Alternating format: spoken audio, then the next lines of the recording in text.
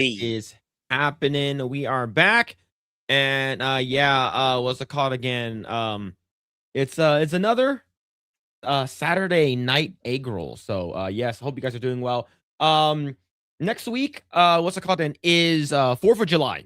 Okay, the next week is 4th of July. So Mm, most yeah. likely we're probably gonna take next week off. Okay. I'll double check unless Grae, you want to go live yourself, but like mostly I I'm gonna be doing like celebrations and shit like that for America's United States of America's 250th birthday.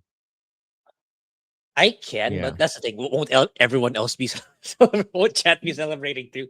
That's what I'm Yeah, thinking. they will, but not like everyone is like not every like some people are on East. Most of the people who are like watching right now is like 10 o'clock for them, right? It's 10 o'clock East Okay. Coast. Yeah. People from around the world. So it like for me, I'll double check if I have any. I do have plans that day, but it might go into like fireworks and shit like that, and so Okay. typically Uh people are and some people probably won't like typically yeah, go celebrate, but I'm not sure how they're gonna celebrate. But yeah. yeah, I can make it work because yeah, I did really good progress with my video yesterday for the Grae channel. So like fingers crossed I can finish it tonight, me even like or tomorrow later. So I'll be free. I'll be free. So it depends. Like the last time you couldn't go, I didn't want to go either because like I wasn't really up to talking about 007 last first light because like I didn't Mhm. play the game. I don't really have a take on it, so it's like I feel like I don't think it'd be a good idea to go live. But anyway, yeah, depends on what happens this week. Like if there's stuff that I feel that I can say a lot of or something valuable or have like takes that actually mean something, maybe I'll go live on my own. Yeah. Yeah.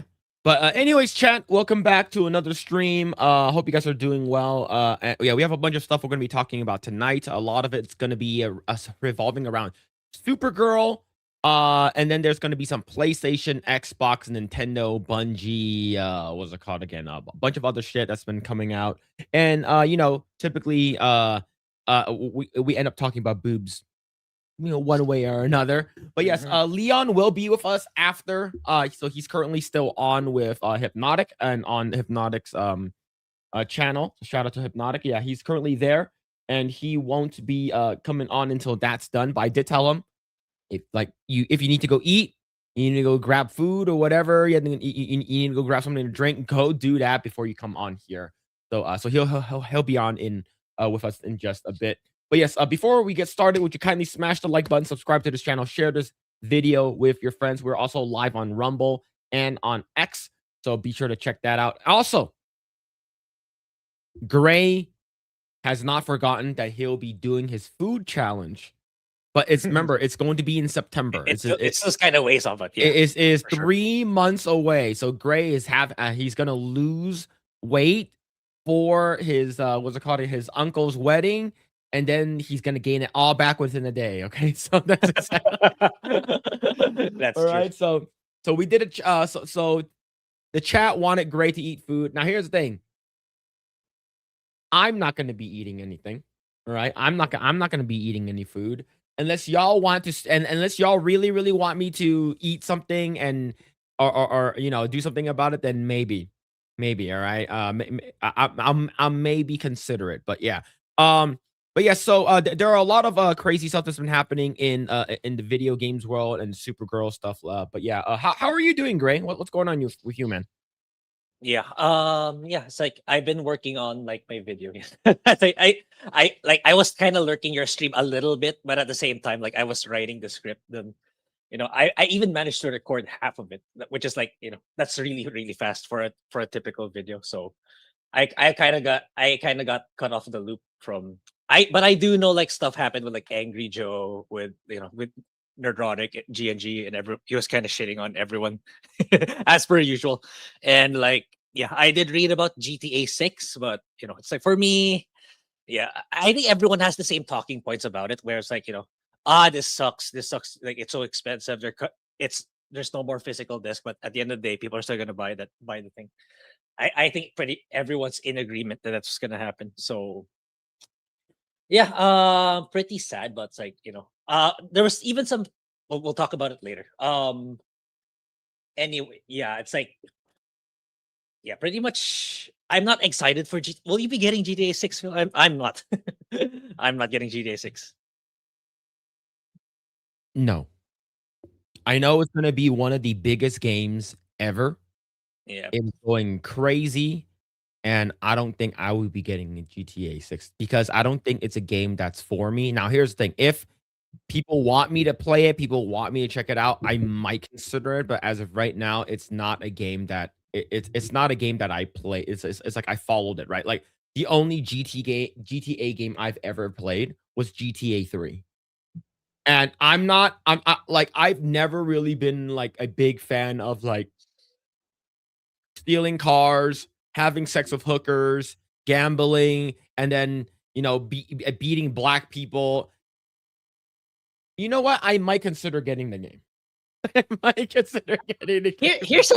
I haven't seen anyone talk about this on YouTube. I did read a tweet on X about it. It's like it's banned on a couple of Middle Eastern countries. So what It's does that because of say the about?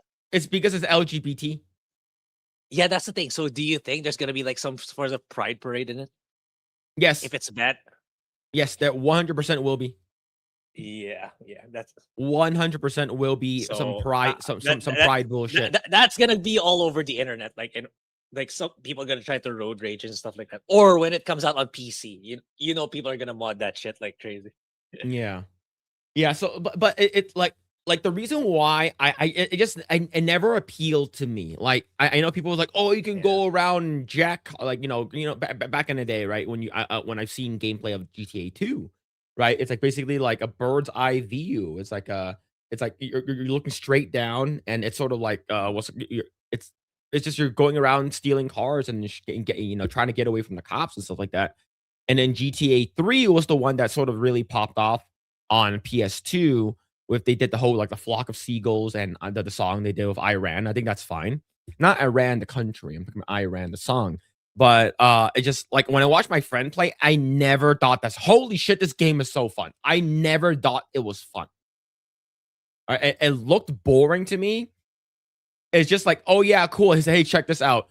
You go pick up a hooker, and then you drive to, like, a back of, like, an alley or behind, like, a billboard, and you stop for, like, 20 seconds, and the cars start, like, shaking and moving and stuff like that. It simulates like they're having sex, and then afterwards, the girl gets out, and he gets out of the car and just beat the hooker up and steal the money. That part is like, "Okay, cool, that's funny," but it just never appealed to me. So when GTA 4, where San Andreas, Vice City, GTA 5, whatever, all those games came out, I never cared for it and never appealed to me. But you gotta take into account that when GTA 4, Vice City, San Andreas, and GTA 5, all the shit came out, I was with my ex. Remember, I wasn't allowed Uh, in a way to play any video games that came out during that time when I was with her, unless it was two-player and as a two-player game that she liked playing. So but that could be the reason. okay, well, uh, we're not that far off in terms of. I think it's fun to a certain degree. I agree with you. Like, the free roam, like it's fun for a while. Especially during like that yeah at the time of GTA 3, like you just follow the button sequence prompts and you can get like cheats. You get all the weapons, you get the rhino tank, you get the armor, you get all the money, and then you just keep shooting people until the 6-star military kills you. That was fun for a while, admittedly. Even like when I was in like fifth grade, when my best friend introduced it to me. So it's like I had fun with it for a while, but I didn't do a lot of the missions, not that much. But probably when I got older, like high school, college, that's when I yeah, it's like it can get stale very, very quickly. It's Mhm. like by the time you get to the end of the story, it's like, yeah, okay, I think I've had enough. Like I'm not the guy who like collect all 100 hidden packages and shit. Like I didn't give a shit about that either. So yeah, I do agree, especially in four felt like the shooting kind of felt more polished, but it definitely felt slower. And then by the time GTA 5, it felt really, really for me anyway, it felt really slow and sluggish that I Mhm. couldn't get into them anymore. Kind of like Red Dead Redemption 2. Everything is super slow, but it's super realistic, dude. But it's like, nah, that's not why I want to play games. I want to play games because they're fun. especially now more than ever, where I don't really give a shit about graphics that much anymore. As long as it looks nice, it doesn't have to look over the top, or like it should run my PC like crazy, or my PC should be sweating for it, but not anymore. But yeah, I agree. It's like it's like maybe a part of me will feel a little bit of FOMO, but you can always just watch stuff on the internet, like people's playthroughs or the campaign on the internet. Anyway, people will upload that shit right away, especially when 6 comes out. Like there's gonna be so many YouTube channels uploading GTA 6 content. Yeah. Yeah, but it's what's it called again? It was never a game that I like I even watching people play it. I never like my brother played GTA 5, right? He played GTA 5. He was like, "Look at all these cars I got. Oh, I'm trying to do a mission and stuff like that." And one of them he had to go on like a dirt bike. It's like a heist, and then like he goes into a bank, and him like 4 other dudes, and then like they will go rob a bank, and then they will need to drive a car into a certain area, and then they will need to get off the car and then go take a dirt bike, and then have to go through this dirt road to escape the cops and stuff like that. Like I never found that fun. When I watched the gameplay, I never found that fun for me, right? Like I know it's a huge game. One of the big GTA 5 has been out for how long? Like fucking 15, 17, 18 years or some shit like that. It's a game that's been out for such a long time where like it's just like Yeah. I never thought like to get into it. And I know people LARP, like they do like they do like role playing and shit like that in the game, but I just never really found that shit like appealing to me. Yeah. Yeah, yeah.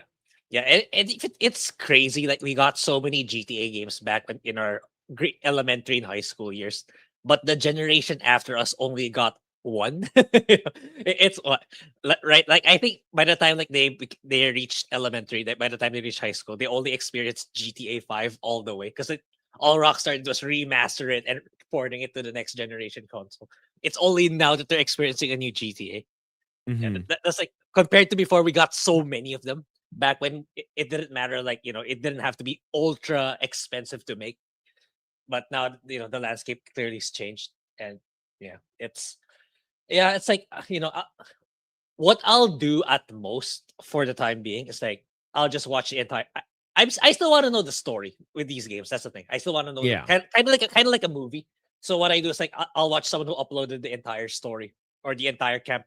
Someone's playthrough of the maybe Radbread. I'll watch Radbread play the entire campaign. Then that's about it. That's about it. But what's it called again? Like people can get really really excited for it. It's like, oh, like one of the most anticipated games of all time and stuff like that. So if you are excited for it, but by all means, I'm happy that the game is coming out. It looks like it's not going to get delayed. And they already dropped the prices. I believe it's $80 for the base game and $100 for the actual complete version of the game. So like I think it's like like you get like extra outfits or whatever it is, extra things. Yeah, there's a lot. There's a lot. There's a lot. It's like it's like if you think about it, like the like the $100 is the true version that you want to get. You don't want to get the $80 version of the game. And the thing is that no one's even talking about $80 game. They're like, oh, we'll pay for it. And all of a sudden, the whole thing about $80 being too expensive goes out the fucking window. No one talks about the $80 anymore. And it's not even like, and it's not there's not even a physical copy at all, even if you want to. It's like it's a full-on digital game. You cannot. Okay, let's go ahead and actually talk about it. Okay, I have it pulled up. Okay, so here's the thing. Okay, I'm like I said, I'm happy that people are excited for this game. I don't think I'm going to be playing this game. I don't think I will, unless it's something that really really convinces me, that looks really good, that's up my alley. But even so, right? You're like, oh, hey Phil, you should play Sleeping Dogs, is because it's GTA with kung fu. Yeah, right. That's the better GTA game. That's still the best GTA game, right? Like I should make a video on that one. The thing is that the game is short. The game is short. But the game is fun, and of course, like for me being Cantonese, it's right up my alley. So you guys like, hey Phil, you should try it out, right? But for this game, there are no plans to ever print GTA 6 disc. This is highway robbery, and people will still pay for it, right? I want a physical disc version. What happens if for whatever reason you don't have internet or whatever bullshit, right? Like I'm thinking about the people who are like want physical versions of the game. What happens if it gets delisted? What happens if it no longer like a play? Like didn't like PlayStation have this thing where like a bunch of movies and like video games you can't play it in Yeah, your region anymore because of some put kind of like yeah. yeah, that's I put that in the spreadsheet too. It's I think that's kind of BS. Uh, for me, it's like so that someone brought this up on my. I think I talked about it a little bit on my Discord too. I said like it's not in their best interest to disclose that now officially, because what happens if they do? They're not gonna like. I think a good number of them like they're with that, if they're equipped with that knowledge, they're willing to ride out the FOMO of November just to wait until the physical comes out. But if they don't know, or if they're not sure that there's gonna be a physical, they're just go, okay, I'll just buy it at launch. I don't want to miss Yeah. out. Okay, so here are my thoughts. Okay, this right over here it says, alongside the price announcement for GTA 6, it is revealed that the physical copies of the game would only include a DLC, like a download code, which is fucking retarded, inside the case with no disc provided at launch. So it's basically you get the plastic box, the little like the little the cover art, no manual. They don't do that shit anymore. Okay, no manual, no booklet, Yeah, nothing, no disc, just a code. All right.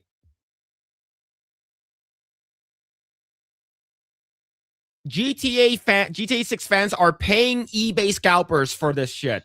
For a download code. Why don't you just fucking download the game then? Look at the price, Grae.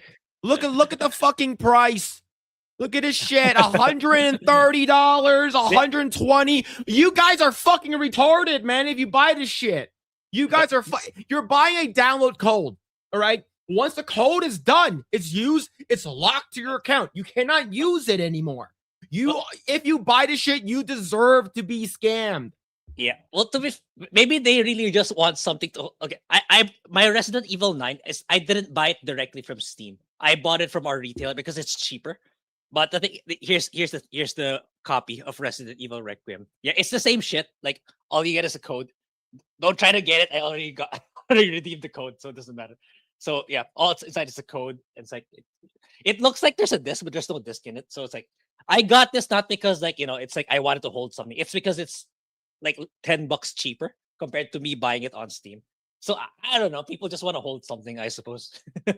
Even though they have to pay a little more. Yeah, Yeah, it's wild. I get you. it's I get okay. it's wild. Like, okay, I already have a big issue with game key cards for for the fucking Switch, right? But at least the game key cards, it's like, yes, it's a key card. You still get a physical thing. You get something that's actually physical. You put it into your Switch, and as long as you have internet, you can download it. And you know what's cool about game key cards? You can trade it, you can let a friend borrow it, and you can sell it. All right? It's an actual thing that you can physically sell back to GameStop because it is a digital key card. All right? So at least Nintendo has that. You can still sell it. This game, if you buy it for people are scalping it. There's a guy who spent $50,000. He said he took out his Roth IRA to put his money, his fucking savings into buying a fucking video game. He bought 500 copies. He bought the Ultimate Edition. He bought 500 copies for $50,000. And he says, I saw that. I'm going to get rich off of this. I was like, bro, like, I know GTA 6 is a big game. Like, even boomers are talking about it. Patrick Bet David's talking about it. It's that big, okay? But you have got to be a fucking retard to buy a game at scalping price, okay? You can I collect cards and shit like that. Like, I collect One Piece. I collect what's it called again? Dragon Ball. So I know about scalpers and what they do. All right, like the people who are paying for this deserve to have their money stolen. Like, you are retarded. But here's the thing. Yeah. Here's the thing. Okay. People are like, I will buy it. Someone said in the chat, I will buy it for $100 as long as it's not woke. Okay. This is in year 2000. This is the developers for Rockstar. It's very blurry, but there's no women in sight. How it should be. You want to see Rockstar now?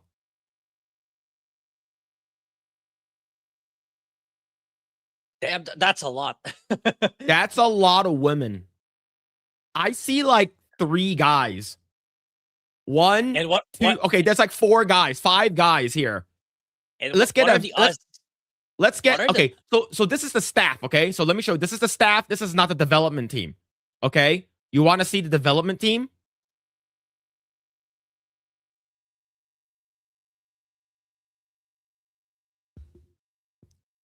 It's over. Yeah. It's over, boys. It's done. The Rockstar that you grew up with is no longer there. And this is the Rockstar, this is the GTA team. This is the GTA 6 team. All right, I guarantee you there's some trans in there. Look at this one over here. Over here, this person over here. I'm gonna zoom in a little bit more, okay? I'm gonna zoom in a little more. Like, there's some men in there, like this one right here. This one's a man. This one's a man. This one over here is a man. This one is also a man. This one's a man. This is a man right over here. That is also a man. That's a man. So now get granted, half of this is all they are all men. Half of this is men, but they all identify as women. Okay, so this I don't think the game is going to have the same impact. It's going to get a lot of sales. Don't get me wrong. No, it's the truth test is, yeah, 100%. It's going to be the best selling game of all time for sure. Yes, like that's without a doubt. And there's a rumor out there that's already 50 million copies sold. There's a rumor out there that's floating around. It's 50 million copies sold for a game that doesn't even have gameplay. There's leaked gameplay. We're not sure what it is, right? All we see is trailers, but there's no gameplay, and people already bought this game, right? Yeah, that's the question is whether or not they can sustain it, especially the multiplayer aspect. Like, if people don't like the base game already when it releases on launch, or like when they see like, oh, it's not as good as I thought it would be, will they be able to sustain that revenue that Rockstar really, really wants? They've been building this up for over a decade, or probably 2 decades. I've lost count actually, but pretty much almost 2 decades. So it's like, it's like they're banking so heavily on this, and if it's not sustainable, I think it's like, I think legit we're gonna get to the video game crash. Yeah, we are. Yeah. So this is what they took from you, boys. Video games are not for women. Video games are not for girls. Video games are and should not be made by women, unless you're talking about Candy Crush, all right, or any girly freaking like cuck soy boy fucking cozy game, all right. Games are made by neckbeards for neckbeards. Games are made by dudes for other dudes, all right, because we know exactly what we want to see, all right. One major example is BlizzCon. Grae, do you know what BlizzCon is? Yeah. Have you ever been to a BlizzCon? No. I haven't been to any of these events. Okay. So, did you ever play a Blizzard game before? Yeah. StarCraft, Warcraft, and a little bit of WoW. Yeah. Mm-hmm. So, and Diablo. Yeah. Yeah, and Diablo, right? Like you've been playing Diablo 3 and stuff like that, right? Like, I'm not Diablo 4. Diablo 4, yeah. Yeah. So, for me, I think Blizzard used to be very, very cool, in my opinion. I think Blizzard used to be really cool. I played a lot of what's it called again? What's it called? Diablo 2, Lord of Destruction, Warcraft 3, Frozen Throne, and I played some StarCraft back in the day, and I even played a little bit of what's it called again? Fucking World of Warcraft, right? Do you know who's playing music at BlizzCon right now?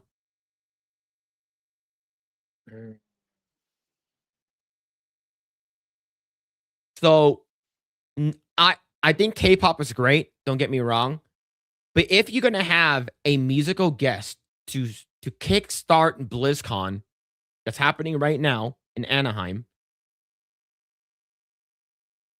I don't want to see K-pop music. Yeah, I don't think it's appropriate for BlizzCon. Do you want to know what the BlizzCon what they used to have before? I don't have the list with me. Let's see, but they used to have Ozzy Osbourne, Black Sabbath, Linkin Park, Yeah, those are The the ones that are. Offspring. All right. All right, we have fucking the Prince of Darkness. All right? We have like what the hell happened? What the hell? Okay, look. Okay, this is the lineup, okay? Here it is. Past BlizzCon closing ceremonies, okay? We have Offspring, Jay Moore, Pan Oswald, Pan Oswald, it's Ozzy Osbourne, Tenacious D, Foo Fighters, Blink 182, Metallica, We're Al Yankovic, Muse, Train. And now we have Korean music.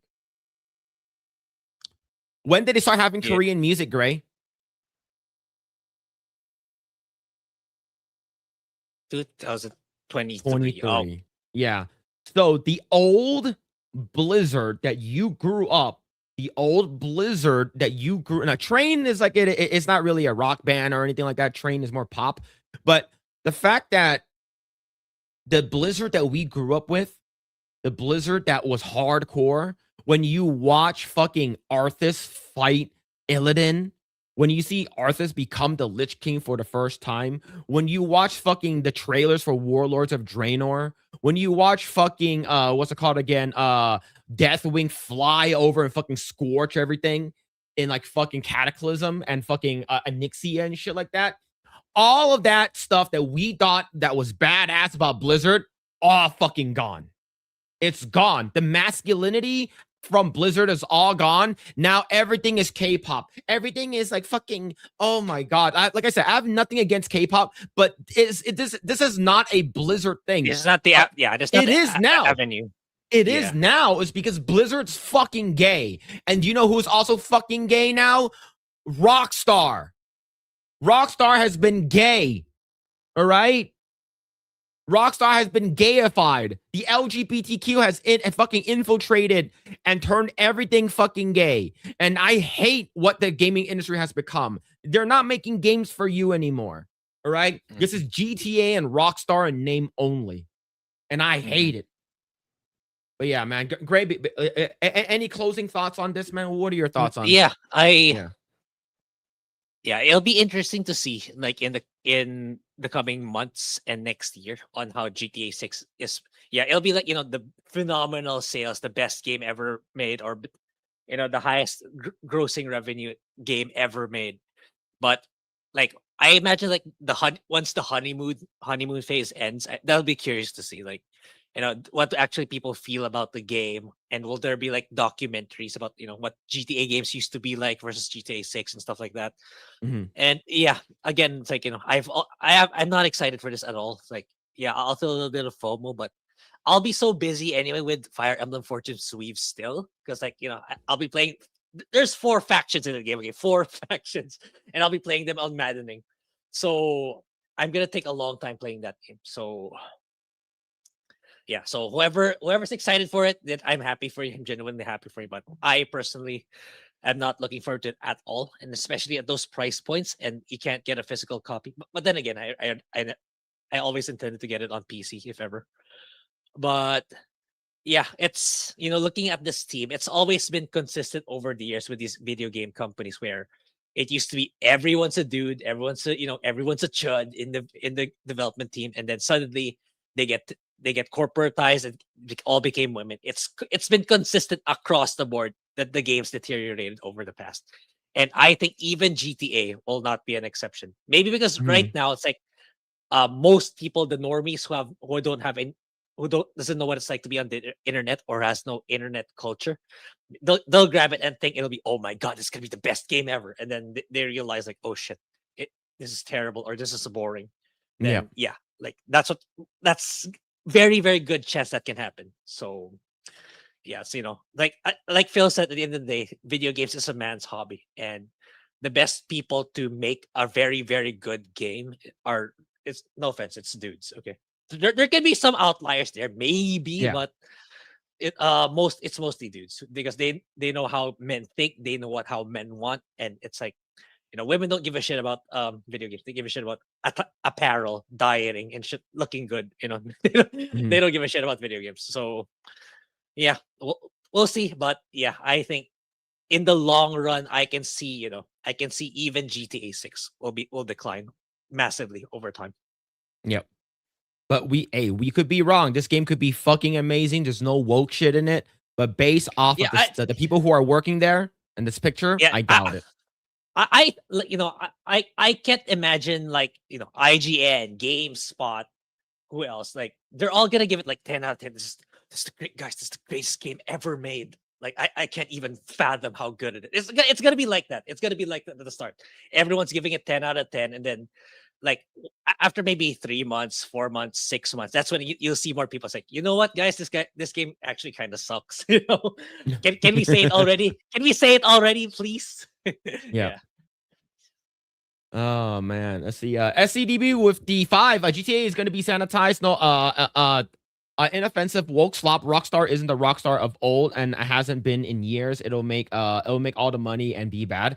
Thank you so much for 5. Thank you. Yeah, I agree. Basically, this is what we said. I think it's not the same GTA that you grew up with, right? It's like, are they going to be able to say the N-word? Like which GTA was the one where it's like that the black guy goes, yeah, and then you see all those like VTubers go, they say the same thing. You know what I'm talking about? If it's VTubers, then it's probably 5 because like VTubers wasn't a thing yet for and San Andreas. I don't know. It's probably 5 if it's VTubers because like VTubers are just a modern thing, a very very modern thing. Is it 5? Okay. Let's see. Let me see if I can find it. Okay, found it. So there were a lot of VTubers, not just her, but a lot of other VTubers started doing this. I say, yeah, it looks like it's GTA 5, yeah. Your crib? Man, fuck you. I'll see you at work. Oh, nigga, don't hate me because I'm beautiful, nigga. Maybe you got rid of that old yee ass haircut you got. You get some bitches on your dick. Oh, better yet, maybe Tanisha call your dog ass if she ever stop fucking with that brain surgeon, the lawyer she fucking with. Nigga.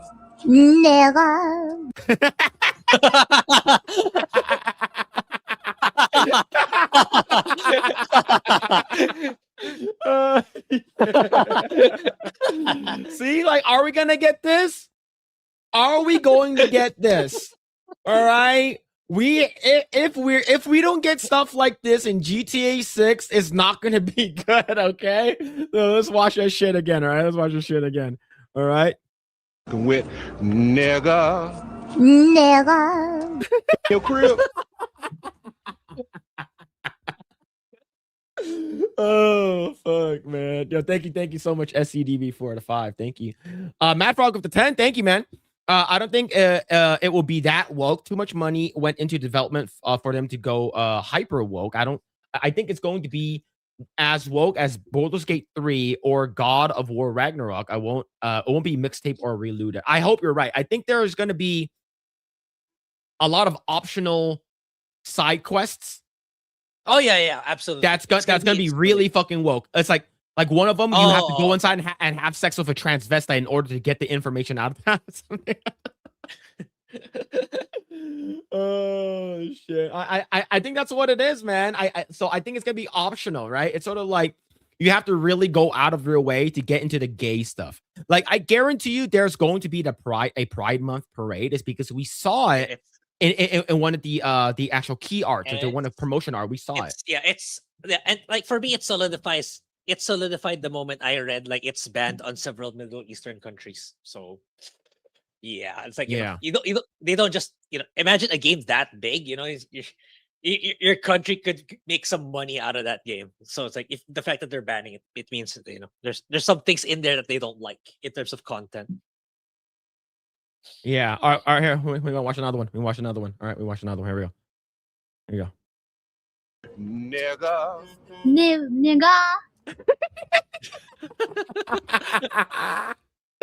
What? Arigato. Nigga. Nigga. Nigga. 白いガレージ。 Nigga. What's this one? Nigga. Nigga. Nigga. What? 言われた韓国語思い出すめっちゃ。ねがーってなんか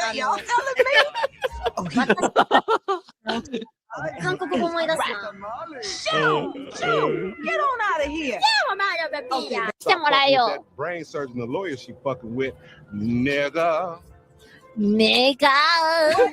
All your ball cats, she ever stop There's surgeon, the lawyer she fucking with. wait, what? Nigga.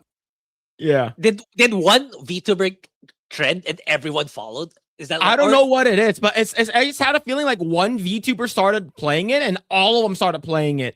And then it just like there was a lot like this is like at least like 6 or 7, fucking VTuber. I it probably is, but it's so good. Nigga. What? Nigga. Nigga. What? Nigga. Nigga.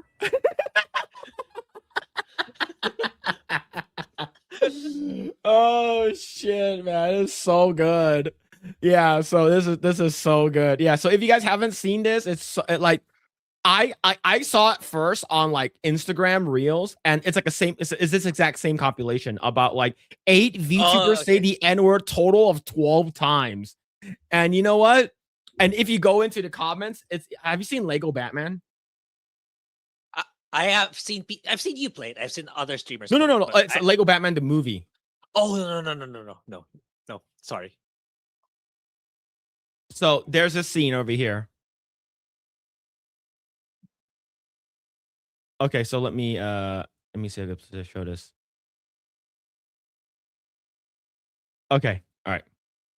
So what's it called again? It was so whenever like a person would say the N-word or a girl, like whenever a girl or a VTuber, especially if they're good looking, would say the N-word, would say like the gamer F word, it's always this in the comments. Do that. Yeah, it's like right here. Here it is. Right. I just died in your arms tonight. It's because it's like, yeah, like we want a girl that like they don't fucking care about like being canceled. Yeah, it's waifu material. So yeah, so that's what like most guys want. And if you go on Instagram, whenever you see a girl would say, okay, so this is a guy named Paul Miller, right? So I think I mentioned about him. I talked to him about here before, but for people who don't know, Paul Miller, he's a guy that's on the internet that's like he's very he goes mega viral. Is because he would purposely call the like he does like Omegle, right? So he'll talk to random strangers on the internet, and whenever there's a black person, he calls him the N-word. Like 9 times out of 10 he will, right? So he'll call him the N-word, and he'll do the Hitler salute and stuff like that. He'll say like a bunch of racist shit, and he'll even say racist shit to Chinese people. It's fucking hilarious, right? So there's this girl that she's like sort of cute, but you don't know where she stands, right? So Paul Miller goes, hey, you know, like, do you believe in, diversity and stuff like that? She's like, not really. It's like, wait, you don't like Pride Month? She's like, fuck Pride Month. And then she does the salute, and he goes, and then everyone on the comments, like, fucking, But yeah, I just think that this shit's fucking hilarious. But yeah, and a lot of times, like, whenever we see like based VTubers do this, is like all of a sudden, like they become even more attractive, right? That's why like people who like Kirsha, Leaflet, Powder, Smug Alana and stuff like that, those girls who like don't give a fuck and they'll just say whatever they want without trying to get canceled, like fully actually get canceled. Like that's why they get a lot of followers, a lot of people who like them is because they're based, right? There's a reason why like Kirsha popped off, right? It's because like I don't fucking care. I'll say whatever the fuck I want, right? I won't say the N-word, but I'm thinking it. It's like that kind of stuff. But yeah, man. Let's see. John Wayne with the 5. The entire group looked like they smelled of rotten fish and ammonia. Just your typical leftist alphabet mafia. Absolutely. Thank you so much for the 5. Thank you. Hollinger with the 2. Now I see why Dan Hauser and the founders left. Yep. People are not there anymore. Yeah, thank you so much for the 2. And War was with the 2. Where's Leon at? I got a question for him. Leon will be here. I think Saturday night hypnosis already ended, but I told him to make sure to go grab something to eat. Make sure to go hydrate, use the restroom, sort of take a break because he's been on the stream for like a couple hours before he come here because we go on for like 4 hours. But yeah, we know you're excited for that question you're gonna ask him, so you can chill for a little bit.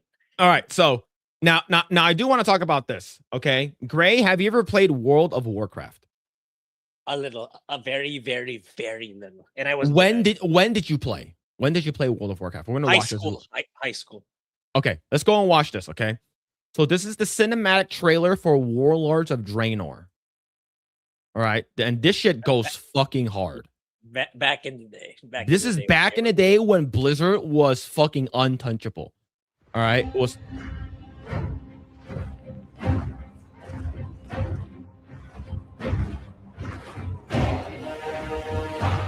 man, this is like fucking Isengard, right? Like from Lord of the Rings. Yeah.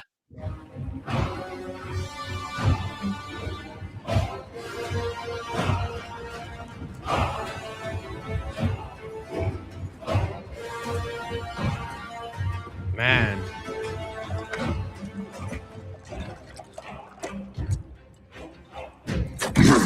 Look, holy shit, man.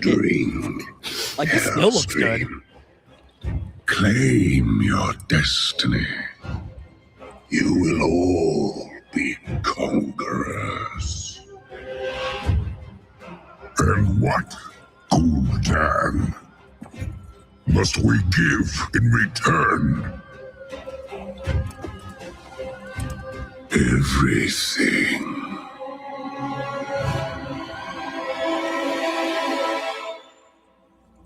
No thanks. Yep. You would reject this gift.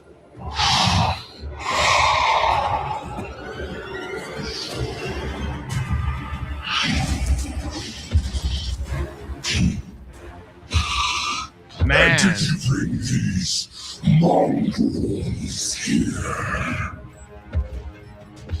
Just to watch you die.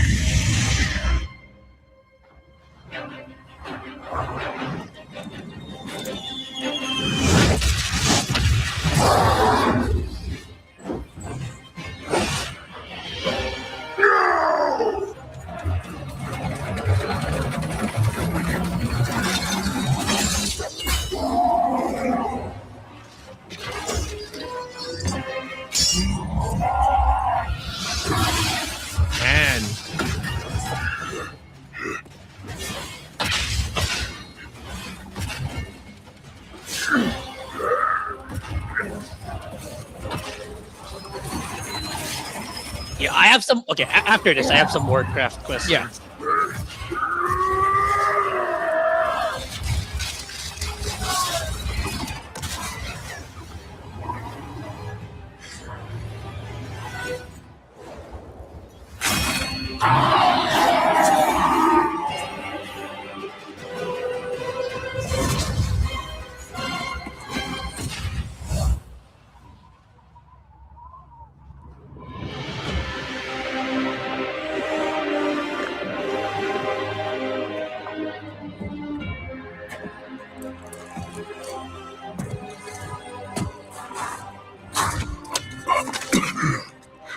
This was not our destiny. Times change.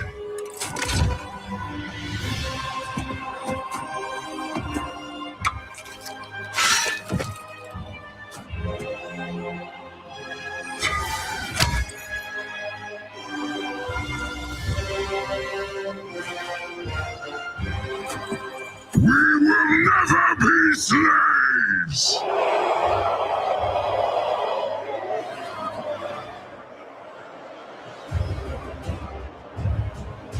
But we will be conquerors.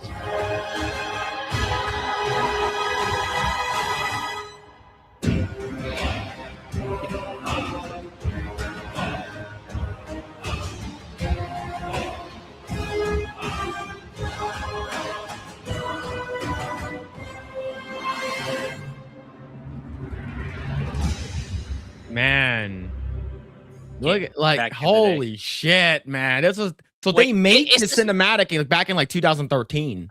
Is this like an is this an alternate timeline for like the Warcraft universe? Because like I don't know if did you finish the Warcraft 3 campaign? Yes, I did. So it's like didn't Hellscream like drink that thing in Warcraft 3 and at the end of the Orc campaign he dies, right? At the end. I believe there's some kind of like timeline change or some shit like that, right? Yeah, yeah. Because like I don't remember because I do remember the that. exact opposite. He did drink it, and like him and his entire army got enslaved by Manoroth, the guy with the huge spear. So it's like I was wondering, like, did something happen in the timeline where they altered everything? That's my question. It's like I recall that's what happened because like Thrall was the one who stopped him. Yeah, so this shit was fucking epic. This was peak, and this was back in 2014 when they released it. So they probably started working on the cinematic, and it still looks fucking good to this day. And it's like if you want to see another trailer, like the very first Skyrim trailer, that's still really really good. 11 and that release date for me, it's the most iconic release date of all time. 11. And now we compare it to this.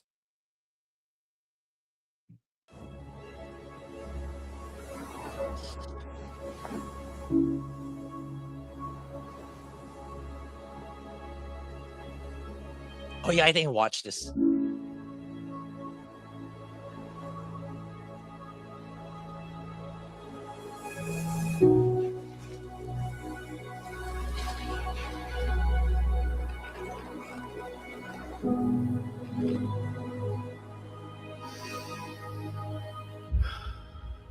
Everything just looks so like everyone's like a pussy. That's how I feel like.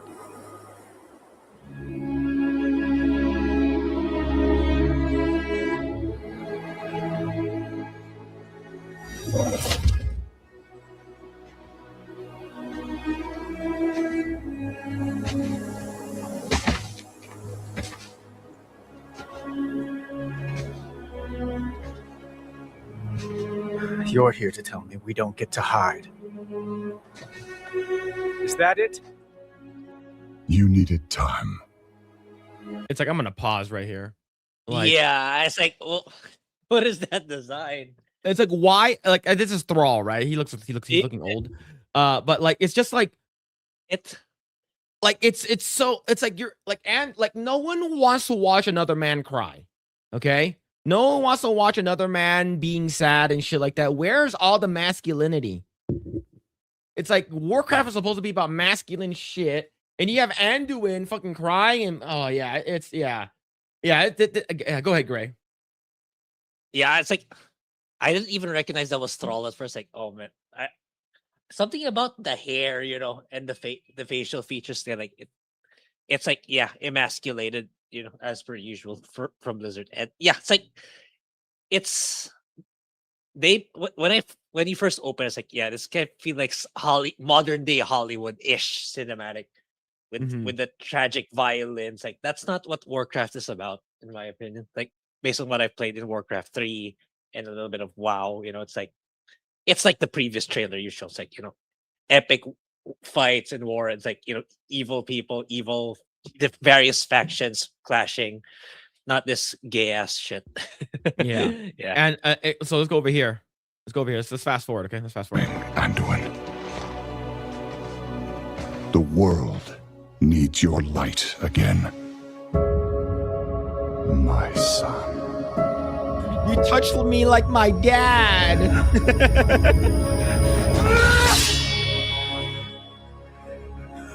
I'm not that person anymore. Oh my God. Fucking God, bro. Yeah, this is what happened when you let women into your video game development team. I have no light. Not after what I've seen. Not after what I've done.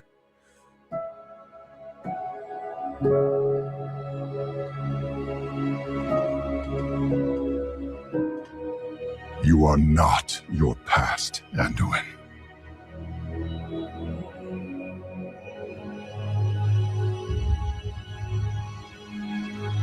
I trust you.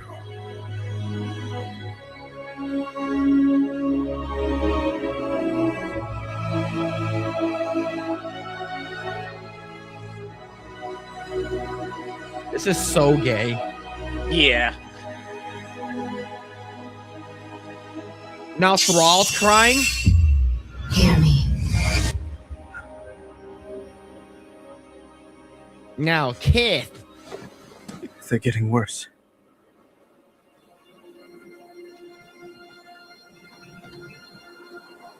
Yeah, they're gonna have sex.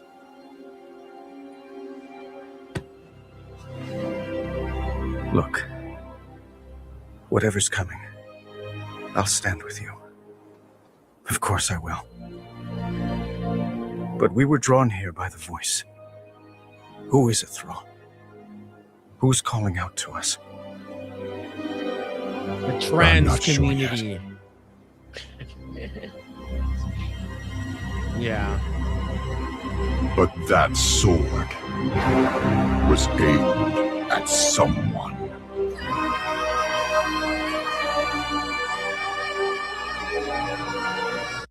Yeah, oh my god, that bro is so fucking gay. This is Yeah, the thing is they, you know, so the- gay. They want to make movies. They don't want to make video games. The DEI hires, they're all the same. And yeah, they even have that, Yeah. you know, Hollywood like singing at the end of that trailer. Ah. Yeah. Hate that shit.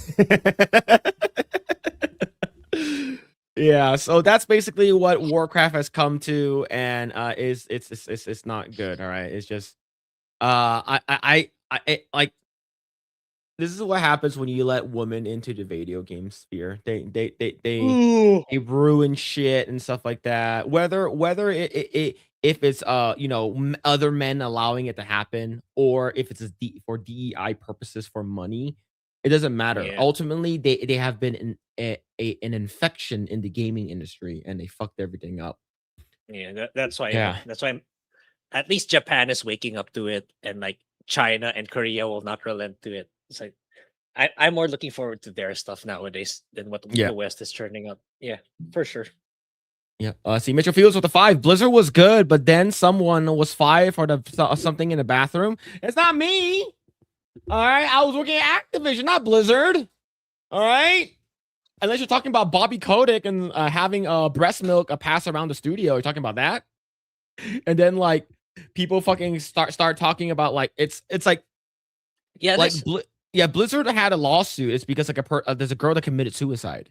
there was Blizzard had a lot of controversy along with a lot of Western game companies like 10 years ago, 15 years ago. But what's happened now is like they overcorrected way too much to the point that it ultimately hurt their games.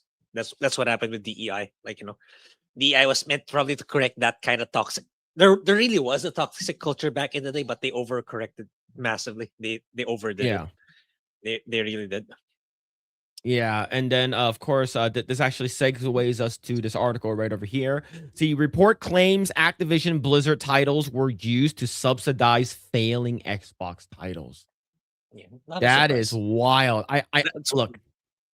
It- I said that Game Pass is not a good thing for the studio. It's a good thing for consumers, all right? But it is a And money pit.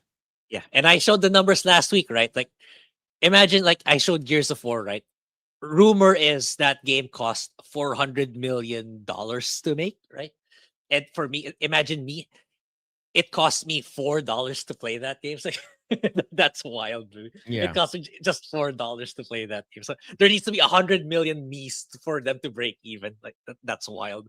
So it's really not sustainable. Like they really fumbled the bag with that one. They really thought like, you know, in game they could replicate Netflix or all the other streaming services where they'll bring in the big monies. Like, but the thing is, they fail to understand that people consume games very differently, and it varies game to game. Like, it's not like Mhm. movie A is 2 hours, movie B is 1.5 hours. There's some similarity in terms of how how it's being consumed, but for games, it's radically different. You know, Yeah. and it costs very. Yeah, there's like very tiny, cheap indie titles, but there's also that AAA mega expensive title. So it was never going to work unless it was priced very expensively, which is what it was headed towards until Asha kind of cut the pricing down. But yeah, I don't know.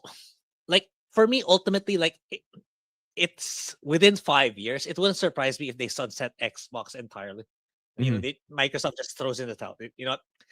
Let's focus on Microsoft Azure, Microsoft Office, Windows, and all Copilot and all of our profitable ventures. Why do we have to carry this and this division that's bleeding us dry with our money, with the money we make? If I would do that now, actually, if I were like in the top level of Microsoft executive suite. Like, why would I care about a department that's been bleeding me dry for probably decades when I have all these departments that's making a shit ton of money for me? Why do I have to keep carrying this laggard? I mean, that's how I see it. So as of right now, we do know that Xbox is not doing so well, and the whole Game Pass thing and price increase and stuff like that, and it just wasn't looking good with the whole removal of Black Ops from the Game Pass stuff. But the thing is, like, earlier this week, with stuff that's happening in the video games industry, with the Steam machine dropping their prices, saying that's $1,000 and for without the controller, and then it's going to be like what, 1,200 for whatever it is with the controller, or for a higher terabyte or whatever it is.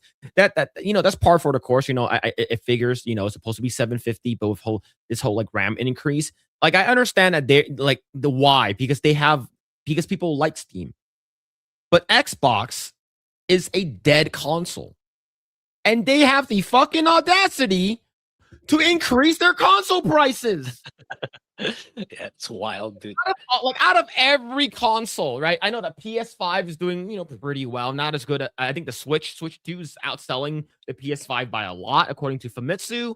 And like Valve is doing their own shit with their own, operating system. But man, these guys just jump on the bandwagon of, you know what? Let's go ahead. Increase our prices too. So they're increasing $600. So this is the most expensive one. Xbox Series X with 1 terabyte digital to $750, and this was and a non-digital one to $800. Yeah, it's great. I remember I have my Xbox Series S. I put it back in the box because I'm not playing it. But I remember getting that for like $250. Like my Xbox Series S, the white one. I don't remember if it's 1 terabyte or if it's 512 GB, but it only cost me like $250, $250. Now it's like 500, 600. That's wild, dude. It's wild. Yeah, no one is gonna buy this. Okay, you guys did so much irreparable damage to yourselves when you're like, you know what? Let's not have game sharing anymore. And this happened all back in 2014. Xbox has been going downhill since then.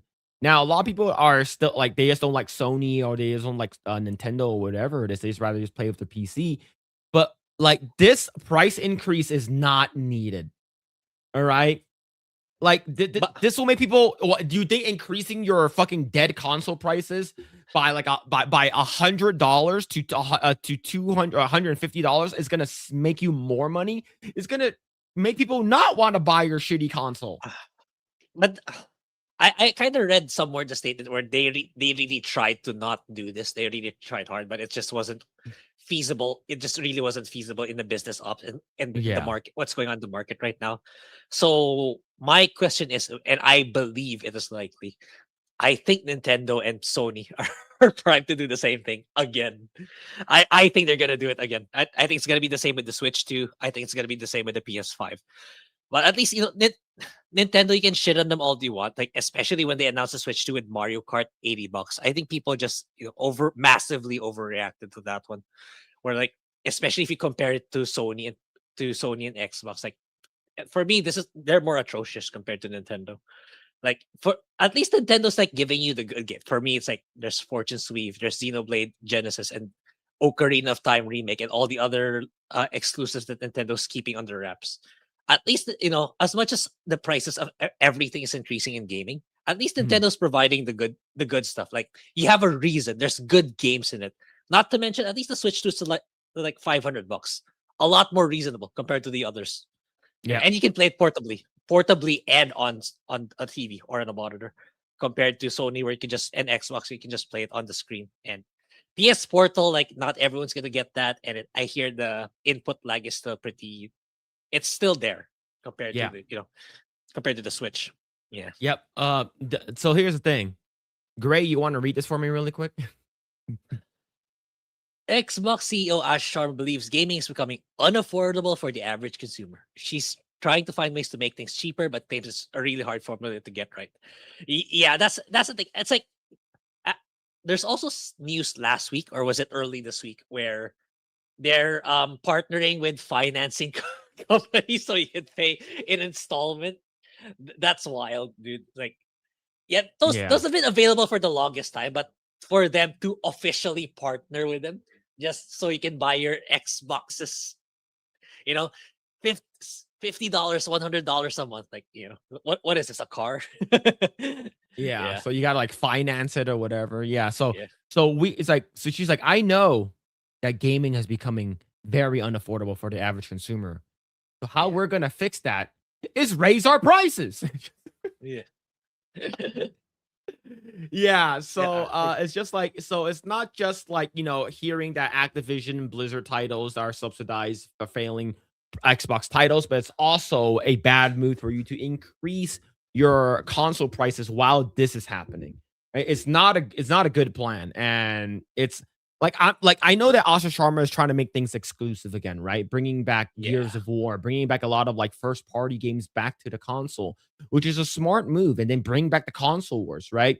As consumers, yes, it's better to have everything on you can play everything, including Nintendo games, on your PC, but that's not the world we live in, okay? So as of right now, do we want Xbox to make a sort of resurgence? A fucking Xbox is back. Absolutely, I would love for that. It's because innovation and competitiveness, it basically helps one another, right? So competition breeds innovation, which is what we need. As of right now, I think that Sony and Xbox has sort of became sort of dull and stale for not doing that, right? You can play our game in any console. Well, if that's the case, then it's when it comes down to your company, it's a bad financial move to take. Yeah, I forgot to post. Speaking of, I don't know if you want to talk about it, but the CEO of Sony or the CFO of Sony talked about he still wants to continue making live service games for PlayStation. Yeah, I have that pulled up. I already have it pulled up. So yeah, I suddenly just remembered that he said that this week. Like, it's wild, man. These two companies based on the West, they're wild. They're really so out of touch. Yeah. Someone asked, where's Leon? So I told him after Saturday Night Hypnosis, go take like a break and go eat and like rest up a little bit and then hop on whenever he can. So that's all I told him. So I think Saturday Night Hypnosis is done already, if I'm not mistaken. So he should be on with us in a bit. So yeah, we're just giving him time so he can eat. So he's not just like going for like a 3-hour stream and then afterwards go for like another like 3 hours. So it's like a 6-hour continuous stream, like Tuesday night's main event. But yeah, so like especially like I want to be courteous to our guests. But yeah, so he'll be on soon. But yes, let's see. Little Bobby, if you want an Xbox first, you got to get this. You got to get a California's driver license, drive for 2 years, start a front-loaded IRA, and sell your kid. Yep, that's that. That it is what it is, man. Yeah, it's bad. Let's see. Microsoft is reassuring that I will never buy another console of theirs ever again. Yeah, and that's the thing. It's like Nintendo just released their console, so you're not gonna see any new ones for like the next decade, maybe, or almost 10 years. But the thing is, the other two, they're like prepping for their next gen. Like, you don't even have the games. Like, what good game is there that I'd want to have in your platform that's only on your platform? Like, none.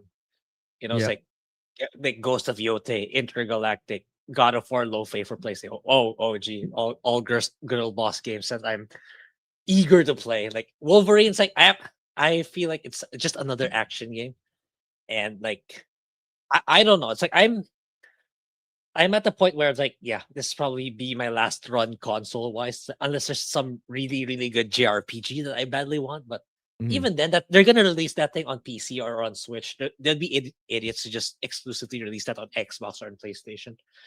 And like, even if they can make those even prettier graphics that your mind can't comprehend. Like, how much is it gonna cost them to make at least $1 billion to make that game? And how much sales they have to make to recoup that cost? Like, like the business model of PlayStation and Xbox per se, where it's like visual fidelity, it's all about visual fidelity and high gaming budgets. Yeah. They're gonna have to improvise. That can't be the case anymore. It's not gonna work. They're gonna, if anything, they're gonna have to follow Nintendo's blueprint, where they're just making smaller games, targeted per audience. Like, Nintendo is winning the console wars right now. yeah. Like Sony, like people are like, I wish Nintendo had had like better graphics and stuff like that. Like if you look at like some of the Nintendo first party games, yes, they are like graphically in terms of like a performance and stuff like that. Like it's pretty good, right? It's locked, but if you're talking about like, oh, how good does the hair look? How good does the droplet on the skin? How good does the what's it called again? Subsurface scattering. Can you see light behind Mario's ears? No one's gonna care about that shit. All they care about is if the game is good, and like the game does not have to look really fucking fantastic for people to play it, right? Case in point, a lot of people are playing games that like it's not fidelity wise, like it's not graphically intense, right? If you look at one of Grae's game of the year last year, right? Refantazio. Like Metaphor Refantazio is a game that is not high fidelity. It is style.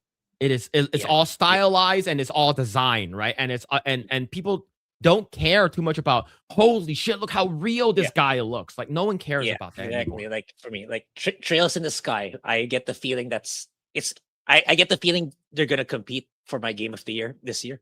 Trails in the Sky second chapter and Fire Emblem Fortune Sweep. Both of those games are not very graphical intensive at all.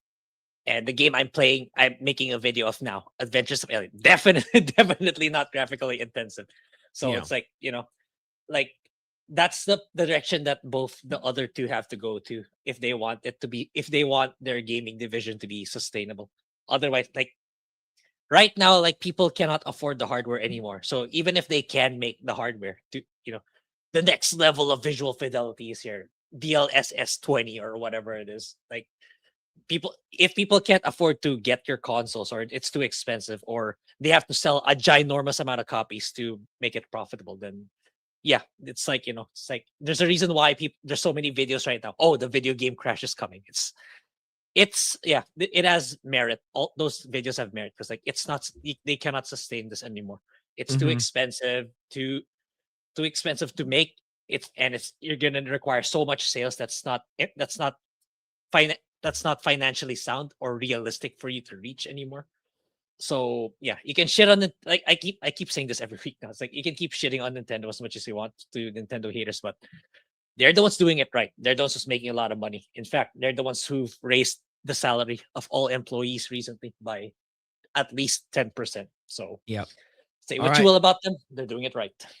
All right, we're going to talk about layoffs, right? So we got major layoffs earlier this week, all right? And we've been saying that this shit's going to happen, right? We're saying that you are going to they're shutting down was basically Destiny 2, right? Destiny 2 is going to be done. There's no new updates for it. And I believe that there was like a huge like spike in terms of players. Hundreds of thousands of people started gathering and playing the game one last time. Because that's the last update that they're ever going to get, right? Yeah, I actually bought the thing because like they're selling all the content for cheap. I bought it for like I think $15 for everything. That's good. Yeah, it's very cheap. Yeah. So the thing is, they ended up laying off basically most of, if not like a lot of people in the company. So it is very sad. And let's go ahead and read this here. See, with great sadness, we are announcing a reduction in force as we reorganize Bungie. As the leaders of Bungie, past and present, we all recognize Destiny 2 fell short of expectations these past several years. Following our final content update to Destiny 2, with our future projects still in early incubation, we unfortunately could not continue operating at our previous size. We know that the decision has a profound impact on the people affected and their families, friends, and teammates. While these changes are necessary to best position the studio now for the future, that does not lessen the difficulty of the moment or the impact it has on those affected. Later, We will share more about the future that with you all, but today is not that day. Today, we wish to extend our gratitude and compassion to every member of Bungie team who has been impacted and those who remain. We hope you will do the same. So basically, this is their thing right now. And we've been calling this shit for a long time. Now, if you take a look at right now, currently, this game has almost 100,000 players. That is actually, that's a lot of people playing the game. And it spiked during the final update of June 9th to 167,000. This is actually a good amount. This is, and it looks like it's going down, it's going back up a little, but it looks sort of healthy, right? A lot of people had great times playing Destiny 2 when it came out. People had fond memories, but you guys said we need to shut this shit down so we can reallocate all of our resources to a dying game. Yeah. That is sad. That is sad. You basically said we're gonna stop doing Destiny 2 so we can move our resources and our efforts onto a game that no one is really playing. Look, Grae, how many people is playing the game right now? 9,856. Not even 5 digits. And Not even how much? And this is times 10. Yep. Times Destiny 10. 2 is times 10. Now, this is a sad state of affairs in terms of Bungie, but I do want to go over to Marty O'Donnell. Marty O'Donnell, he says, and have we learned any lessons? And if you guys don't know who Marty O'Donnell is, he is the music guy. He is the guy that made music for Bungie, Halo 1, Halo 2, Halo 3. I can go on, right? He made a lot of really, really good music, and he won his place. So he's going to be doing his election in Nevada as a congressman in District 3. But yeah, so of course Marty O'Donnell's going to chime in, right? And this is sad, man. But Grae, what are your thoughts on this, man? With the whole Bungie situation? Yeah, unless they're secretly keeping it under wraps, they're actually developing Destiny 3. It's like, what are they gonna do then? It's like, yeah, you laid off the people working on Destiny previously because like they're not working on the game anymore. And yeah, as everyone keeps saying already, hammered to death. Like Marathon is a dying game. It didn't do well. It's not doing well, and it's very unlikely that it will be doing well in the future. So what's left for them to do if the remaining team is on a dying game? Sony's not willing to greenlight the next game because, like, granted, it's probably too expensive and high risk, even if it's Destiny 3.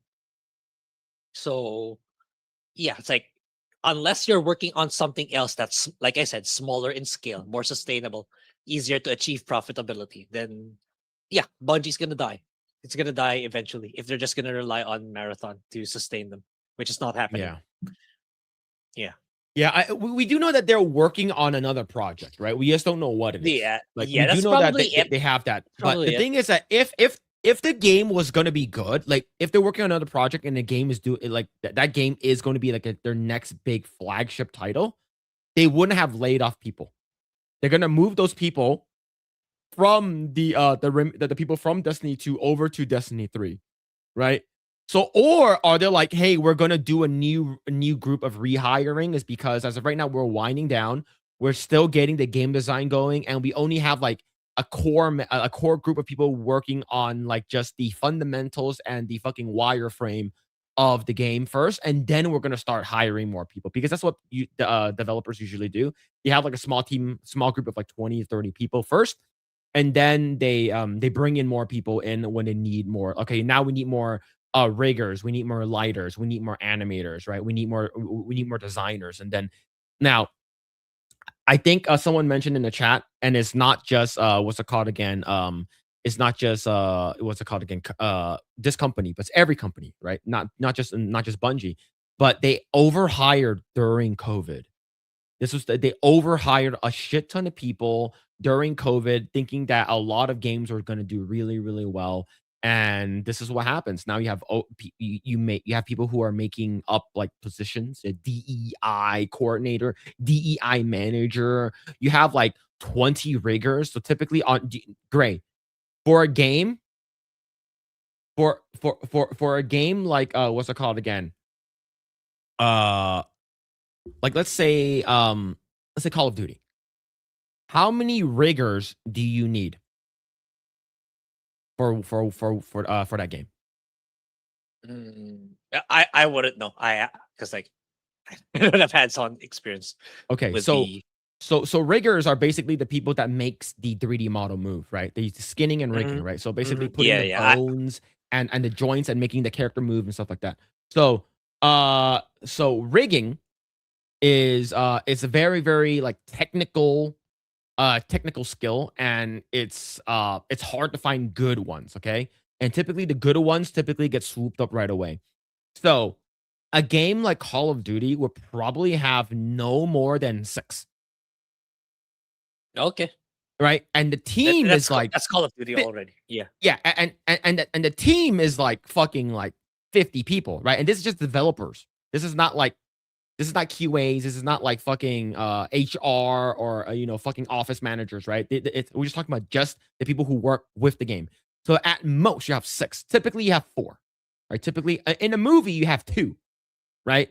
So something like Kung Fu Panda or what's it called again? Like someone at Disney that's working on what's it called in Coco or something like that, right? They'll have 2 or 3, right? At most. It's because that job is very, very hard, and that's the reason why riggers get paid like 150,000 minimum, right? It's like they get paid a lot.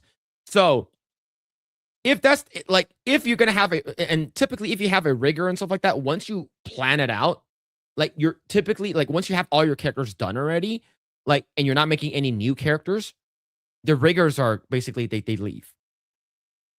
So now imagine a company that has like 200 people working on the project, right? And each of them are getting paid a minimum of like $90,000 to $115,000 a year.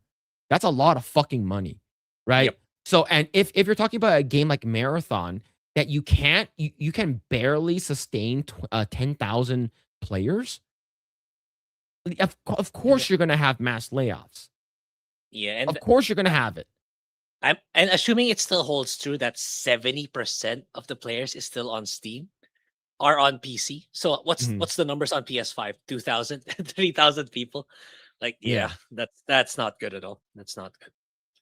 Yeah, so for me, like I used to think that Bungie was like fucking untouchable, right? Oh, hearing like, oh, these were like the devs that made Halo. Like, holy fucking shit, right? And it's like, no, they're all fucking gone. The people who made Halo are all gone and shit like that. And Marty O'Donnell, I believe he was like sort of like pushed out of the gaming industry because of his views on politics. I can imagine. Yeah. I can imagine. Yeah, man. So, man, it is what it is. Rip bozos. But yeah, let's see. Keep saying riggers. It will draw Leon on. Look, I don't know what he's I don't know what he's doing, but like I'm pretty sure he's gonna hop in like 30 minutes. I'm not like I will message him, but like he said that he'll hop on once. What he said he'll eat and he'll he say I'll order food right now. Like while he was on Hypnotic, and he says I hate eating on stream. It's disrespectful as fuck.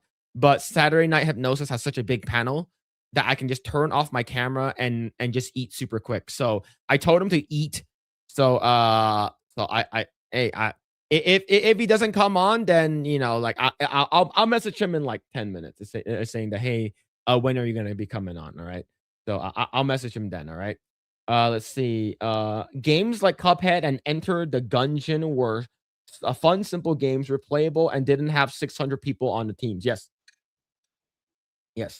It's what's it called again? I think that games, if you're smart with your video games, you will have a core team of no more than 50 people, and then everything is outsourced. I think that's how it should be done.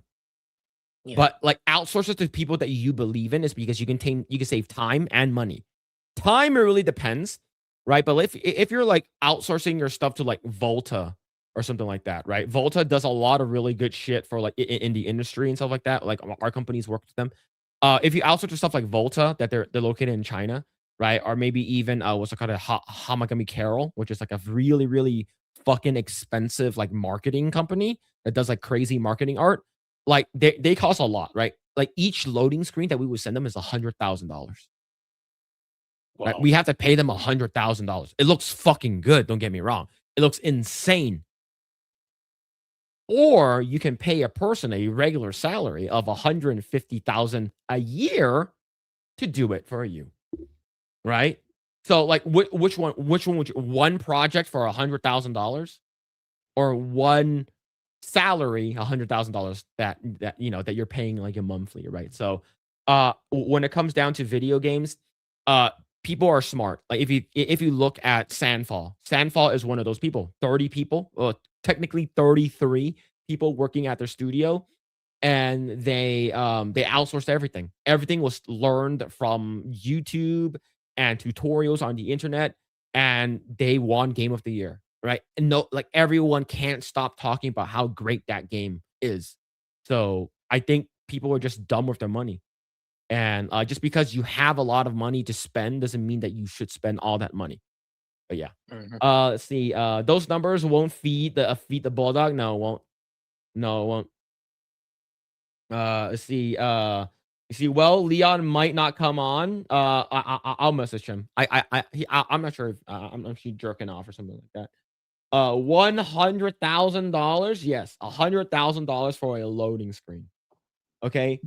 Outsourcing can get expensive, but Hamagami Kero is located here in the States, right? It's not located like overseas where like, hey, for this character package, we'll give you $8,000, but you're working for us for like 3 weeks, right? For like one project, like one small project, like for one character. Let's say you're working on Incredible Hulk or some shit like that, right? Like we will send it off to a company in China, and they'll work on it for what's it called again, 3 weeks, and then we give them $8,000. But that's like one project, like one character. But we have like 5 or 6 of them with them, so they get like maybe it's a lot cheaper than paying $100,000 or hiring a person in house for that amount of money, right? So that's the reason why like you would go to a smaller studios, or you would go outsourcing. And that's sort of like what happened with the animation industry and the video games industry, right?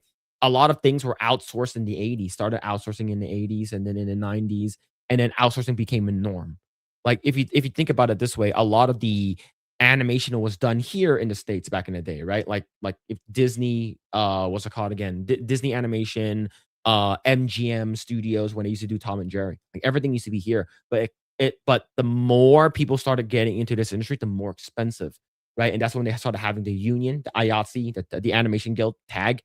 That's when everyone's like, oh, I want to get $10,000 a month, which is how much a journeyman costs for a person that does storyboarding.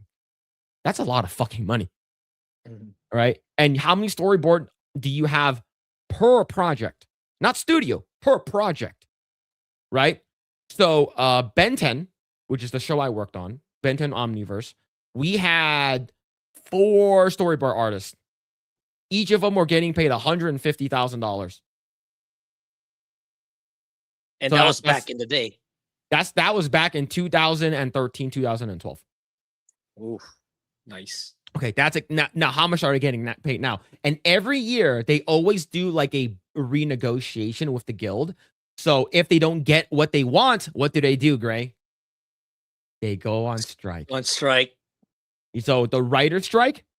So this is not isolated in the animation industry. Okay, it's isolated in the Writers Guild, the SAG, the Screen Actors Guild, like AGVA, like all of these guilds in Hollywood. Like that's when they go on strike, right? So whenever the animation industry does not get enough money, they say, okay, then we're not gonna draw. We're not gonna do jack shit. So they have to renegotiate, come to the table and stuff like that. So Grae, do you think that producers should be a part of the Animation Guild? They don't touch any art, right? They don't do any creation. They don't do any art. All they do is make sure that stuff gets sent out on time. Yeah, stuff gets done on time, and people get paid. That's outsourcing. So yeah, do you think that they should? Yeah, I figured that's kind of like project and ops management role, not really the artist kind of side. So so the thing is, for me, I don't think so. Okay, me too. Me too. Okay, so me too. I'm like, bitch, you don't do any fucking artwork. Why the fuck do you want to get paid a guild salary? right? Why do you want to be a part of the animation guild, right? And of course, Dave, when he used to come on with us, like we talk about this shit all the time, right? And what's it called again? So what happened was they were bitching and moaning and complaining so fucking much that they wanted to go on strike too. The producers wanted to go on strike. After like years and years of back and forth, the animation guild finally caved, and I believe the producers are a part of the animation guild now. Oh. So, and the thing is that do you know how much guild every year to pay $4,000 to be a part of the guild?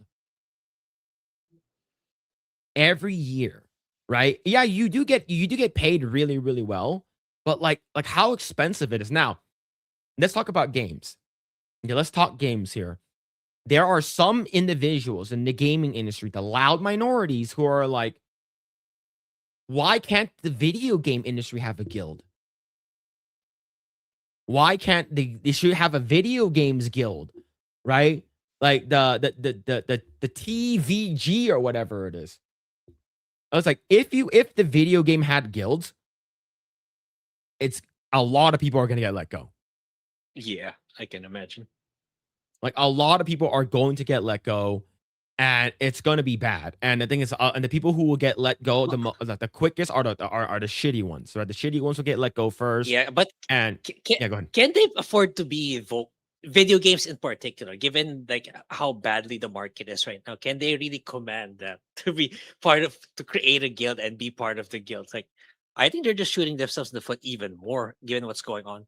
It's one thing if it's like in Japan and in Korea and China where they're doing very, very well. But here in the US and in Europe, they're not doing so hot. your games aren't exactly the most on demand. Save GTA 6, Yeah. Yeah. Yeah, so I like when I heard about it should be a guild. They look after the union members. They look at, and like we all get a what's it called again? Very, very good health insurance, and we all get to have what's it called again? Like great benefits and good health care. I'm like, it's not going to happen. It's absolutely not going to happen that way. If that's the case, like smaller studios will go bankrupt. Right? If you're forcing people to do it. Like, here's the thing. The Animation Guild has been trying to force South Park into going into the guild. And they're like, no. We don't want to do that shit. It's because, like, if we go into the guild, like, we have to adhere to the guild fucking, like, TOS. We have to adhere to, like, the guild stuff. And the thing is that means that we won't be able to work 6 days out of the week, and 1 day out of the week is a 24-hour shift. We can't do that. That means that we won't be able to meet our deadlines by making our shows very, very what's it called again? Have like current affairs stuff. Like we can't make it super, super fast. We can't change shit like that. It's because if that's the case, then we can only work 8 hours max. We can only work up to 5 days, and there's a lot of hoops that you have to jump through. So they basically said you can go fuck yourselves, right? But originally, the Rick and Morty studios, they weren't a part of the guild until they got renewed for 7 seasons.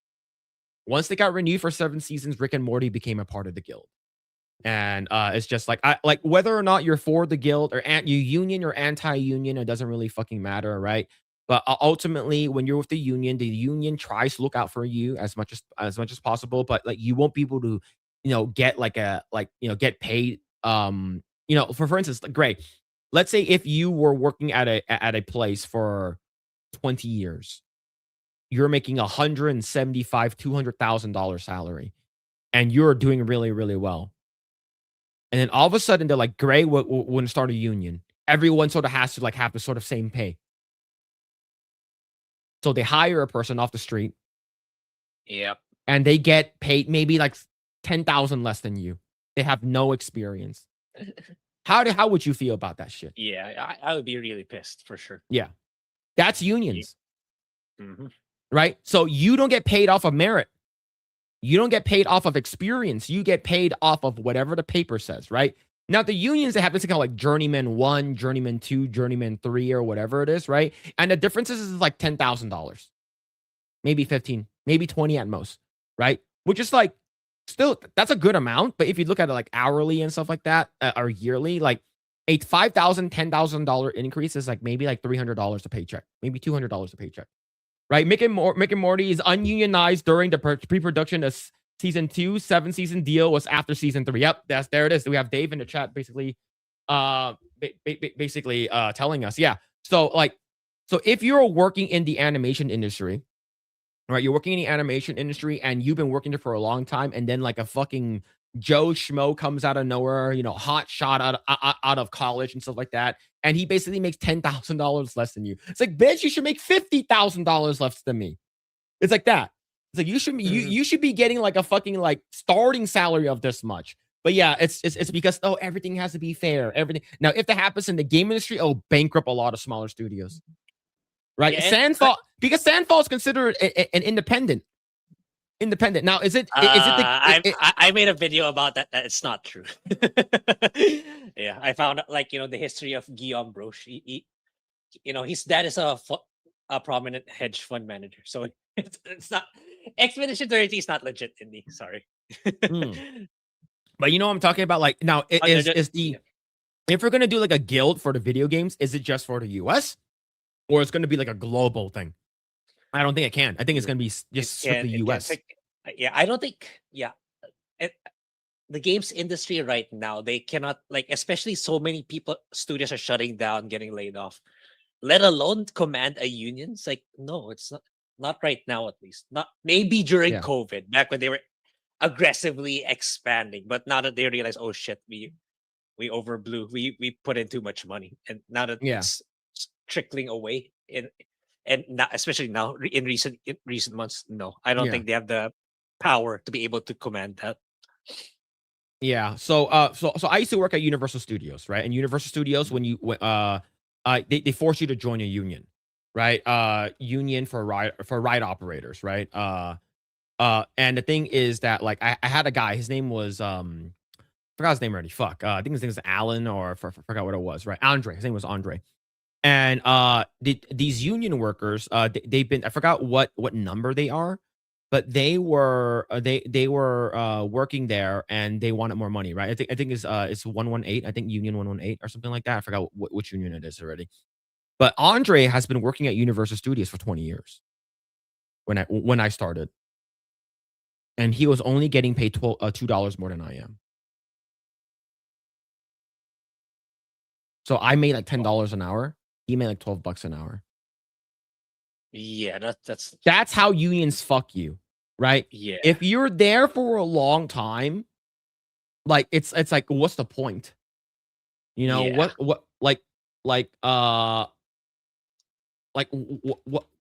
the fuck is the point? Right? So sorry, it's a Universal is the Unite Local 11. So it's the B192. B192 is basically the amusement area employees. So that's a union I'm a part of. And like from time to time, I'll get like $5 from them, like every 3 years or some shit like that, because I was a part of the union. It's like, oh, so and so we recalled that you used to work here. You used to work here at Universal Studios and so during this particular year and stuff like that. Here's some like fucking money and shit like that. And it's just it's not good, right?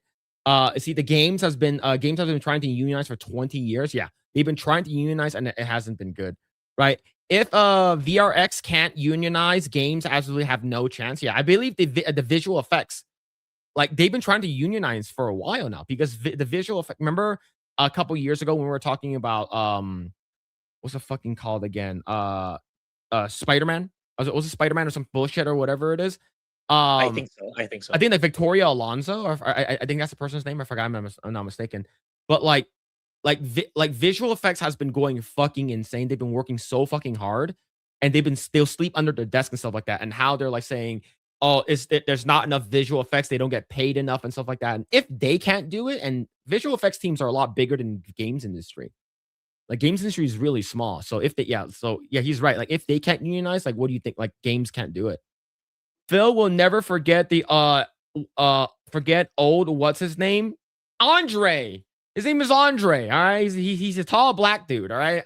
And I remember I made a joke about him. He's like, where's and my friend's like, oh, where's Andre? Oh, he's out there getting a tan. Andre is really black, so he can't get a tan. So So union raises are about 3% a year max unless something insane happens in negotiations. Yep. And this is not just like predicated to what's it called again? Animation. It's every union. And the thing is that if the so that's the reason why like animation union, IATSE and TAG and shit like that, like all of them, that's the reason why they support the Writers Guild strike. Is because if they're able to get their negotiations and get more money with the whole AI bullshit, then games can not games, animation can get it as well. So yeah. Let's see. Given the average career length in games is 5 years, unions won't have the backing they need for games. Yeah. Yep. And and the thing is that typically it's once they're done with a game, that's it. Now here's the thing, and this leads us into live service. Live service games and you can stay on a project for like 8 years. I've been on my game for fucking 8 years now, like going on 8 years. So that's a long time for a game. That's a lot. Yeah, and it's like I think that's the practice in Japan is different, where like you tend to stay in that company for like the most of your career, unless your game fails or unless the company shuts down. Mhm. I think that's how it works in Japan. Like there's a lot more loyalty in Japan compared to how it's being done in the West, Yes. where like Yeah, absolutely. And you know this when you look at like older video game credits, like Street Fighter and stuff like that. Like especially in Japan, their names are like fucking like sushi burrito or like a teriyaki chicken or something like that. The reason why is because they get poached. So like if you want to sort of just mess around, like go look at like Street Fighter 2 and look at the credits and look at their names. I'm like, what the fuck? There's no one named like fucking Wasabi Mayo or whatever it is. What the hell is that? It's because like the video games industry in Japan is so small. They a lot of people poach different studios and steal them, and then so that they'll go over to like Capcom and then they'll steal them for Sega and stuff like that. Oh yeah, so I just messaged Leon to see if he's gonna be coming on because unless he fucking fell asleep, then we'll probably have he hasn't responded yet. So all right, let's go ahead and read a couple more of this. Oh shit, I fucking deleted that shit. Fuck. Let's see. So speaking of layoffs, Ubisoft Barcelona employees have gone on strike after the company announced it would cut 51 jobs, around 28% of the studio's workforce. We were just talking about going on strike. Yeah. Right? So the studio is also being shifted to work only on Rainbow Six series instead of supporting multiple Ubisoft games. Workers and unions say layoffs are unfair and are asking Ubisoft to improve the conditions offered to affected employees. Barcelona layoffs are a part of a larger round of cuts across Ubisoft, which recently closed its Winnipeg and Belgrade studios and announced up to 380 job losses worldwide. Grae, what are your thoughts on this, man? Yeah. I feel bad for those who's just working, doing what they're told, asking, doing what they're mandated by the executives. But ultimately, it's like, yeah, a lot of the decision, it's a mixed bag. A lot of it hinges on like, yeah, definitely the executives and also the director and senior management of the dev teams. Like, you guys made the conscious decision to put Yasuke as your main character for Assassin's Creed Shadows. That Assassin's Creed Japan, that could have easily been your best Assassin's Creed game ever. It could have been even better than Valhalla. And Valhalla sold like what, 20 million? It sold 20 million copies, especially during the height of COVID. So, and people have been clamoring for Assassin's Creed Japan for the longest time. Oh, Ubisoft, you got to bring Assassin's Creed to Japan. And that's how you do it. You chose to wage a culture war unnecessarily. And look what happened. Like, and yeah, this is what happens. This is what you chose. You chose this. You chose this to happen. You knew that this was going to happen. Especially, I know Ubisoft has like the most staff when it comes to like, overall. Because like, they're kind of like all over the world. They even have an office here in the Philippines. So yeah, no shit. Given that your exorbitant wage expense. You are gonna lose people if you're not able to sustain the games based on sales. So, and you chose to, shit on people, attack customers, and make shitty live service games. Quadruple A games, Skull and Bones. What else? What are the shitty games that they've made recently? But yeah, I don't think Black Flag remake is gonna be enough to save people. They're still gonna let go of more people. I don't think it's gonna do that well that they're gonna be financially stable. So yeah, it's kind of deserved overall. Yeah. And yeah, I think he's here. Leon's here. Hey. What is up? And you got me kind of nervous. I've never been pressured to eat by like so much by someone. I was like, showing me some gross out videos, trying to make me like throw up on stream. No. Like, okay. Here's the thing. Okay, so how long was your stream with Hypnotic just right now? Hypno, about 3 hours, 3.5 hours, give or take. Okay, so the thing is that our show goes for another like 2.5 hours. No, that's nothing. Right. So I know it isn't, but I want to make sure that like you get to eat in between before you come on. All right. I appreciate that. I'm a 1 meal a day guy anyway, so Okay. I only eat once a day, so no, I'm good. But I'm loving your shirt, by the way. It's repping the Dragon Ball and the Ubisoft conversation. We barely got to touch on that SNH. So yeah, I can't wait. I'm happy to be here, man. Thank you so much. So this happened. Like this article just dropped like 40 minutes ago. Mm-hmm. So yeah, I saw it while live on SNH. Yeah. I was just scrolling X. I was like, oh shit, this is news.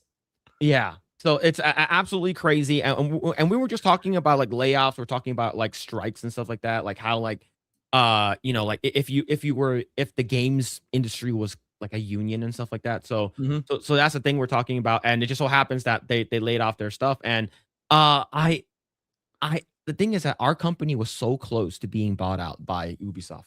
They were one of the contenders. Yes, they were one of the contenders that was potentially buying us. So there were 3 studios. So first one was EA. But the thing is that So the reason why we didn't go with EA is because half of the people that worked at our studio at the time was there during the EA like fucking lawsuit where like the wives started suing them and stuff like that. You say you're keeping our husbands at work. So like a lot of the people there got paid off. Like I know people who were a part of that lawsuit. Second was Ubisoft. They were so close to buying us, but that didn't work out. So, and then the third, of course, like without sort of doxing myself, you guys probably, if you guys know me and stuff like that, you probably already know where I work based off of what I'm saying. But just want to make sure, because I did get, death threats on the internet. Just want to make sure. But well, you're not doing your job right otherwise, to be fair. Yeah. So this third company did end up winning the bid and stuff like that. So so that's the crazy thing. So I'm glad that we didn't get bought out by Ubisoft, because this would have because then you'd have to do all this full time, because there's no way you'd still have a job. They've been firing everybody. I love the response to this, though, to be fair. I love that their response, right? Ubisoft comes in, they fire 51 people, and these guys' response was, oh, you're firing us? Well, then we're just not going to work. Yeah, that's a bold strategy, homie. You can't fire me. Yeah, I think this is stupid. Like, why would you go on? Like, you're going on strike. Once you get back, you're done. That's it. Yeah. It's the same thing when like you see like what's it called again? Like, have you ever done like Grae? I know in your Philippines, I'm pretty sure you guys don't do it there. Here in the States, we do this thing called student walkouts in high school. Grae, do you know what that is? I've heard of it, but I need a refresher. It's basically, in short, it's basically high school students going on strike for like either getting too much homework or some bullshit, right? Yeah. Usually it's over more like ideological shit. Or at least the ones that I've been writing about, it's like, Donald Trump won the election, so we're gonna do a high school walkout. Or it's like, there's a new bill being legislated that you can't actually cut the cock off a 12-year-old Timmy. We're gonna have a fucking high school walkout. Like, So back in my day, those walkouts typically were done by Mexicans. Like I'm fucking just laying it out there, right? They're all fucking Mexicans that walk out. Do you know when they walk out? When after like fucking I'm guessing. There was one time our school had a walkout. It's because they were arguing about whether Jennifer Lopez should have played Selena. What? They went on school strike over J-Lo. Look, Leon, I don't know where you live, but I live in Missouri. Okay. I live in California, Southern California. There's a lot of Mexicans here. There's a lot of Mexicanos here. And it was a thing. It was a thing. People were so fucking mad that Jennifer Lopez, a Puerto Rican woman, played Selena, a girl from Mexico, right? They were furious. They were like, and the thing is that this shit lasted like every year, like near Selena's death date or whatever shit. They're always like, these Mexicans started like, we got to do a walkout, Holmes. And the crazy thing is like, they want to ask you to do it too. And do you know what the teachers do? They do a pop quiz that day that's like 50% of your grade. That is awesome. They would do a fucking pop quiz. It's like, all right, cool. You guys want to participate in the fucking walkout over this dumb shit? Go for it. Pop quiz, motherfucker. And it's 2 questions.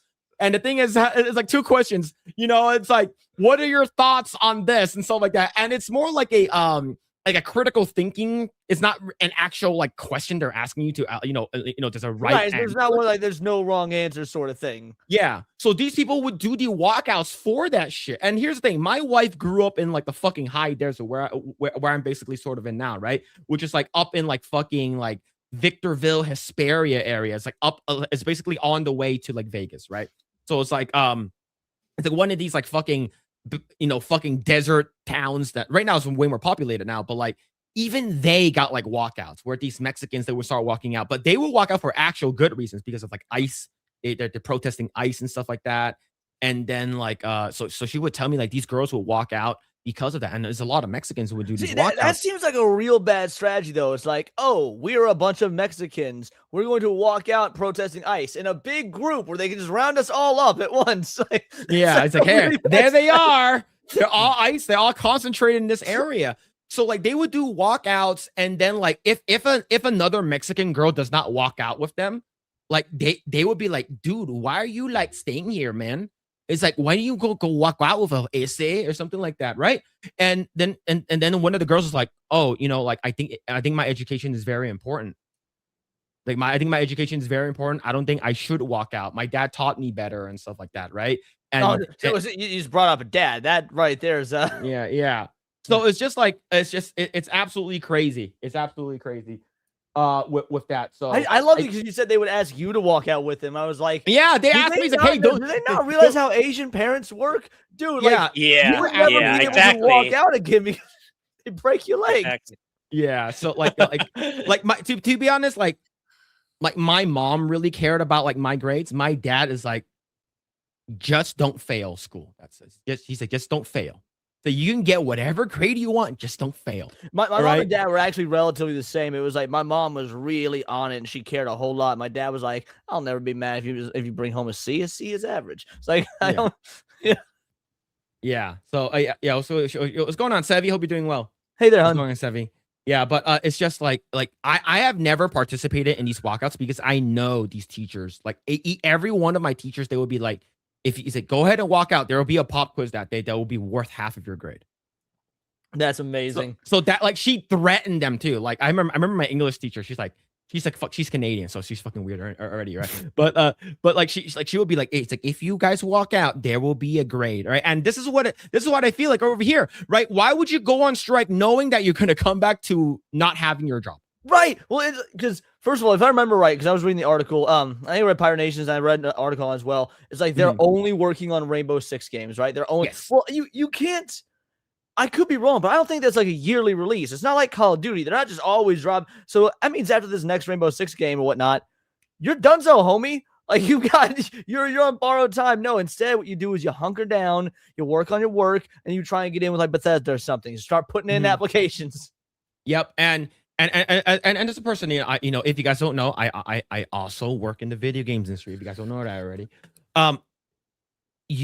when it comes down to layoffs, like they will decide which one to lay off first, right? And of course, this is favoritism. if the company looks at you and looks at like, okay, during these crunch times, how much time did you put in?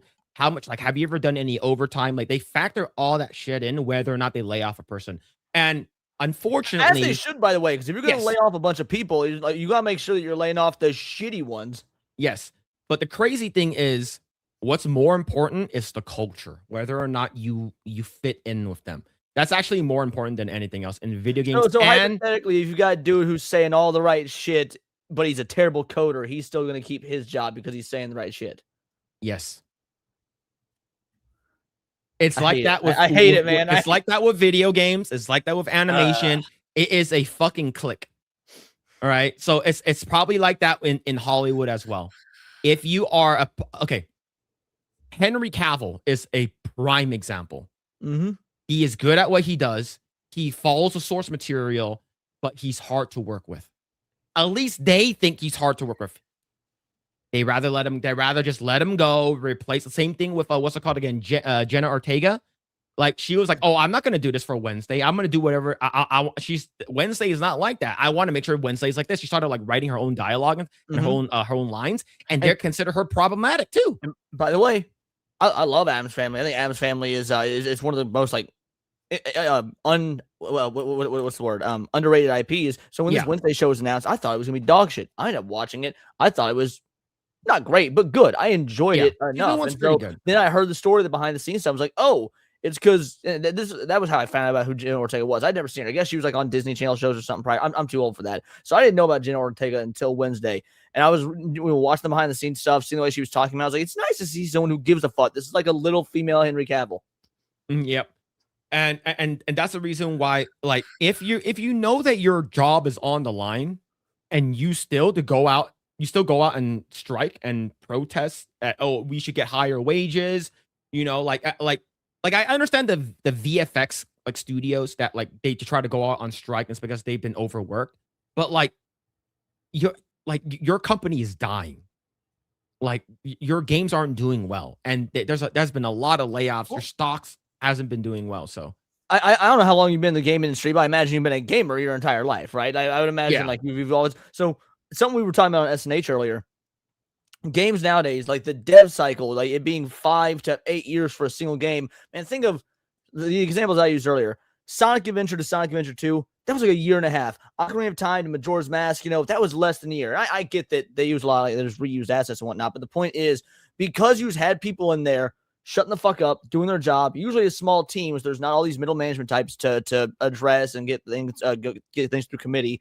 You were able to pump these games out, and they were good quality games. Now you've got what? Intergalactic Heretic Prophet's been on the table since Last of Us 2 came out, so it's 8 years development now. It's going to be dog shit, overinflated with a budget that will make any Hollywood movie cry. It's not good. Even when these games sell well, hypothetically, they sell well. Mm-hmm. If it's just like movies, if it doesn't actually do something for the overinflated budget and marketing, there's no reason 3,000 people should have been working on Assassin's Creed Shadows. But here we are.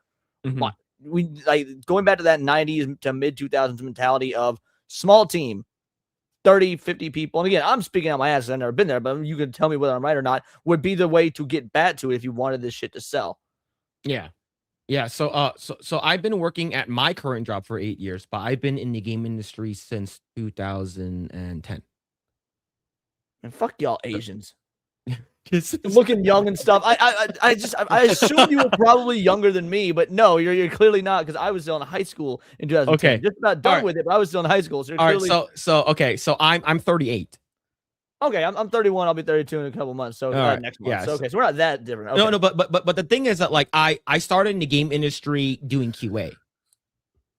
Right. I started game doing QA, and here's the thing.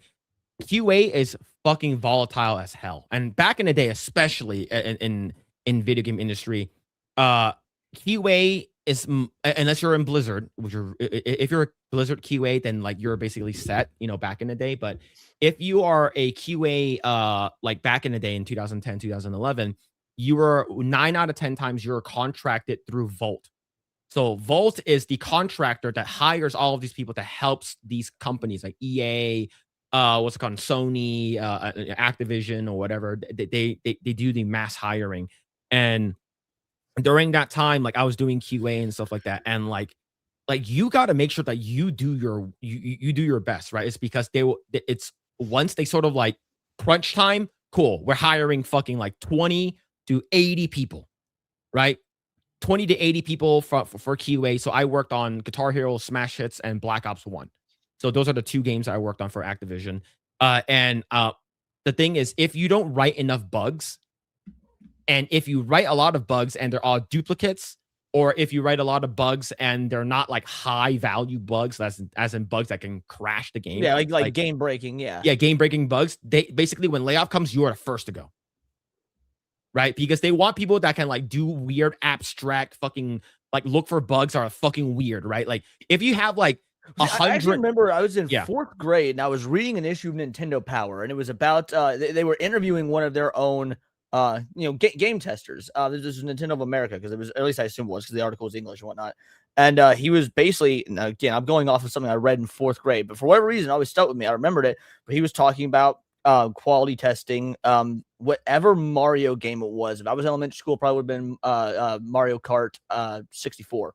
So he was talking about, testing Mario Kart 64 and all these weird bugs he would find if he just like, he would turn the car around, so he'd drive the opposite way and then just crash headfirst into a wall. And it could cause like the entire architecture of the game to do all these weird wonky shit. So I assume that's what you mean when you say thinking outside the box, in terms of just doing things that a normal player would never do, but just in the off chance they do, could fuck shit up.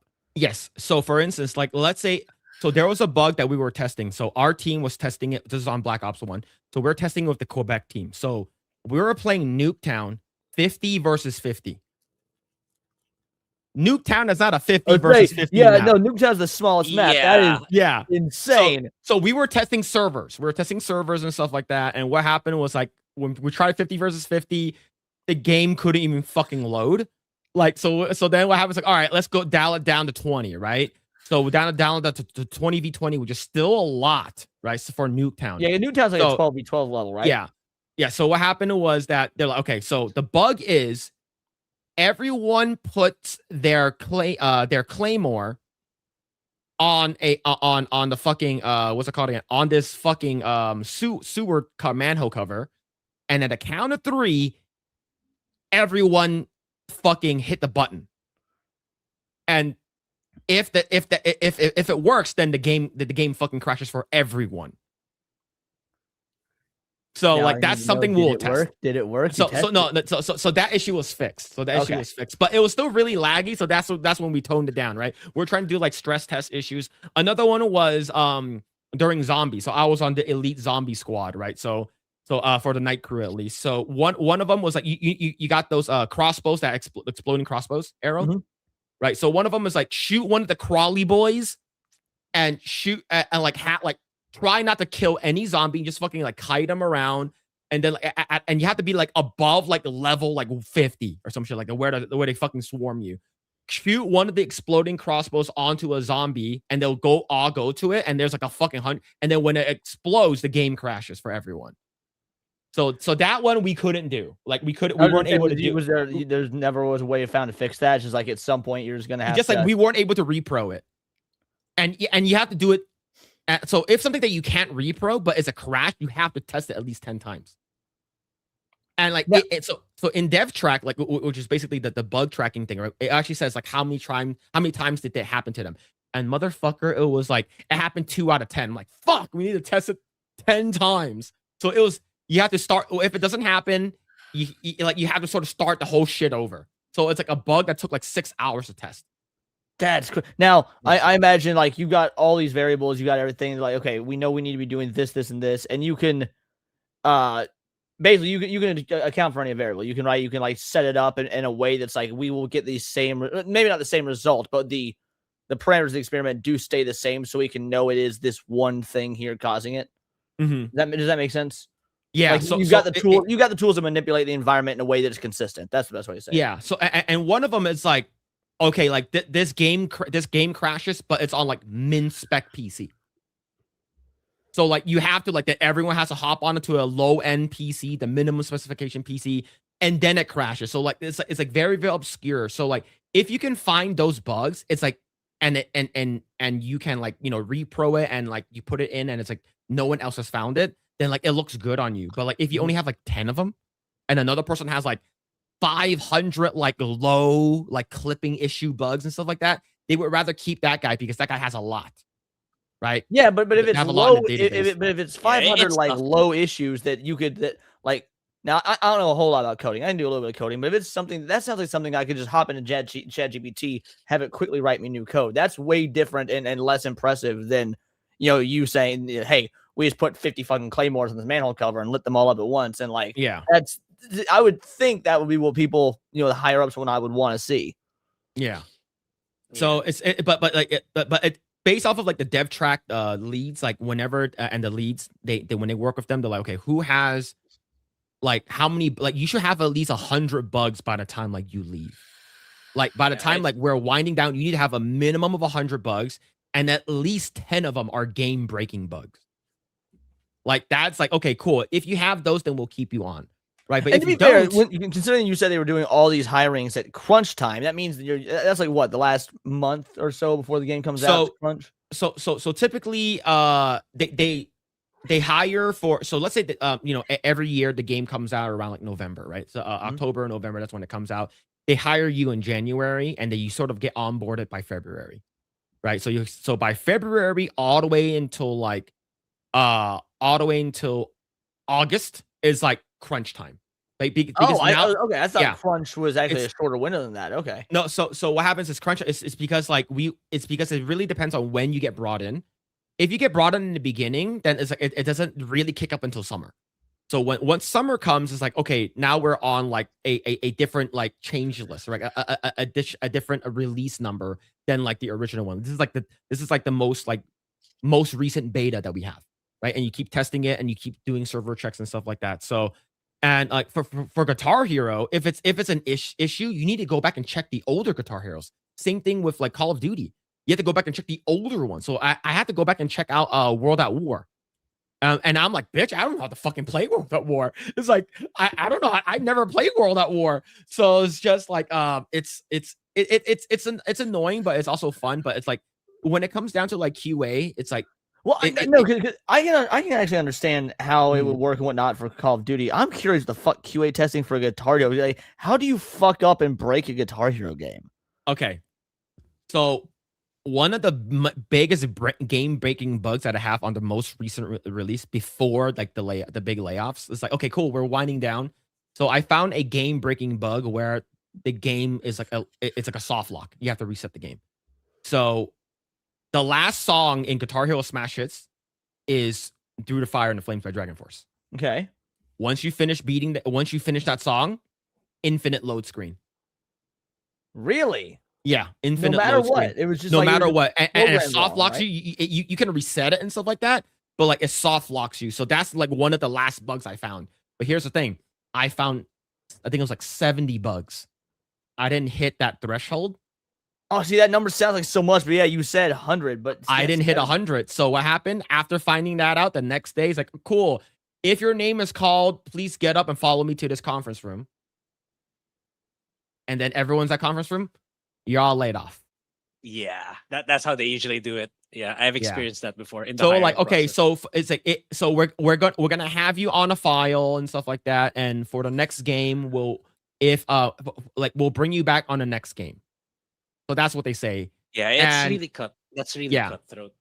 So I imagine is it easy to at least like move to other projects for like other companies and whatnot? Because like you've got your resume, it's like, hey, because I would imagine the video game industry knows these are peaks and valleys in terms of timeline wise. So it's at least easy to be like, okay, I just got laid off, but I can go over to, Rocksteady or insert video game company here to do work for them, and you'll basically continue being shuffled studio to studio since it's contract work, right? Yeah. So yes, it is easy for you to hop from studio to studio. So for instance, like it's because they prefer to hire a person that already knows what the fuck they're doing. They don't need to train you. They don't need to know like, oh, do you not know how to use DevTrack or Bugmaster? Do you know how to do and if you don't know how to use that, we have to train you, right? So they rather have a person that already knows what the dealio is. So Afterwards, like I got brought back on for Black Ops 1. My Guitar Hero Smashes was the first one, and then Black Ops 1 was the second one. And then afterwards, you know what? Like I just want to work in QA again. So like I applied at Disney Interactive for Infinity 2.0. So like it's basically like the Amiibo Disney game. Where I remember. I just didn't know there was a 2.0. So I remember Disney Yeah. Infinity, and then you said 2.0. I was like, it's like man, Skylanders, cool. right? I did not remember there being a sequel. Yeah, so there's 2.0 and then there's like the 3.0, which they included the Marvel characters. So I was on there 2.0. So my manager at the time, his name is James. Like he's like, oh, so you were QA at Activision? He's like, yeah. Oh, then cool. How much were you paid there? $10? I'll give you 12. Right? It's like cool. So because you already know what you're doing. You've been doing QA for 2.5 years already. Then you know we'll bring you. But on. you said you used to do QA. That was where you started. So obviously you do something different in game now. Yeah. Also, since you've been doing it, you said since 2010. I imagine you've seen a massive change in the culture between then and now when it comes to working in these studios. Yes. So so when I was working on Guitar Hero, there was one girl. There was one girl. One girl in QA or like in QA. One girl in QA. She's like a Filipino girl. Her name is Lovely. And what's it called again? She was the only girl. And the thing is that everyone thought that she was hot. Because she was a drummer. I would say the question was she? Oh, okay. If she was a drummer, she might have actually been hot because they're in real good shape. Because I was, yeah. Okay. So and that she drove an Evo 10, a Lancer Evo 10. I need to actually look what that is. I'm not much of a car guy. So is he? No, yeah. I think it's the Evo 10. I think Evo X, Lancer Evo X. Yeah. Okay. Images. Oh yeah, she was cool as fuck. Then. Yeah. So she drove a white. She drove a white one, and like everyone thought she was fucking hot. Like she was this like tiny like Filipino girl and stuff like that. Everyone thought she was hot. And then for Guitar Heroes, there was also another girl. I forgot her name already, but she's just a white girl. But it's but yeah, in terms of culture, there's all just like neck beards, freaking balding, freaking smelly guy. There's this guy, we call him Dirty Jesus. He looks like Jesus, but he looks like he's homeless, like even more homeless than Jesus would look. So and it's just which is wild because Jesus was the OG homeless. Like yeah. So but right now, like we talked about it earlier, like now the gaming industry, it's like inundated with women, and it's like not just like women, but it's like woke women, like women. Like it's like the type of gal. It's like, oh, you'd run into a Bath and Body Works. I don't want a motherfucker I'd run into. I don't want a dude I'd run into a Bath and Body Works working on video games. To be fair. Like, but yo, thank you. Other than that, man, thank you so much for hopping on, man. I really appreciate I'm stoked to be here, man. You're so great. So we typically do this thing. We sort of like you do like a sort of like I guess in a way sort of like an interview with you, but it's very very casual. Okay, no, so good. Yeah, but thank you so much for coming on. So Leon, who are you and what do you do? Oh man, I am an absolute nobody who one day decided, wow, my wife left me and I'm sad. Let's turn on the camera and talk about how much I hate where video games and movies are now as an escape, as a coping mechanism. That was about 4 years ago, and now I do this full time. So, thanks, ex-wife. Best decision ever. Oh, I think that's pretty cool. I think it typically involves a lot of like trauma to make like a big move or something, right? And whether or not the way think about the way stand-up comedians say, because I think stand-up comedy is like the highest form of art in the world because it's you on a stage alone telling jokes that you come up with and hopefully making a room of people experience the greatest emotion ever, which is laughter.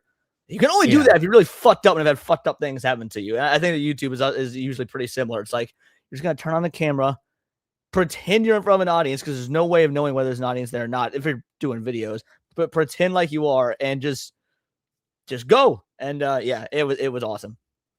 Yeah. So now here's the thing. I do want to ask. Bolt the word or Words of Paradise. So where did that come from? They're intertwined. By the way, Ruro Sports says why am I wearing a do-rag? Because Kaden and Atreus were kicked off YouTube yesterday. And yes, what the hell happened? They got too black.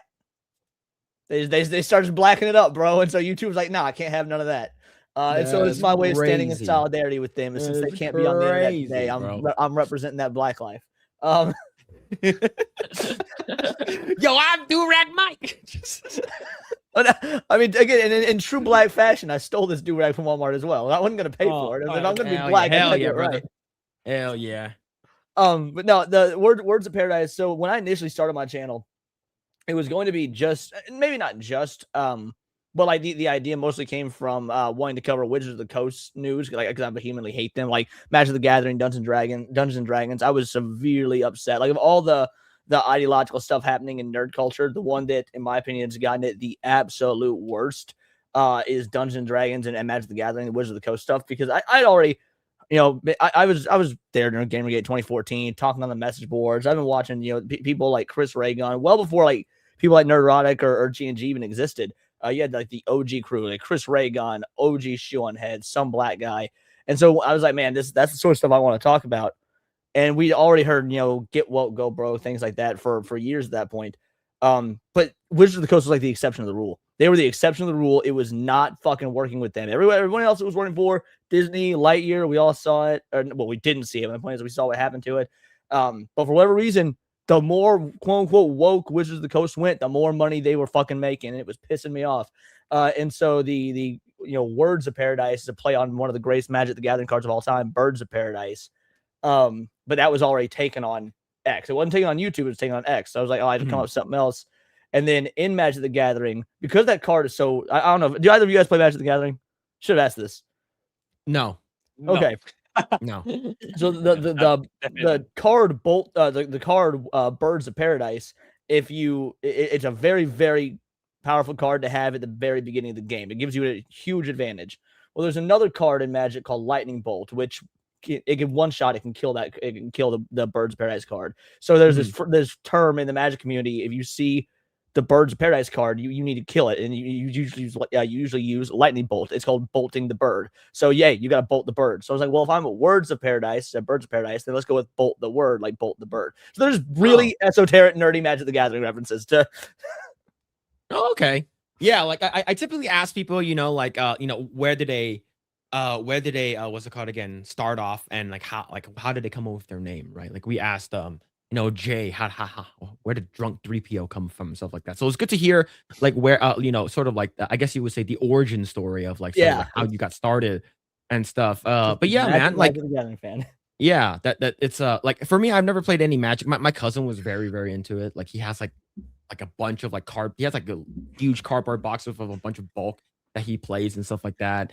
I have a lot of people in chat. This one deck right here is, now it's not worth more than my PC, but it's worth probably more than most just regular people's PC. It's just this one deck. Yeah, and it's just like it's insane. Like for me, like I don't play any card games. I just collect. I collect a couple of them. Don't do it. Like do heroin instead, people. If you've never played a card game, and you're thinking about getting into it, just do heroin instead. It's safer. It is less addicting. Card games are terrible for you. Just never do heroin. Don't do heroin. Don't do hardcore. Don't do hardcore drugs. Okay. All right. So here's the thing. So like Grae is planning on picking up Pokemon, which is that's gonna. Pokemon's real fun to play. Most people just collect the cards and whatnot, but Pokemon as a game is actually real fun. Now I've not played it in years, so I don't know how much they've changed the mechanics, but it used to be real fun. Yeah, I used to play a little bit. For me, like the one that I collect now is Dragon Ball Fusion World, / Masters. And there's a mobile version of that, right? Because I used to collect the OG Dragon Ball cards from back in the day. But yeah, I knew there was a new Dragon Ball mobile game. I know I had a physical version. Yeah, so they have a physical version. They're on their 10th set, which is like it just came out like 2 weeks ago. And then they're and Dragon Ball Master. So I think Bandai sort of just shot themselves in the foot with Dragon Ball, because they have like 2 different versions of a Dragon Ball game, which is Dragon Ball Fusion Worlds and then Dragon Ball Masters, which is like, and Fusion Worlds is a lot easier to play than Masters. So isn't Masters the one that's actually much more like you go to card shop tournaments, see people playing alongside like Yu-Gi-Oh and Magic the Gathering? Yeah. So both Fusion, so both Fusion World is the one that everyone plays. Masters is just too convoluted and it's too complicated for people to play. So people just collect that now. So, but yeah, so I started recently collecting One Piece as well. So like, it's just like There's the only anime that I ever had a competitive card game that I actually played the game was Naruto. And it didn't last very long. The Naruto competitive card game didn't last very long. Neither the Yu Yu Hakusho one. My dad played that competitively, but yeah, no, I anime trading card games often have just a most badass art. Like Yeah. I like, dude, I've got several again Dragon Ball cards, One Piece cards, just because the art is cool. I'll see like singles at a convention and be like, yo, I like that art of Zoro. Let's pick that up. So the thing is that they just announced like a week ago, 2 weeks ago, Bandai announced that we're making a official Naruto TCG is coming out next year. Oh, so they're doing they're Yeah. up now. Does it follow the same sort of kind of rule set as like the Dragon Ball game you're referring to, or I the think- are they think all it's- similar? It's just different IPs, or they have totally different rule sets? So they're all sort of different in a way. I according to what I hear, it might be more similar to One Piece. I heard One Piece is very easy to play, but it's just like for me, it's like I'm a collector versus like a player. But like I understand that it's just, but right now product is very hard to get and stuff like that. So Yeah, scalpers. It became that way, unfortunately, for many card games. It's more like of collecting than actually playing them. And the crazy thing is that like so when I mentioned Lorcana, this is the Disney TCG. Dude, I fucking hate Lorcana, not because it's bad, but because it's so good, and I hate everything Disney. And it's like, oh, shout out, thank you for the sub. I don't like the fact that Disney put out such an objectively good product because it makes it hard to shit on them. So Lorcana right now has skyrocketed in price. Like it's it all started with Fabled, which is like the first set that came out that had like their epic chase card, right? It's called Iconics, and it has a Minnie and Mickey. And the last version that was sold for a PSA 10 was like $40,000. Holy shit! I mean, I knew like packs and stuff were selling, but I didn't realize it had an actual full-on collector's scene behind it. So Fable was crazy, and then you got what's it called again? Whisper Noels, which is the one with Ariel, and then you have Winter Spell, and then the most recent one, which is the first set that they finally came out with that had Pixar characters, which is Wilds Unknown. There is a Buzz Lightyear card in there. Yeah, let's go on Toy Story with it. Let's go. So it's called Jungle. It's called like Jungle Cruiser or whatever it is, or Jungle Ranger. Jungle Ranger iconic Buzz Lightyear black label was sold for $72,000 2 days ago. God, look this card up. Crazy. Hold on a sec. This is absolutely Lorcana. fucking crazy. What you said it was Jungle Ranger? Jungle Ranger iconic. So that card was sold for $70,000 black label from Beckett like a couple of days ago. It's absolutely fucking insane. So my sister pulled the Merida iconic, which is about 3,000, like I think like at almost 2,000 raw, and if you get it graded PSA 10, it's about 13,000. Dude, here's an ungraded version. Oh, never mind. This is a different card. This is the True Believer. If the LGA, but even so, this is almost $500 used, non-graded. Yeah, so like for me, wow, like this black label one, I see the one you're talking about. That art is sick though. That is, I hate giving Disney props because it's Disney, but damn, this is cool looking. So the next set that's coming out, it's called Attack of the Vines. It features what's it called again? Monsters Inc. Up and Turning Red. And the following set that's coming out later in the fall is Coco. So like it's like they're going crazy right now. Their scalpers are getting all into it. But yeah, it's, even though Coco came at a time when Disney still sucked, I love that movie. I don't know if you've seen it or not. Grae, have you seen Coco? Yes, pretty good. I wasn't but I know a lot of Latin Americans don't like it though. Really? I know a lot of Mexicans that like it. Like all my Mexican friends is like they love that movie. Like they love that movie. I personally liked it. I didn't have a problem with it, but I think there's a group of people that didn't. Okay. Maybe there's all right. So but I don't know why. We gotta ask what's it called again? My Nerdy Home to see if she liked it. She's like, did you hate Coco? Did you hate Coco? Yeah, but yeah, like for me, like I was like, what the fuck? Why am I crying at the end of the movie? Right? Yeah, it was the fuck is happening. It got me. I don't know why. Like it was. Now I'm not gonna lie. I cry like a bitch in movies. I didn't used to, and then I had a kid, and now I cry at movies. Like it's just something that started, happening. Like after you pop the little fucker out, like I remember showing my kid Terminator 2, and like at the very end when he's like, I know now why you cry, but it's something I can never. And like he's going into the lobby with a thumbs up. I look over, and at the time my kid's 6, and she's crying at this, and I realize, oh fuck, I am too. And so yeah, I cried at Coco like a motherfucker, but I've lost, and like I'm a bitch now, so. Yeah, man, it's different, man, when you become a dad. But yeah, let's see. What's his name? I'm a Mexican, and Coco was a big waste of time for me. There are a group of them that really don't like it. I don't know why. You can ask them, but I did. Shit. Oh fuck, man. All right, let's go read a little bit of super chats here. Let's see. 21 Palica, thanks so much for 34 months. Holy shit, man! Almost three years. Holy shit. We're close to hitting 3 years. But thank you so much. Hail Project Eggroll and hail to the chat. Yo, thank you so much, 21 Palica. Thank you. Here we go. War Wizard 42. Sup, Leon? So, Fudas with balls or no balls? He's been waiting a while ago. He's waiting for a long time. He's been waiting for the super chat. I mean, look, if I have to pick one, because that's the point of a hypothetical. You know, someone midwit if they don't answer a hypothetical, so I've got to pick one. So I'm gonna say no balls. Fudas, but between the two, Fudas with no balls. Let's fucking go. All right. I think I've got the largest Fuda collection of any streamer. That is wild. All right. So like here's the thing. Okay. Like, what was your reasoning for no balls? My reason, because like. First of all, let's not pretend if y'all go to the convention scene in real life, you've not at least once. It's happened to any real, actual fucking anime nerd. You go to an anime convention, and you see a pretty girl, and it turns out it's a dude who just did really, really good femboy, like cosplay and whatnot. We've all ran into that situation. Me and Leon have a lot more in common than that. Oh, fuck. So it's not just me. All right, cool. No, like, it just happened. If you were a real nerd, but also want to have some of that, like that Nat 20 charisma roll credit, where you feel like you can approach and talk to a pretty girl, and you do it like, oh, it's gonna be similar interests. We're at a con. They're wearing cosplay, so we know we at least have that in common. You're like, so hey, nice to meet you. Yeah, it's nice to meet you too. What the fuck?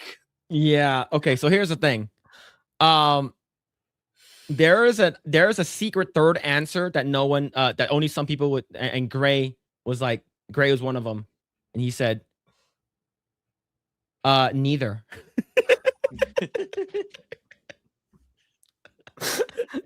Secret option number 3 is neither, and I think there are some people who said neither too. So yeah, it's nope. I'll just answer the questions as they come, which is yeah. I'm glad that you got that was Fudas though, like, because that was I got balls, but I was like, what is that other? I don't know how I couldn't come up with Fudas. Like, it was the V that threw me off. Yeah, well, I guess Fudas is you can't type that in super chats anymore. I guess. Really? Yeah, it is weird. So here's the thing. So my reasoning for no balls is because like so Grae or chat and Grae already knows this, but my reasoning for no balls is because I'm like, okay, so I'm assuming we're in some kind of like a relationship. So, okay, like I have like like some kind of relationship with this person, and we were so if we're gonna be if we're gonna be having sex. I don't want our balls to be banging against one another. That's the reason. That's a really good answer. Like, that's right. See, Grae. See, I'm not weird. No, you're not. And here's I don't know if you've ever experienced this. I feel like all dudes have. There's two different kinds of getting hit in the balls, right? There's the kind where just like you're full on hitting the balls, like someone kicks you or whatever. That shit sucks. But the real secret damage, the real like secret like psychic damage, comes from the softball taps. Yeah, the like, soft tap. Yeah, the soft tap is actually worse. And so if you're like slapping areas and you both got balls, it would actually be like a lot of little soft taps. Yeah, so if it's like two like fucking like it's gonna bang, bang, bang. It's like it's like damn, bro. Or worse, you end up finding a rhythm to it. Where like you ever bought one of those little like kitschy items where it's like the 3 balls in the middle, but they never move. It's like it would be like you'd have to find a rhythm to where your balls do that. Like. Thank you. I feel vindicated now. Oh shit. All right. So y'all know, Sammy is gonna have so many questions. So your incident at like these anime conventions happened to me at okay. So I grew up in LA. So in Santa Monica, there's this thing called the Santa Monica Carnival during Halloween. So like 3 blocks are like completely shut down, and it's like a bunch of people come out dressed up in costumes Halloween is like fucking crazy there, right? And back then I didn't know that West Hollywood was filled with a lot of gay people. It's like the gay capital of like LA. It's like or in Southern California. I was like, well, I didn't know that. So Carnival, like the thing in Rio, Carnival. Yeah. Actually, like it's a bucket right? list to visit Carnival once in my life. I would love it. So me and my ex at this time, we were walking down. There's a shit ton of people and stuff like. We weren't dressed up. We're just like there for just for the costumes and just hanging out, just see the vibes and stuff. And then we, like there's some girls that are like basically just have pasties on, right? Just pasties on, just walking down the street and stuff like that. All right, cool.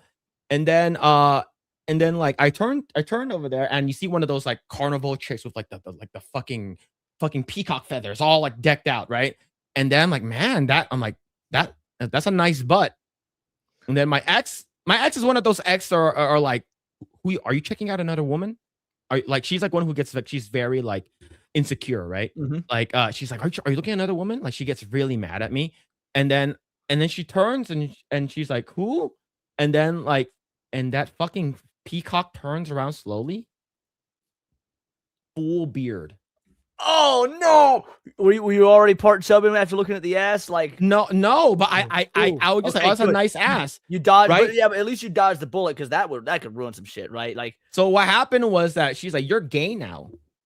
So the thing is, see, here's the thing. So the fact that it happened to Leon, see, it happens to normal guys, all right? It does. Yeah. What do you mean gay? Now, I will say. Because I don't know, I hear mixed things about femboys, whether they're gay, whether they're just feminine, the whole nine.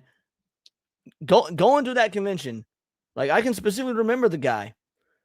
He put a lot of fucking work in that cosplay. I was impressed. I thought he was a she. Like, I don't know what he did to fake the titties. His eye makeup had some of the most on-point eye makeup I've ever seen, besides someone like Lady Gaga or whatever. Like, he put in the work. I hope he's out there doing like YouTube makeup tutorials or something, because dude was talented. Yeah, it's just there's a lot of like, okay, there's not a lot of instances, but it's just like the one time I went to my first anime expo convention. This is my only anime expo that I've ever been to. Is back in 2003. It was back in Anaheim before it was in LA. So I was back at the Anaheim Convention Center, and then I would go there and I would see the people who were dressed up as like Kasumi from Dead or Alive, right? I'll see people who are dressed up as like Chun-Li and stuff like that. I'm like, okay. And then you see a guy that's hairier than Rippa dressing up as Sailor Moon. Sailor Moon. It's like, always Sailor Moon, dude. Anytime these are the dudes that, you said hair, they won't shave. I've actually got pictures on my fucking abandoned Facebook of running into a guy exactly like that in this full Sailor Moon. And he's like got the wig and everything, but just the big bushy beard. It's like, motherfucker. Yeah, see, so here's the thing. So I thought that shit was like, guys cross-dressing and stuff like that, or cross-playing is like normal and stuff like that, but it's like it just happens more than often. So I would see one of my friends. So this during this time I was at Disney Interactive. I was doing QA, and I had a friend named Julian. Okay, I'm naming this person now. I would see him dress up as Big Barda, going to like Comic-Cons, conventions and stuff like that. I'm like, oh, he's very into cross-dressing as a woman. And then one day, finding out that him and his wife has a kid and stuff like that. I'm like, oh, that's cool. And then during COVID, it's like, oh, my name is Veronica now. I'm like, oh, so that's the reason why I think that cross-playing can lead you down a very bad rabbit hole. Trans. You crossplay. Yeah, because what happens? You have a lot of people on the internet who are praising you, saying that, wow, you look so beautiful, blah, blah, blah. Like, I've seen it when he started dressing up Big Barda and stuff like that. Like, he was getting like hundreds and hundreds of like comments and like thousands of likes and stuff like that. People will like praise him, and then he's like, maybe this is who I'm meant to be. See, that's so wild, because like, so the bar's not around anymore, but I used to go to this biker bar, right? This biker karaoke bar. This is probably 10-ish years ago, something. And I was always the youngest person there. It was an old fucker bar, right? It was everyone there was like in their 50s or older, except for like me and my couple of friends. We would go. We were always the youngest people there. And there was this old dude in like his 60s, and he was a cross-dresser, and he would always show up for the karaoke, and he had a good voice. He was singing Johnny Cash like a motherfucker, but he was always wearing like a dress, a wig, high heels. And so one night after a couple drinks, I had the balls to ask him. I was like, so what exactly is all this? Because you're a regular here just like me. We see each other all the time. What exactly is this? He's like, I just like women's clothing. And I was like, so but like, are you gay? He's like, no, I just like the way it looks. I've got a wife. I've got kids here. And then so I ended up like, and this dude was super chill. He was super like, he was into masculine shit, like fucking doing lawn work, working on cars. He liked wearing dresses and the wig, which was weird.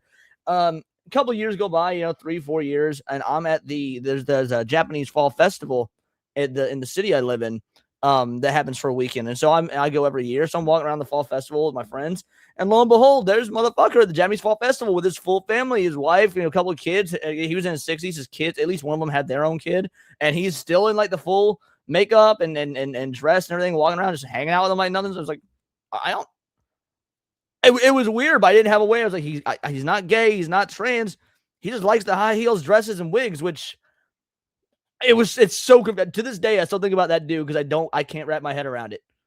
Yeah, and that's the reason why I feel like it's like a gateway drug, is because like imagine if like that guy, like my friend Julian, who he's no longer friends with me anymore, but like when it like and neither is Veronica, by the way, neither one of them are friends with you. Yeah. So like if you were to go on the internet and dress up and you got no likes, no comments, no praises, would you have transitioned?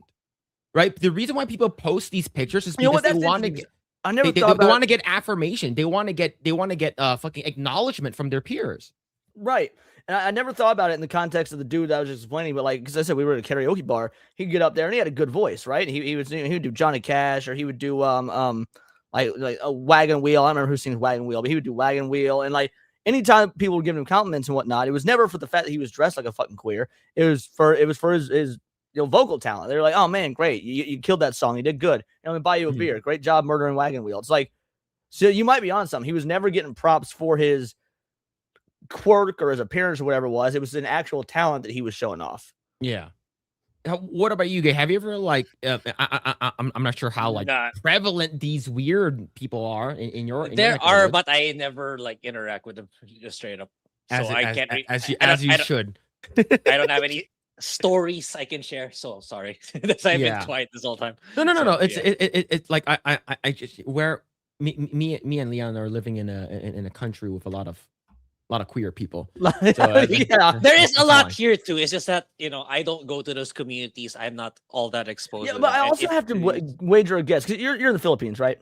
Yeah, there's my stepmom's Filipino, so I've got so my obviously her mom is Filipino. So as the type of Asian I'm actually the most familiar with. From what I could tell, y'all are still a lot more normal about that shit than we are. It's like, you got homos there. Everyone's had homos, but you're not like celebrating cutting the cocks off of 12-year-old boys. Yeah, for sure. Yeah. Yep. But yeah, so all right, so hey, now I all I'm trying to say is that we need to not like the fact that it's so normalized now here in the States. Like someone said, I think it was Sevi said that we start like bring like shame and bullying. Yeah, bring back shame. I agree. Yeah. Let's see. JW with the 2 says, so Bible black tax. That is crazy. That is the first time I've ever seen a Fuda. That is true. Thank you for the 2. Phil's cousin with the 5. Now tell him how you got fired from Activision for the bathroom incident. Oh. Is this a real story, or is this just like joke lore? The way you reacted to it made me think this might actually be real lore. It's 50-50. Okay. Okay, so when I started working at Activision, there's 2 HR ladies. They're both named Rachel. Okay, so one of them is she's like Cuban or Puerto Rican, something like that, like Afro-Cuban could be, right? Sort of thicker, nice butt, big boobs. And then there's another one, her name is Rachel. The other white Rachel, she looks like Jaden James. I have to look up Jaden James real quick just so I have a frame of reference here. So just make sure you can have safe search on or off. Okay. Wait. Okay. The wrestler. No. Who is this? Jayden James. He's a porn star. Yep, adult film actress star. Okay, all right. Good thing I was not sharing my screen. Although this one would have been appropriate, but okay, that Jade. Okay. I spelled Jade wrong. So that is how Jaden James. So Jaden James looked like this Rachel. Okay, so the thing is that I didn't know who Jaden James was back in the day, but now that I see the resemblance, okay, I'm like, okay, so what happened was that like whenever we would start talking and stuff, like there's another girl, her name is Nuria, but she's over at Blizzard now because Activision Blizzard, she's at Blizzard. I'm not sure if she's still there, but she got married to one of the QA guys because he's a black guy that love big asses, and her asses was fucking huge. But anyways, these two women were a problem. Okay, when they would walk around the studio during, like, she would introduce people into the QA area and stuff like that. They will walk around and they're all dolled up all the fucking time, right? And during the summer, they were a problem. Okay, so anyways, long story short, like, we were like, I got hired on during Guitar Hero. We would sit around and then we would just talk about, like, what's the craziest story here, right? Because we work graveyard, right? So we're like, okay, what's the craziest story we had here? Like, and then one of our legacy, like, QA guys, dev track guys, and he was like, yeah, we fired a guy for masturbating in the bathroom. And we're like, what? You fired? Like, I was like, I'm like, hold on. How did you know it was him? Right? How did you know it was him? So so he said that this guy walks into the bathroom, right? And he washes his hand and he hears in the bathroom.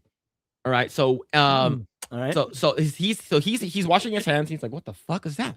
Right? And so he looks, he sort of looks, he's in the stall and he's straight up fucking stroking it. You see like vibration, right? And when you get hired on, you get those name tags that's retractable. Yeah. You clip it onto your belt, right? And so his pants were down so you could see. So this guy was sitting down, probably jerking it and jerking it into the toilet, right? So he was sitting down and he will pull his brother has his pants all the way down to his ankles. So he looks and he sees a guy's name tag. All right. So when he comes out, he said, so when the guy came out, he was holding his laptop. So he was using his laptop to masturbate. Right. During this time, like, smartphones were like sort of expensive. So it's more like a luxury thing. People didn't have smartphones back in 2010. People did have them, but they're more like, not a lot of people have. Yeah. And internet's expensive back in the day and it's sort of slow. So he had his laptop. So it's like, okay. And then we saw him and we brought him to Rachel's office and they let him go there. So I was like, oh, and then everyone in the chat said it was me. It's like, oh, Phil, why would you get fired from Activision? Why were you masturbating in the Activision? I was like, what are you talking about? They brought me back. Look, I have proof. All right. I have proof right over here. Phillip Chan under Patrick Garcia. That's me. All right. That's me. All right. All right. So this is the second game I worked on Activision. Okay. That's a second game I worked on Activision. It's not me. Yeah, if it was me, they wouldn't have brought me back. Or he's such a good fucking coder that they overlooked his bathroom incident to bring him back. Like, man, this guy is irreplaceable. He might jerk it to women in the bathroom, but god damn, can he write some code? Like, that is how skilled you are, bro. It's not me. What do you mean photoshopped? That's not photoshopped, bro. All right. So like, you gotta record your screen playing the Call of Duty credits so that it's proof that you're actually there. Then you save that clip moving forward whenever you bring it up to a guest. You see the credits? I'm there. Okay, I will backtrack it like 5 seconds. Okay, I'll backtrack to 5 seconds. Okay, so Trevor, he was one of the seniors, right? So Paul Godia, we call him Godzilla because he loves playing what's it called again? Street Fighter 4. This is when Street Fighter 4 popped off. But yes, this is it. All right. This was the group. This was the group, right? Larry Ortega, Tiretta, Phillip Chan. That's me. All right. Look, I know these people, so it's not fake. All right. It's not this. All right. This is it. Well, so you said yourself you were night shift, you were overnight, so you know some of those people because you guys were the weird ones that were like, we're gonna be out when the moon's out and whatnot. Like, first of all, I'm not even judging. I was a night shift guy myself too. I fucking hated to be around those day shift losers. There were some, like, there weren't any like crazy weird stories or anything that. It's just what's it called again? Like, there wasn't anything that was like stood out that was like, oh, what the fuck is happening here, right? Like, it's like I never encountered like something crazy. At least at Activision, my time at Activision. So it's not me, all right? That I didn't get fired, all right? All right, I don't want this freaking libel and slander of my good name. All right, I get to the late plug of Muddy Waters with the 5. They said it was the scene from Ironheart where the black dude says, "Hey, black people." Maybe the AI concluded the actor said hate instead of hey. What's this in regards to? So I think assume Ada- it sounds like some channel or is it- whatnot got taken down, or Data? yeah, Black Kata Street. Atreus, yeah, hey black people, and so the AI think maybe they said hate black people, but then even that can't be true because like I had a 4-hour stream last night, and 3 of those hours me talking about how much I hate black people. So I don't think that's Oh shit, man! But thank you for the 5. Thank you. But that is a stupid reason though, if that's the case. 21 Palico, thank you so much for the gift of membership. Thank you. Give me one sec. My cat's meowing like a motherfucker. I need to let her out. Oh, you're good. Let's see. SCDB for the 2. Blasting Harambe with pineapple juice tax is wild. Thank you for the 2, man. Thank you. Rapnat with the 2. Ask Leon about how you're supposed to do a fat. Oh no, you're not. Like I get okay. If you have a story about this, then by all means, I want to hear it. But there's a right answer and a wrong answer. Okay, all right. So here's the thing. So yesterday I was watching a video, and there's these fat women on there, right? These AI fat women. Oh, they're gross. like really fat. And I asked, like, it was a serious question. I was like, "Yo, how do you fuck a fat bitch?" Right? The thing is, like, their legs are huge, and especially as a guy that has a 2-inch penis, like how like if you have a micro penis, how are you gonna get in there? Because let's say if like she can stretch her legs and stuff, you go into scissoring way and stuff like that, all that thigh meat's gonna get in the way. Mm-hmm. How are you going to get in there?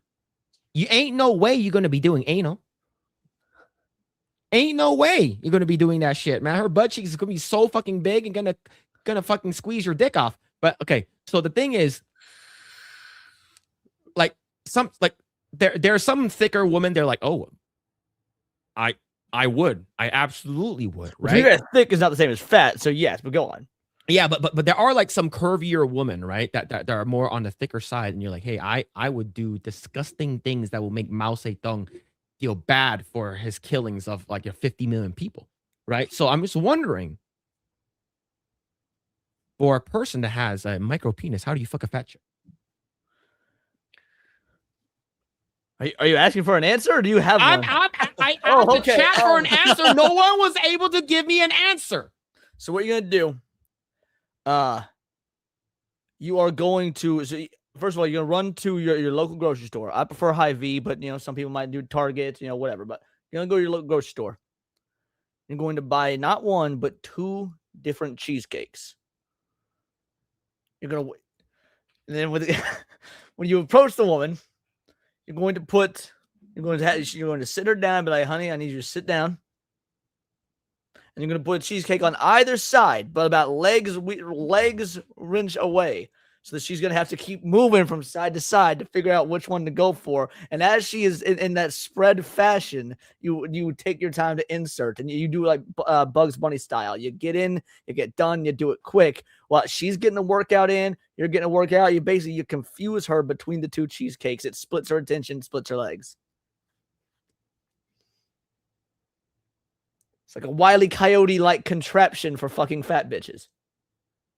But the correct answer, chat, don't do none of that. Fat people don't deserve love. Don't fuck fat people off. Fat people, they don't deserve love until they are not fat anymore. That look, that's crazy.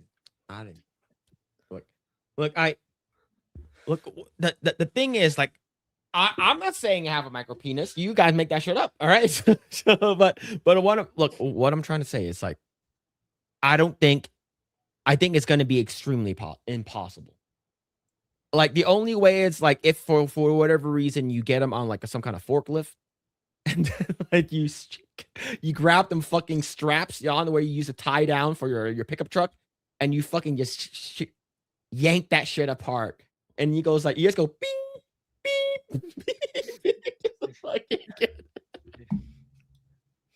Chat, y'all know me. I see there's a lot of crossover audience. I see a man. lot of my regulars in here. You know what I always Oh. say, and I'll continue to say it. Because I'm not just saying it for jokes. Fat people don't deserve love. Like, you should not. If someone is willing to be fat, it means they don't love themselves. You cannot love someone who doesn't love themselves. So if someone is fat, they need to be working to not be fat anymore. Once they're not fat anymore, then you can love them. But that's my actual real life philosophy. Fat people don't deserve love because it shows that they don't love themselves. So why should you love them? Yeah. Like okay, for me, like it also depends on the type of fat people I'm talking about are like, yeah, if someone's fat and they know they're fat and they're trying to work on it and fix it and they're like, no, this is not okay. Like I could give some grace and leeway to that. I would still never fuck you. I can at least give you some grace and leeway in terms of you being a good person. But if you're one of those like, nah, you can be beautiful at any weight. No, you can't. Fuck you. You're disgusting. Yeah, it's just you're gonna have a heart attack by the time you're 34, and we're not losing a champion. Yeah, it's just what's it called again? Like for me, it's just if you're not gonna work, if you're not gonna take care of yourself, bitch, I'm not gonna take care of you. Correct. Right. Like it's just if you're so inclined to like, you know what, fuck, I'm not gonna do anything. I'm just gonna fucking continue getting fat, and then you're just gonna end up dying. So like when I like a girl that can take care of herself. All right, like if you're on a little bit on a chubbier side and chunkier side, here's the thing though. There are sad parts where they're like, oh man, this, like, you see the potential. Yeah. Like, there was this girl that I used to work with at Universal Studios. Like, she was the lead at House of Horrors, and she was very, very pretty, very pretty. But she's like, I could tell she's like 60 pounds overweight. And I'm like, if you lost that weight, like, you could be like very fucking hot. Like, but she never lost that weight. It probably only got worse, honestly. Oh my fucking god, I was so mad. And most of it is a thing of laziness. People they don't want to cook for themselves when they're like, oh, convenience. I'll just go to McDonald's or whatnot. It's like, man, them carbs, just cook for yourself. Just put in a little bit of work. Cook for yourself. I lost 50 pounds in 5 months. You can do it too. Yep. But yeah, man, you only eat one meal a day, man. That's that. Like, for me, I need at least 2 for myself. All right. I mean, it was more that the fact that because I only eat meat, carnivore diet. I only eat meat. So. Oh, okay. Yeah. I think I tried that for about a month, but I needed some fiber, so I'll eat some vegetables here and there. Yeah. Let's see. The late plug of Muddy Waters with the 5. Easy, break out the foot stick 2x4, and the helpers hold. Yeah, just you know what? The extra folds could be like a vagina. We don't know. Okay, you don't know. All right. There's like, I guarantee there's some bacon grease stuck in there anyway, so that'll be the lube. All right. All right. Speaking of cocks, let's go ahead and talk about this here. Millie Alcock, House of the Dragon co-star, shares people are being horrible to her on the internet. So of course, I haven't seen Supergirl. I don't think I will. But based off of the feedback and the reviews I've been watching, people that I trust, it's not good. It's not a good movie. And what makes matters worse is the whole thing. Did you watch Superman with David Cornsweet? No? I did, and I didn't like it. And I was such a defender for that movie because I wanted to, like, because I'm a huge Superman fan. I love Superman. So I wanted this movie to be good. And I don't like James Gunn. I've always had my reservations, but I was like, just please be wrong. Please prove me wrong. It did not prove me wrong. Yeah. So it's confirmed that, how like Jor-El and Laura sent Kal-El down to Earth, and it's like the Supergirl movie does in fact confirm that is canon. Yes. Yeah, it is canon. So Tom Midnight's Edge is like, oh no, they're gonna retcon it in Supergirl. It's like, no, they didn't do that. They didn't do that at all. And even James Gunn's like, oh, we want to make sure that people know for sure, without a shadow of a doubt, that this is what they want to do. We want to make Krypton and Kryptonians Viltrumites. So that's basically what they did. And I guess so. So this, I did watch House of the Dragon episode 1 of season 3. I think it's pretty good. It's pretty good. I only saw season 1, honestly, and season 1 was good, but I never saw anything after that. Yeah, but the thing is, Supergirl has been bombing, and it looks that it will be worse than the Marvels. Yeah, that's. And I've seen the Marvels. The Marvels fucking Yes, awful. Yeah, terrible.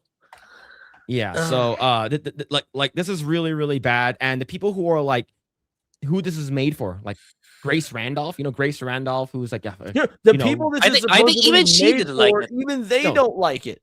Yeah, no. I think even she didn't like it. Yeah, so this is not good. There's a lot of articles that are basically saying that this was just dog water, right? So here's another one here from Geeks and Gamers, right? Supergirl is James Gunn's DC universe hitting rock bottom on its second film with one of the worst superhero movies ever made. And here's another one from That Park Place. Supergirl reportedly doubles down on James Gunn's worst controversial Superman story decision.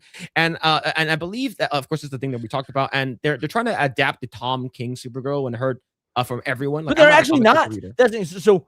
I was on Angry Badger's show last night, and like this adaptation is so loose, like it's so just barely related to that comic. They're not even adapting that piece of shit. Mm-hmm. Like it's like they're saying they are, but they're not doing it. Yeah. So like this is awful, man. And like I think he should just fucking pack it up. I think the James Gunn universe is dead. I don't think we can save it. I don't think Clayface is going to save anything. I don't think Man of Tomorrow is going to save anything. Oh no, and what's funny is Clayface might actually do well / be decent for a few reasons. One, that wasn't a James Gunn movie. That was gonna take place in the Robert Pattinson Batman universe, but James Gunn was like, no, we're running out of content. We need something. So they aped that and put it in his James Gunn universe. It's a horror movie. It's being shot on the cheap, and it's releasing around Halloween. So that movie's gonna come out. It's gonna do a bunch of numbers, and then the shill media is gonna be like, oh, James Gunn's DCU is back, without acknowledging the fact that this movie had everything going for it before the James Gunn stuff. That was a last-minute change and decision. He had nothing to do with that movie.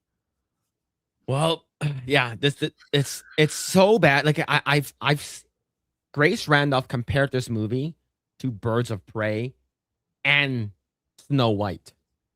And I've seen Snow White. It was fucking dog shit. That was so fucking bad. Right? And here's the thing. I don't think Millie Alcock is an ugly woman. But she's not like top tier cream of the crop, like fucking gorgeous, the bombshell, whatever. Yeah, no, I think she is relatively average looking, but with a bit of an underbite that's quite noticeable. Man, everyone's saying they pulled a modern female video game character with her in this movie. They actually made her uglier in the movie than she is in real life. Yeah. And like it's not the whole thing. Like how she got interviewed and it's like, oh, is Supergirl queer? Superhero, maybe she goes both ways like that. Like, she's gonna say dumb shit, let her say dumb shit. It doesn't really matter, right? Because ultimately, if your movie is really fucking good, then you can say whatever dumb shit. Like, I can say whatever I want, but you can't say that the movie is bad. No, we can't say that the movie is bad. And even what's it called again? Angry Joe was very, very upset at this too. Oh yeah, he was. It was hilarious. He was calling out Drinker, Disbrew, Geeks and Gamers, and Gary, saying that, oh, you guys are trying to ruin this movie. And he watched it's like, man, are the Chuds actually correct? Did the Chuds are Chuds correct? Did they win? Are they winning? It's like, yeah. This is a total Chud victory again. He used to be one of those Chuds, by the way. He did Angry Joe used to be one of those Chuds, and then TDS happened. Yep. So now, anytime Neurotic ends up saying something, or Drinker says something, or like, he has to take the opposite viewpoint out of spite, simply due to his TDS. Not even. I guarantee you, Angry Joe agrees with them far more than he lets on. Yeah. So it's bad. And now, of course, we got this from Deadline. Let's see. Yes, Disney's Pixar Toy Story 5 is still ruling the box office with the second weekend around 70 million, depending on how big the turnout from the families remaining today. However, this weekend is about the upset of Warner Brothers DC Studios 186 million net production Supergirl, which is man, filling the 40 million domestic. Another exhibit of how finicky fanboys, fangirls can be when it comes to big screen superhero properties. Global looks to hover around 75 million. Start with 11 million so far abroad. So yes, it's not good. This is really, really bad.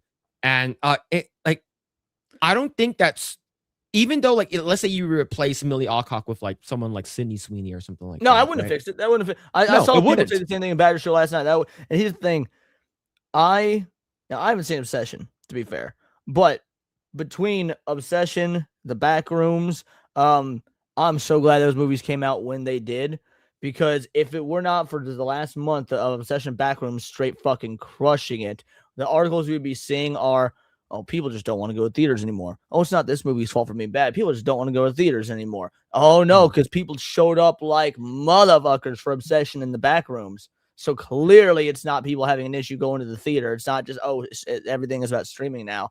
People love the theater. They just don't love what you got in the theater. Yep, exactly. And remember, there was an article that came out late last year saying that Supergirl is going to outgross Spider-Man Brand New Day. Yep. That was crazy. I've never read such cope before. Like when that article came out, I was reading that. There's no. I said this wouldn't even hit Marvel's numbers, and I was lo and behold was right again. Shocker. It is why this movie? Why this character? Why James Gunn? There's just pack it in. I don't want to see anything DC because I'm not a Batman fan. I'm a Superman guy through and through. And like Batman is not my thing, so I don't really care about a Batman movie. You ruined my Superman movie, and there's no word on the horizon about a Wonder Woman movie. Those are your main three. Those are DC's main three. What are you doing with the main three? We see what you're doing with Superman, Batman, and Wonder Woman. You don't even know what you're doing. How can you even establish a universe without Batman and Wonder Woman? It's fucking wild. Yeah. What are your thoughts, Grae? Yeah, I guess the projections were right, and it's like just when the first trailer was already revealed, it's like I already know it's gonna be slop. It's like it's not something that I like personally. What more people who are more critical than me watching this trailer is probably gonna be really terrible. And everyone was right about it. And it's like it's pretty baffling after all these years, all these decades. Like instead of taking constructive feedback on how to make better movies and actually listening to us, they continue to keep doing this bullshit. And I don't get it. It's because like they still fail upwards somehow. When if it's an average person, you immediately get fired for losing the company a shitload of money. But I don't know. I don't understand the way Hollywood thinks. Yep. And we do know who this movie was made for. It wasn't made for any one of us. It's not made for a regular woman. It's made for guys like him. Oh, this is so gross. Yep, let's do it. All right, here we go. Go. Hi, Jordan here with Cat. Today I am seeing Supergirl, the fan event at Imagine Theaters in Monticello. My second home away from home. But I would like to take a second to show you the merchandise. He's the only one there in the camera, man. Yeah. Logo bucket. Yeah. It's so quiet. The background noise there's not much background noise. No. Silhouette bucket.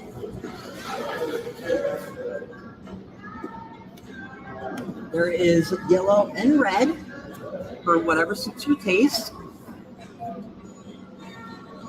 But anyway, hope you have a good day. Take care of yourselves. I love you. Bye. Yeah. So this is who the movie target audience is. Take my strong hand. Yeah. That's who this guy looks like. The Scary Movie 2 fucking the butler character. Yeah. Like, I think that if they got the correct director and writer for this would have been a lot better, right? Yeah. Sure. And of course they're gonna blame us. Men just don't want to see female superhero movies. Then explain why Wonder Woman made over $1 billion. Yeah, they're gonna find some kind of way to sort of combat this. They're gonna say, it's sort of like with the whole like David Corenswet movie, right? They immediately come out and say, this movie doesn't need to make more than Man of Steel. It doesn't need to. It doesn't need to make more than $600 million for it to see profit. I'm like, yes, it does. Take it off the screen. Get it off. But yeah, it's just it's not good. I think with this, it could have been a lot better. But not even hot women can fix this. Like, let's say if you got Penny Lane, the girl from was a Sports Illustrated or Victoria's Secret or whatever it was, right? She's like she's like one of the girls that went mega viral like 2 weeks ago with her walking down the catwalk. and like her boobs are like bouncing and everything, that would be like, oh, cool. Now you have my attention, but is the rest of it good? It's like that. But no one that wouldn't sell tickets. Nope. That would No, it won't. generate clicks on the trailer, but it wouldn't sell tickets.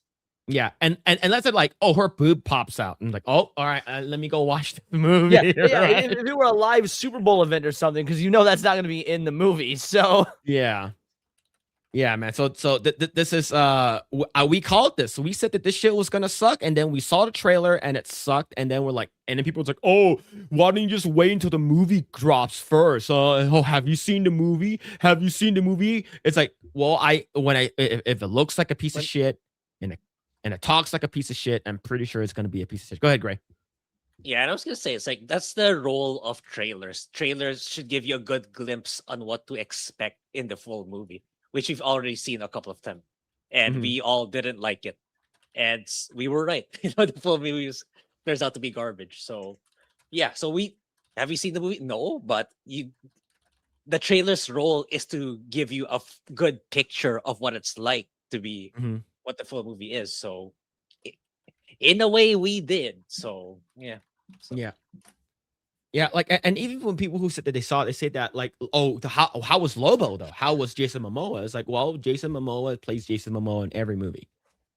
Yep. Jason Momoa has always been a talentless fucking hack. Can't stand Jason Momoa. I don't know if you guys are comic fans or not. Lobo is when it comes to DC, Lobo is probably my favorite villain. He's awesome.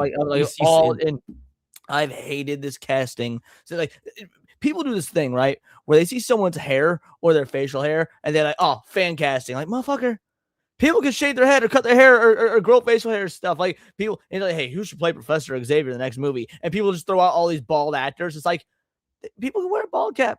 Like, just because Jason Momoa vaguely looks like comic book Lobo doesn't mean that he was a good casting. Yeah, and the same thing is with what's it called again? Whenever these motherfuckers would like purposefully like race swap characters, oh my god, it's like they're saying that that guy who plays Gustavo Fring, Giancarlo Esposito, should play Professor X. Yeah, I remember seeing that as well. It's just like you can have comic book accurate looking characters, but how about if they suck? Right? I think Lobo, he could have got, like, if he had a better director, he probably would have gotten a better Lobo. And if he got better script, you probably would. Can't do Lobo without it being rated R. Yeah. Lobo is like Deadpool. You can't do it without it being rated R. Yeah, like the thing is that Lobo can get like his finger cut off, and he can regenerate. Like let's say his whole body was fucking vaporized, but his finger, or maybe even his blood cell, he can fucking regenerate from that. He is even crazier than Deadpool when it comes to regeneration. It's just like, oh, sorry. To Ron's right, was saying Jason Momoa is a talented actor, but Lobo's weak in the movie. Give me a movie that he has been in where they actually required acting talent, because I can't think of one where he didn't play the same kind of character. Because I mean, like Aquaman, he's just dude bro Aquaman. Lobo, he's just dude bro Lobo. Minecraft, he's dude bro Minecraft guy. Like aside from Stargate Atlantis, one of his earliest roles, what has he done where he's not just dude bro? Yeah, and it's like I knew him at Game of Thrones, Khal Drogo, and it's basically still the same thing, still the same role.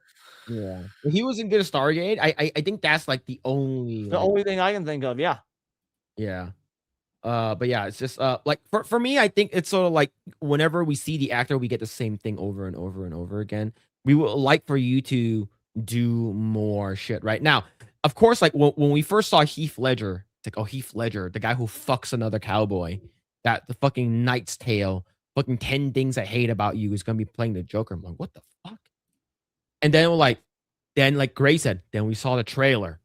We're like, holy shit, that looks sort of good. And then that sold us. This trailer did not sell me to go want to watch this movie.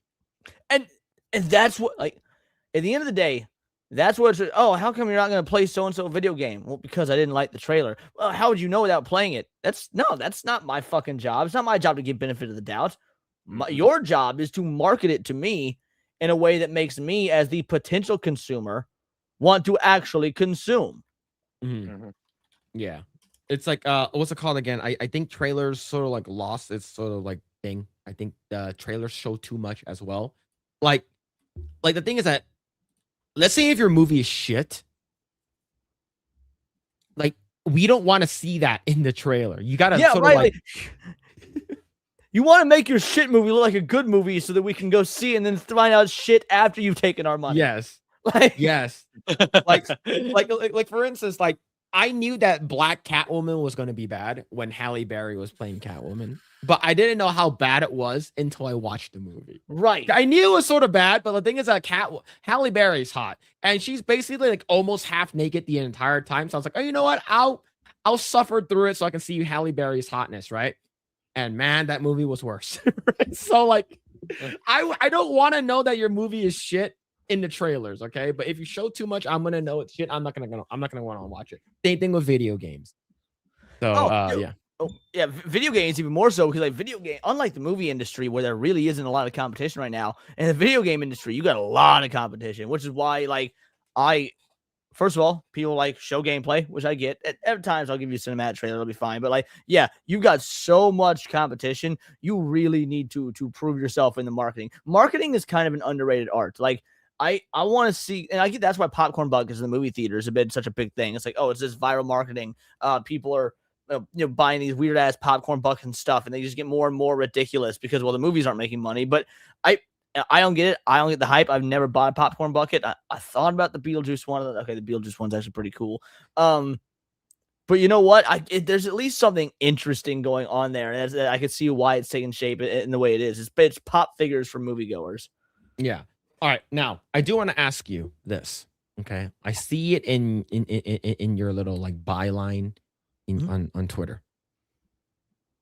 Why do you think Goku can beat Superman? Why, I'm so glad you asked. Look, first of all, I love both. Dragon Ball is my favorite thing in the history of ever. It's Dragon Ball, Sonic, and Resident Evil. 3 favorite things. I'm a massive Dragon Ball fan. When it comes to Western superheroes, Superman and Spider-Man, those are like my dudes. So those are my 2 favorites. Mm-hmm. Goku is at the end of the day, Goku is just he is the best match for someone like Superman because while I get why people hate Superman, oh, he's so perfect, oh, he'll never fail, this, that, and the other. Superman tells a fundamentally different story than Dragon Ball does, right? Superman is a story about a god amongst men who chooses to live as a man. And it's just about like how this godly being can really just embody the best of humanity. Goku kind of the opposite, and that's what like first of all, Goku is a far more skilled martial artist. Goku's not an idiot, okay? Like yeah, he's uneducated formally, but Goku is a genius when it comes to battle. Also, Goku has a hunger that Superman doesn't have when it comes to battle because first of all, as a Saiyan, he's going to always continue getting stronger. Superman, unless it's by like magic voodoo reasons, pretty much capped. He's capped at like infinite. Which ironically is not really capped. You guys get what I mean? Like he can't be capped. If he goes into the sun for 1,000,000 years or 1,000 years, then comes out even stronger. Okay, clearly he wasn't capped. But like Goku is he's only consistently getting stronger. He's getting better. He's a better martial artist. He has a hunger to need and want to improve. Goku will never be satisfied being the best. So of course he's going to have to train and fight out the best. Goku's power set, actually, by the way, could likely harm Superman because when we've got everything in Dragon Ball is based on ki, is based on like your ki, your spirit energy, which is not, and Superman has a weakness to magic. Now, whether or not you call ki magic or not, there's debate to be had there. But the point is, it's like when you're shooting a Kamehameha, it's not like the sun. It's not a light wave, so it's going to power Superman up. Like there's a spiritual component to that. So Superman would hypothetically be vulnerable to it. So when it comes to just the difference in battle instincts, the difference in technique, Goku's hunger and Superman's more who fights out of necessity. It fights as a last resort, whereas Goku is like a necessity for him to continue living. Yeah, it comes down to I think Goku would win the fight because he's got all the actual advantages beyond strength that come from a fight. Okay, so all right, so here's the thing. Like Goku does not he's still working. He still has room to grow. Yeah. I think that's the reason why we like for me, between Goku and Superman, I like Goku a lot more. Right? I do too. I think Goku's determination and perseverance of trying to be like the strongest warrior and his drive for just like being like better, like he's like that's why Saiyans love fighting, and they're like, for them they will always want to get stronger as much as they can, right? So I think that's the reason why I like Goku, is because he has to work his way to get there. That power is earned, and that's sort of like as humans we want that. That's the reason why we like anime. I think anime teaches us that kind of shit, right? How anime, like not just Dragon Ball, but like even Naruto or like One Piece or whatever it is, right? Everything that you do is like you earn that shit. You're not given that power at birth. You're not given that shit at birth. And that's the reason why we can relate to these characters a lot more. And that's why we hate Mary Sue's. I think that's right. Exactly. We fundamentally fucking loathe them.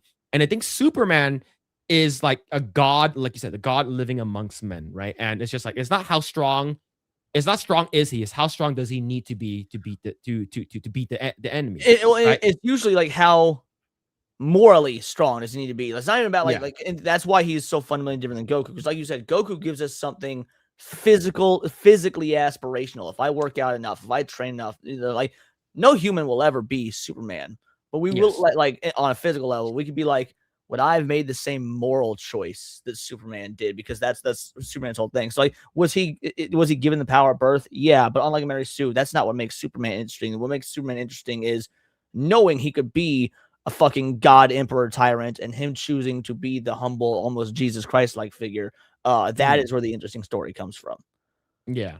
So like for me, like I grew up watching Dragon Ball. Dragon Ball was like my first like introduction into like anime before I even knew what the fuck anime was. Right. I would watch like Dragon Ball, like Saturday morning cartoons. I would watch Dragon Ball Z with my cousins and stuff like that. And I remember like the first time I've ever seen Super Saiyan was the first time I saw Super Saiyan was Trunks. Like not even Goku. So I went into my my cousin's room and he was watching what's it called again? Super Android 13. Right? Great Dragon Ball movie. So it's a movie, right? So it's according, if you want to tie it in, you can, but it's not canon, right? To the manga. Yeah. So I was like, what are you watching? He's like, I'm watching Dragon Ball. I'm like, who is that? And he's like, Vegeta's son. I'm like, who the fuck is Vegeta? Right? I had no idea. I was like, what? Why is his hair glowing? Oh, this is future. This is in the future. It's like, oh, because what I was watching was Goku just fucking turned into the Great Ape for the first time. Right? So you were watching OG Dragon Ball and he was watching the Dragon Ball Z. He was already watching Z. And I was like, I didn't know that. I was like, oh shit, this is in the future. So that's like when I started like I would watch all the Saturday fucking cartoons until like they started like, like, I'm not sure if this ever happened to you. I'm a Grae. Do you ever watch Dragon Ball? Or you didn't really care about Dragon Ball? I didn't get a chance to. Yeah. What kind of Asian never watched? Nah, hand in your Asian card. That's you're a fake Asian. So the thing is, okay, so imagine this. It's like you're watching fucking you killed my best friend. You just turned Super Saiyan. Turn Super Saiyan. Fucking Frieza just fucking blew up a fucking what's it called again? Krillin and shit like that. And he's like, the fight, the legendary Super Saiyan is more than a myth. Find out next time on Dragon Ball Z. And then the next episode of Dragon Ball Z that you're watching in Toonami. Thank you, Donna. Raditz shows up. You're like, no, fuck. No, because they haven't dubbed it yet. You just get the reruns. You have to rewatch the entire fucking thing and to get it back there. I was so mad. So that's what happened to me as when I was watching Dragon Ball, right? I will watch Saturday morning cartoons, and I will watch up to what's it called again? Goku finally becomes the Great Ape and stuff like that, and then he destroys all that shit. And then the next episode that I will watch next Saturday is the first episode of Dragon Ball. I'm like, fuck. So like that's the reason why, like, okay, people are gonna get mad at me. I know the story. Okay, I know the story. I never watched the entire thing of Dragon Ball OG. That's the reason why. You know the story? Have you read it? Like, do you read manga or anything? Because like, I'm just happy you've seen any of it all. Because most of the people in America never watched any Dragon Ball. When Dragon Ball it's a very fundamentally different kind of story than Dragon Ball Z. Yes. It really is. And I love OG Dragon Ball. Yeah, it's like OG Dragon Ball is like a comedy. It's a comedy with it has the martial arts stuff and whatnot, but it's an adventure comedy more than anything. Yeah. With a lot of like lessons towards like just like the philosophies of Eastern martial arts and things like that. But OG Dragon Ball is a comedy first, kind of action adventure show second, and it really just focuses on characters as opposed to like big battles and stuff. And the original Dragon Ball is so good. Yeah, the original was really good, and but I watched like numerous times already when like Dragon Ball Z. Like I watched I watched like all the fucking fillers too, right back in the day, and it's just like I grew up watching it. So I think like when it comes down to Dragon Ball, like when a lot of people who would say like, oh, Dragon Ball sucks, I was like, that's when we're gonna have like that's fighting words. Okay, why do you think I Dragon completely agree. It's like new gen anime fans that trash on Dragon Ball. Know your fucking place, son. Yeah, so we didn't get to just turn on Netflix and stream whatever anime we wanted. We had one night a week where maybe we got a new episode. Yeah. So the reason why when people shit on Dragon Ball, like they're like, do you hate it because of the story? Like, what is it that you don't like about it, right? Like, you cannot like I understand if you dislike it, but you have to put some fucking respect to Dragon Ball, because if it wasn't for Dragon Ball, you have never gotten what anime is today. It's correct. Everything is fucking influenced by Dragon Ball and Dragon Ball Z. You're absolutely correct. And also, if you say you don't like the story, right, it's not even that. Most of the time, the people who say they don't like it, at least from my experience, the new gen anime fans that say that, oh, it doesn't look good because they've seen Demon Slayer and they've seen Attack on Titan. Well, first of all, go back and watch some of the classic episodes of Dragon Ball Z, the Cell fight. They're animated beautifully. Like they are. Now, yeah, you got your non-action episodes, which probably didn't have as much of a budget. So they're like a little clunkier. But guess what? Modern anime has that as well. So I think that's an invalid argument. I much prefer the old 80s and 90s when anime was like straight up actually hand drawn and whatnot without all the computers. Cowboy Bebop, Irresponsible Captain Tyler, Akira, Ghost in the Shell, Perfect Blue. I mean, the list goes on. I would rather watch that art style than not that I dislike modern anime. I watch a lot of modern anime, but I would rather see what looked like just hand to paper drawing more than anything else. Mm-hmm. Yeah. So like when people are like, oh, what is the grandfather of anime? I'm like, when it comes to, if you're talking about shonen, just in general, like Dragon Ball is like the fucking grandfather of anime. And then you have the big three, right? You have the big three, which is Bleach, Naruto, and One Piece. And then you have the new big three, which is like JJK, Demon Slayer, and I don't know, fucking MHA or whatever you want to call it, right? MHA probably, yeah. Yeah, but it's just like when it comes down to it, like people are like, oh, I don't really care about Dragon Ball. I think Dragon Ball is not my cup of tea and stuff like that. And it's like, that's fair, but like you have to show some respect to that shit, man. But it's just like, I know Grae watches more like, you watch like Frieren, like Vinland Saga, I love Frieren. Like Apothecary Diaries, Spy Family, and stuff like that, right? Spy Family is also great. I've not seen Apothecary Diaries, but Frieren and Spy Family are great. Yeah, like I started watching Frieren. I just don't have I can't put in the hours because I make YouTube videos and I also work. So I don't stand a chance getting to the 1,000 plus episode animes. That's a good thing. One Piece next year, the Netflix one, the abridged version or the new remake one. So that one is from like Wit Studios. It's basically like a condensed version. So like I just finished Whole Cake Island. That arc was fucking long. And according to my brother, Wano is really long too. So I'm in Wano right now. Wano is very long, but my God, it is one of the best arcs. Wano is. I just got fucking Luffy just got bodied by Kaido. That fight was like, I was like, all right, you want to go big dick against Kaido already? And I was like, all right, let's see it. And then he got bodied by him. I'm like, all right, cool. For a rematch, son. Just wait for a rematch. Yeah. Dude, so Wano is one of my favorite arcs in the entire show. And to be honest, the reason it's super long without any sort of spoilers is a large portion of it, probably about half of it. The samurai they're traveling with. Why am I blanking on his name?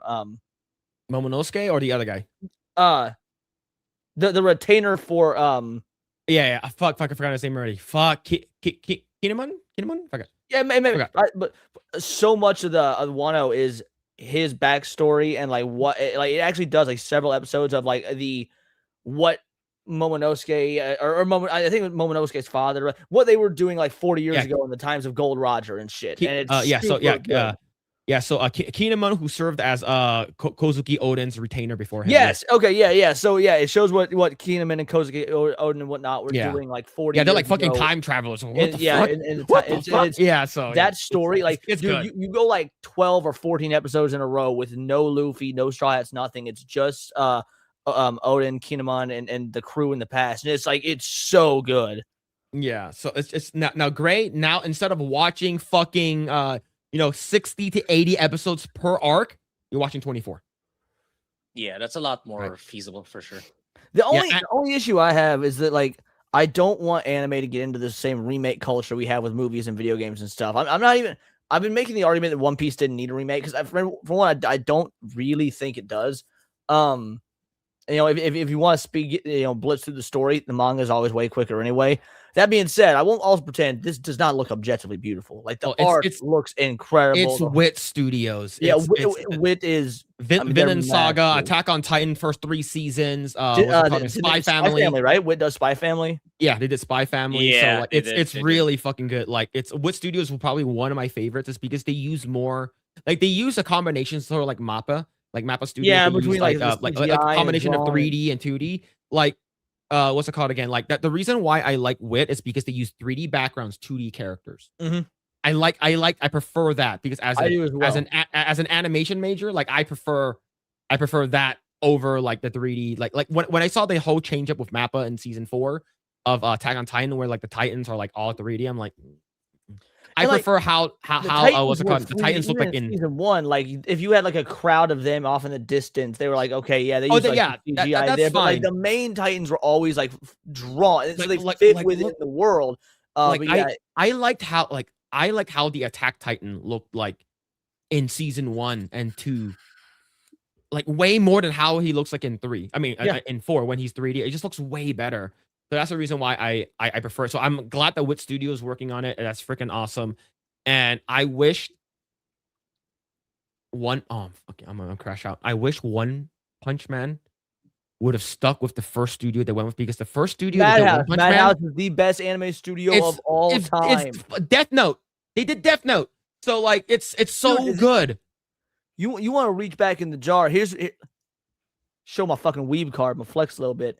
Studio Madhouse back in like 1976 or 78 or something did an adaptation of the fucking book Treasure Island, and it's so good. Like obviously it looks dated now, but watch it, and by 70 standards, that anime, the animated adaptation of Treasure Island, looks better in the late 70s than things like G.I. Joe and Transformers did in the 80s coming out of America. Like they have been at the top of the game for like 40, 50 years now. Okay, so I some people are gonna get mad at me.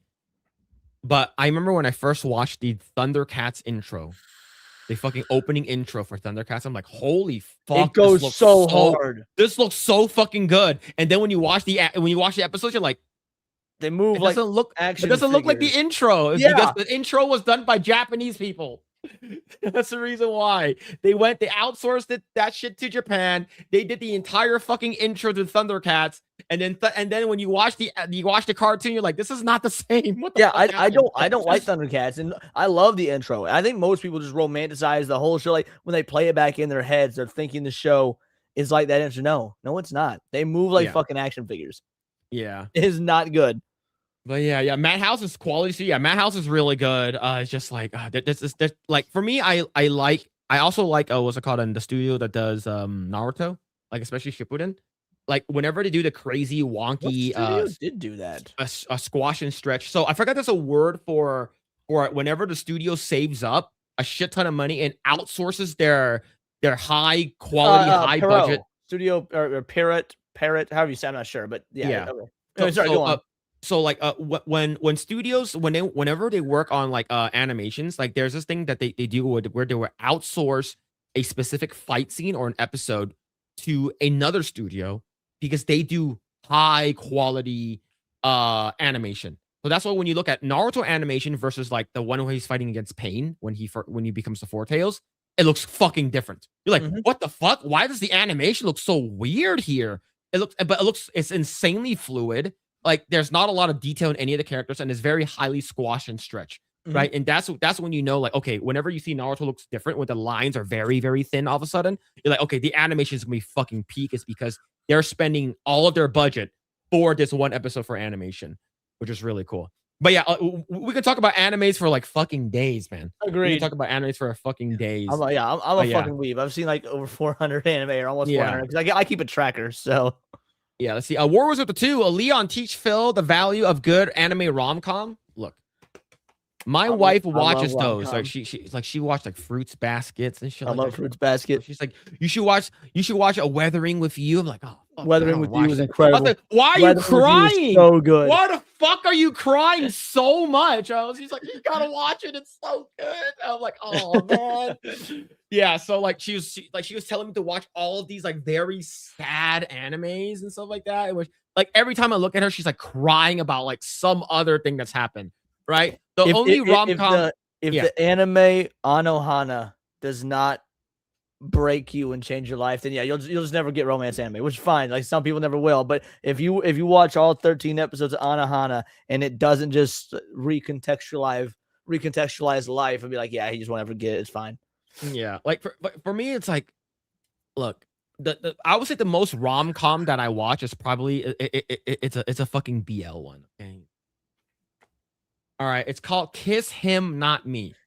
Okay, that's actually on my list. I haven't seen Kiss Him Not Me, but I do have it on my list. It's fucking hilarious. I've heard it's really funny. Yeah, you can watch the entire thing on YouTube.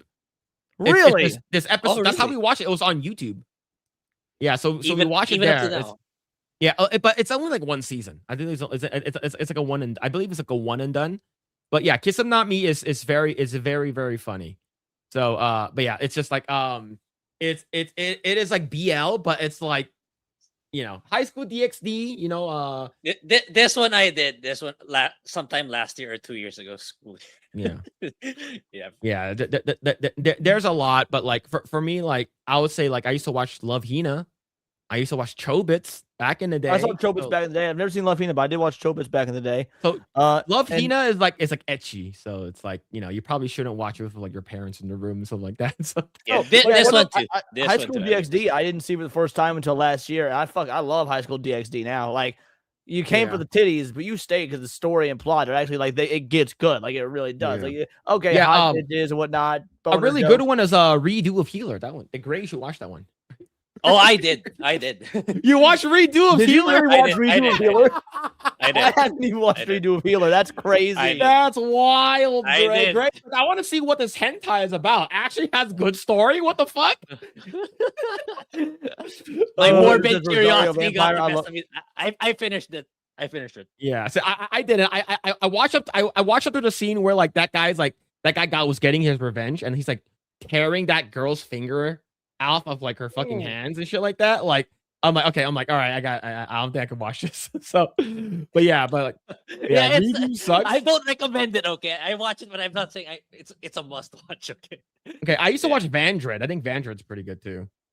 I know what Vandred is, but I never watched it. So Vandred is basically like this, like there's a planet of like girls and stuff like that, and to capture one of this only guy and stuff like that. So, of course, it's not like ecchi. It's not even ecchi. It's just like, you know, there's like a lot of fan services about it. But yeah, all right, let's go. I do want to talk about we have like a couple more topics I do want to talk about. But yeah, we can talk, like I said, we can talk about anime like forever. There's a lot of good animes that's coming out too. But all right, let's talk about this. So this is from Insider Gaming. PlayStation wants to revitalize the market with the new live service games. This is so stupid, man. This is yes. You mean the company that had 5 live service games never even come out? Because wasn't there supposed to be a Last of Us live service game and a God of War live service game and an Insomniac Spider-Man live service game? And there's a few more I'm blanking on, but they had like 5 different live service games in the pipeline that never even came, let alone the ones they've canceled. Like, you know, I'm blanking on the name of it off the top of my head. Most recently, Destiny, for example, like no longer getting support. But oh yeah, first of all, I'm against live service games in general, but I'm definitely against the company that can't do even the most basic ones doing it. Yeah. Yeah, what are your thoughts, Grae, about PlayStation trying to like push their bullshit? Yeah, it's like I don't know. I guess they're willing to run the entire thing to the ground as long as they get one Fortnite, and I think that's their strategy. They're willing to burn everything down, like rather than make single player games. Well, that's probably because they laid off everyone already, especially the teams in Japan. So they're going mega all in until they get one Fortnite. One Fortnite is all they need. I think that's the mentality. So that they can reach profitability, which is not gonna happen given like even Fortnite itself, as far as I know, it's not even making money anymore or going like what was it 2 to 3 months ago? There was like an article that came up that they weren't even making Fortnite money. was no longer the financial powerhouse it was. Yes, you were correct. Yeah, they've been losing money. So yeah, I don't know what to say. It's like it's like I think it's mainly an executive problem. They entrusted the biggest roles to the wrong people. Jim Ryan, Herman Hulse, and the Japanese guy I forgot. They all adore live service, and like it's like I want to correct one thing. They don't adore live service. They adore the idea of whales that will keep paying live service. Like, oh, new season, new skins, new battle pass, all that. That's what they adore. But anyway, go on. My bad. Yeah. That's like the people who've never played games or just looks at spreadsheets, analytical softwares, and stuff, business frameworks, who's never held a controller, who's never played a game.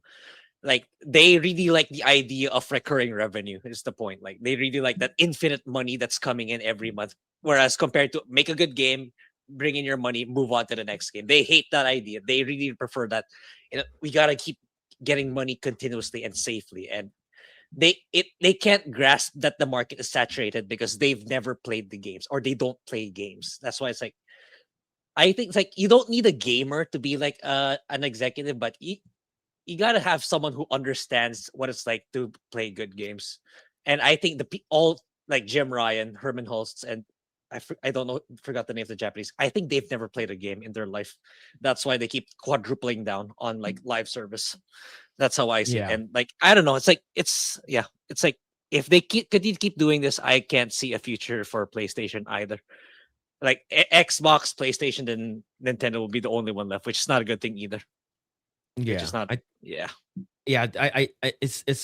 do agree with Leon. It's just like most of these live service games, they want like an ongoing, like it's like a cash cow. It's something that they can milk forever. So if you're making something that can do that, like, and especially if your thing has like a very popular IP, like Pokemon, right? Pokemon is a still ongoing IP, is still being updated. There's still more shit added to it. So what do? Pokemon Go is a still ongoing, very, very popular IP, especially with the card game and with what's it called again? With Pokemon Go, they just added more Pokemon. Same thing with like any of these Marvel stuff or any of these like new Fortnite new skins or whatever it is, right? So they want this stuff to have it. And what really makes it worse is these whales that pay into it. Most of the time, they will have lost cost sunk fallacy, right? So sunk cost fallacy, sunk cost fallacy, where they spend so much fucking money on a game already, where they're like, I already spent $100,000 on this game, like, might as well just continue, and it sort of becomes a chore. It becomes like another job, right? It's like for me, like even when I played what's it called again, Genshin Impact back in the day. I spent about $800 on the game. And I was like, man, I already spent $800 on the game. Might as well just continue playing the game. Right? Until of course, like during the 1 year anniversary where they fucking screwed over the entire fan base, which only gave us like, here's an extra wish that you can wish on one of the characters. Right? I'm like, you know what? Fuck this game. Like I'm going to get out while, like I only spent $800 on this game. But like there are games that people spend hundreds of thousands, potentially even millions of dollars on a game that is like, like this is a lot of money for these people, these companies. So that's the reason why they want to invest in more of this kind of stuff, right? It's because it could be an ongoing thing versus if they make a one and done game, that's it. They're not going to get more money from that fan base. They're not going to get more, and they have to make another game that comes out 3 to 4 years later. Then they can get those fans back versus if they have a game that they can continuously update, put in more content and stuff like that. A very good one right here is from A very good example is from this one right over here, right? So this is Monopoly Go. So Monopoly Go is a very, Monopoly is a very simple game, right? But when they first started, it got it made over $1 billion in like 3 to 4 months. Okay, that's a fuck ton of money, My game that I work on, it took a year to make $1 billion. This game took 3 to 4 months to make $1 billion, and they only have like 10 people that's working on the game that's in-house. Everything is outsourced. Every fucking thing in this game is outsourced. And of course, what do? They have collabs, right? They have Marvel collabs. Simpsons is the most recent one, a recent collab, right? DC, whatever it is. Everything can be made into the style of Monopoly Go. Now, absolutely crazy. And of course, WWE champions. You know what's crazy? These two companies, same thing with Pokemon. They're all owned by Scopely, which is absolutely fucking crazy. And Scopely is actually owned by a Saudi Arabian prince, right? They got bought up by Savvy Games in what's it called again? In 2021, 2022. So yeah, absolutely fucking crazy, man. And of course, you have the Dragon Ball stuff, PUBG, Royal Kingdom, Candy Crush, or whatever it is, right? So if you are this company and you're getting about like anywhere between 20 to 30 million dollars a month, you're not gonna want this well to go dry. So that's what they're trying to invest in more of these live service games. And these are just gotchas, right? These are just gotchas I'm talking about, right? So live service like here's a new battle pass. Here's a new monthly thing and monthly event, right? Here's this new fucking offer that we're having with these new characters limit, right? Like now here's the thing. If your game is really fucking good and it's like it's at the top of this like fucking game when it comes to that genre, like Wuthering Waves is the best like Chinese gotcha out there right now, right? Like making what's it called, Cyberpunk Edge Runners, fucking like an amazing collab with that, right? Actually bringing in Lucy and Dave. Well, and to be fair, I mean, you call it a gotcha, which I guess it technically is, but let's be real, it plays more like an MMORPG. So it's filling in a niche in a market. Like you really only had two. All MMOs are dead. World of Warcraft is hanging on by a thread. Final Fantasy 14, they might make a comeback, but it's been pretty weak. People want a new, and this is an MMORPG that you could play as if it's a single player game. Like it's filling a certain niche in the market. Yeah. So the thing is, like, long story short, I guess a lot of people are just sort of done with this. It's just like, you know what, we want something different, right? And of course, there are a lot of people on the internet that thinks otherwise, right?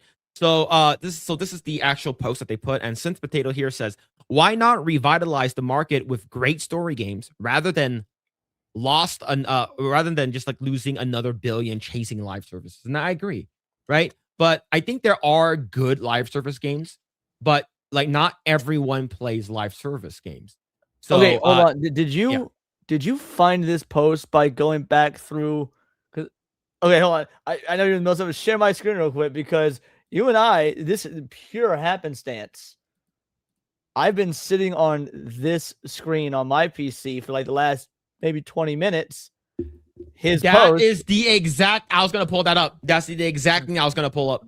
Yeah, that's why I was asking. I was like, "Are you?" Because I've been sitting on this post for about 20 minutes now. So I had no idea. I thought that was funny. That's exactly what happened. So if I actually just hit back, is this one right over here, right? So this motherfucker says nobody cares about single player story games anymore, and Sony doesn't know how to make live services that people want. This is absolutely fucking delusional. Saying that nobody cares about single player story games. So of course I've been talking for at length now. What do you guys think about this person's statement here? Grae, after you, because I also tend to ramble. So you first, buddy. Given my the way I do my content and the stuff that I cover in my channel, that's crazy. My games of the year has always been single player games, and it's like you don't hear those anymore from the West because they fail because they suck and they're woke most of the time. So, but the ones that do well are mostly from Japan, from Korea, from China, and like Stellar Blade, because like they don't like that. The West like gets envious about it, or just they don't like the cultural aesthetics in general. But they're killing it. It's because like they know that live service are not sustainable, and they continue to provide what I need and what many other people want we just want more single player compelling experiences that has a beginning and an end, and we're willing to pay a premium for that. That's the thing. And it's like the reason why it's failing in the West is because again, games like Avowed, Saros, it's all about like shitty LGBTQ themed, or like you're shitting on the male characters games that with shitty writing.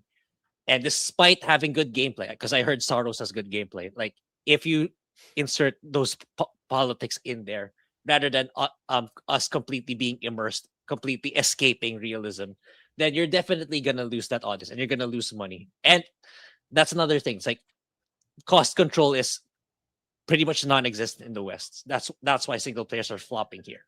But to say that it's nobody like single player games, that's absurd. Like I would think, like, not counting Fortnite or and all the big wigs in the multiplayer space, single player games driving a lot of revenue. And yeah, it's like, yeah, it's crazy. It's so crazy to have that take. And the thing is, the description of that account, anti-woke PC gamer. So it's like, so you're not supposed to like Avowed and stuff like that. So, and yet you don't like single player games too. I don't know. It's like, yeah, I think it's a parody account, not a commentary account. Yeah. Yeah. Genshin Impact is best game. Okay, all right. I understand where this person is coming from now.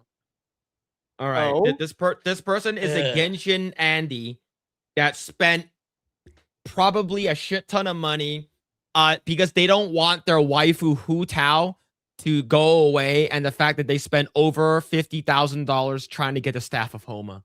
All right, so look. I used to play a lot of Genshin too. All right, but the fact that there's more than to Genshin Impact.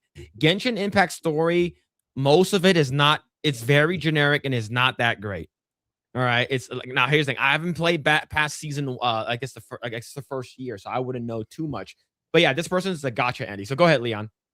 Well, I'm going to wager a guess and say that over the course of history on your channel, recent history, you've been none too kind to Nintendo. Would you say it's probably accurate with the way they've been handling Switch 2, anti-consumer practices? Would you say that that's an accurate assessment of how you've talked about them? For me, I think when it comes to Nintendo, I think that Nintendo can be greedy is because people actually like their product.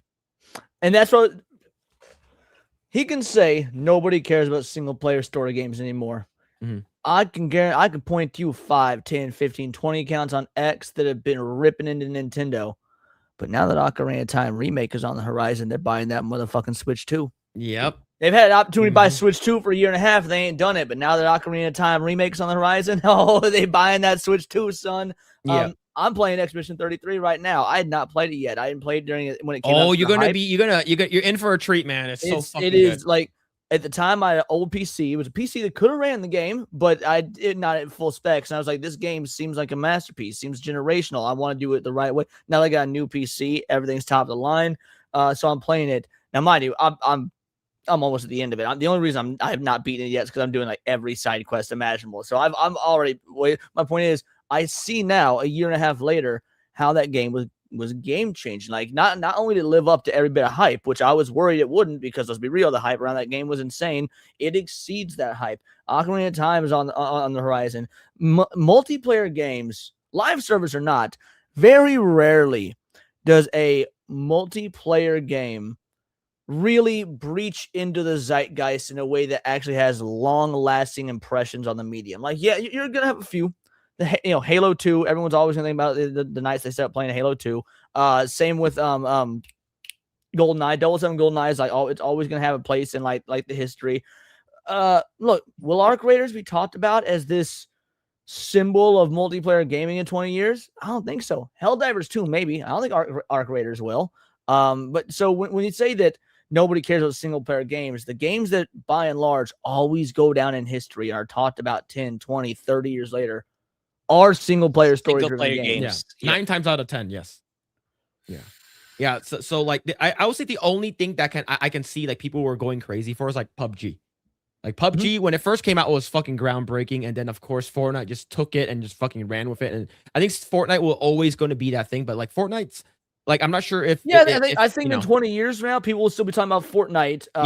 But in 20 years from now, it'll have been 40 years since the original. People will still also be talking about the OG Ocarina, not even the remake. It's like these, because when a game is fun to play with your group of friends, the memories you're making aren't about the game. You're not really making memories about like Smash Bros. You're making memories hanging out with your friends that night. So you're probably going to remember what you had for dinner that night, what kind of pizza you ordered, what soda you were drinking, what trash you taught to Aaron, whatever it may be. Yeah. But you're not really remembering that game itself. You're remembering the catalyst for those memories with other people.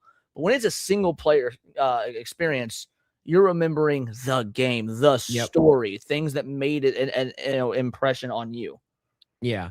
So of course we got Epic Mike over here, and he's like, we're just out here telling straight lies now. So if you look at that, to be fair, we are out here telling straight lies because Resident Evil Requiem fucking sucks. Yeah. Mike, I hate you, Mike. That game sucks. Go on.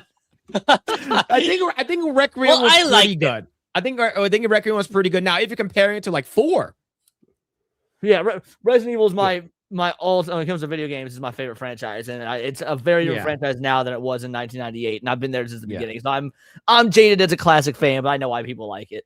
Yeah. But yeah, so if you look about it this way, like Hogwarts Legacy sold a shit ton of copies, over 40 million copies. Highest selling game the year it came out. Yeah, right. And you got a Breath of the Wild, and probably not Tears of the Kingdom, but I would put Breath of the Wild over Tears of the Kingdom. You got Expedition 33, Silk Song, and then I do have like a list of like a couple of games that were sort of just like in the past decade, like single player games that everyone revered as like really, really good, other than The Last of Us Part 2. All right, so Expedition 33, Black Myth Wukong, Astrobot, Baldur's Gate 3. Now here's the thing: you can play Baldur's Gate multiplayer, but you could play it single player. The thing is that it's up to you whether or not. Elden Ring, same thing with that. Elden Ring is a single player game first, but you can play multiplayer. So of course you got Resident Evil Village and Hades, which is single player games. You got Resident Evil 2 remake and Sekiro Shadows Die Twice, single player game. God of War 2018, whether you like that or not, or Breath of the Wild. But this is just the past decade. And all of those have been, of course, other than, Last of Us Part 2. Though, other than that, most of those games, if not all those games, were considered like really fucking good was a single player games that doesn't have any type of live service, right? And when I say live service, it's not like live service has like an ongoing support for the network. There's always new updates and stuff like that there. And typically you have to pay for those, DLCs or whatever it is. But yeah, it's just like people are just out here, literally just fucking crazy. Like I guarantee you, Game of the Year, like this year, is not gonna have any type of like what's it called again? Multiplayer game. Yo, thank you so much, Camelot, for the raid. Thank you, man. Great, shout out to Cody. Yo, shout out, man. Hope you had a great stream, brother. Thank you. Yo, Camelot raid. Shout out to Raiders. We also got rated on Rumble as well. Thank you so much, Camelot. Thank you. Appreciate it, man. Yeah, we did. Thank you. But yeah, so people who are saying that like we need to bring back live service games, like I think that you're so I guess you say jaded with how like first person just single player games are. Like you just don't fucking care about it. Sure, but like, well, it's funny because you can make that argument if you're only talking about PlayStation, because you'd be correct. No one gives a fuck about Horizon Zero Dawn. No one gives a fuck about what's the name of that? What is it? Ghost of Yote? Oh yeah. That's another one I was thinking. Ghost of Yote as well, but Galactic Prophet and a Galactic Heretic Prophet. Like no one gives a fuck about that. So yeah, all these for God of War, bro. What are you doing? You're giving us God of Laundry. The one before that was a side scroller about Kratos when he was a kid. Yep. Like all of the first party solo stories. Yeah, you're right. PlayStation has no idea what they're doing, but that doesn't mean the medium as a whole is dead. It means that PlayStation has fumbled the bag with their entire IP category, list of IPs. Yeah. So it's just I don't even know like why are they trying to put so much effort into this? It's because do they want another Concord? Do you want another Concord like that? Like do you want another fucking like? Because this is how you get another Concord, Lana. Yeah. Maybe they want Concord 2 or Concord 3 or whatever it is, right? Because if you think about it, High Guard, it was considered Concord 2. So, like, are you going to get Concord 3 then? Like, do you not see that people are sort of tired of live service games? Maybe, bro. Ubisoft put live service mechanics in a goddamn Assassin's Creed solo game. Like you can't even make a single player game nowadays without putting live service mechanics in there.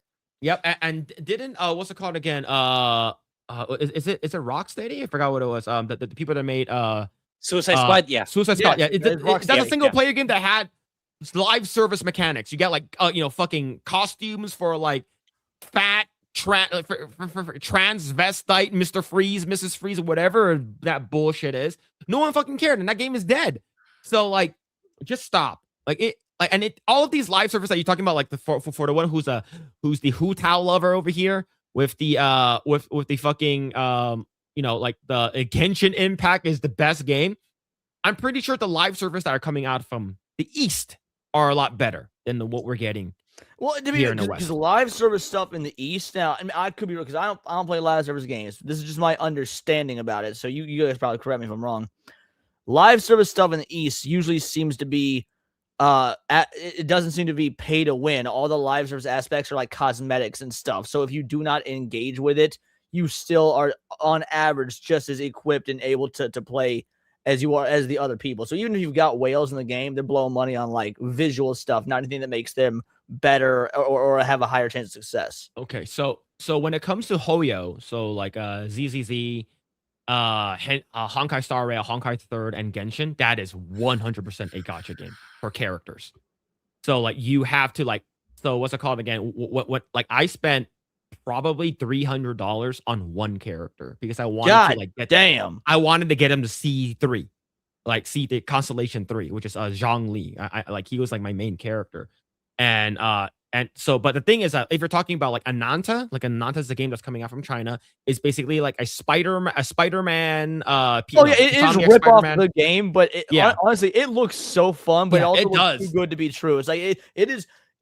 Anytime something looks too good to be true, it probably is. That game looks too good to be true because it's got everything. Like, so it's like anime waifu GTA with fucking Spider-Man Insomniac mechanics, and it's all cosmetics. All the gachas are cosmetics. So where wins meet, everything that you're buying is cosmetics. You're not buying what's it called again, like fucking move sets or anything, because the character is to create your own character. But if we're talking about like Nikkei, right? Nikkei got us a victory. That is a gacha game, right?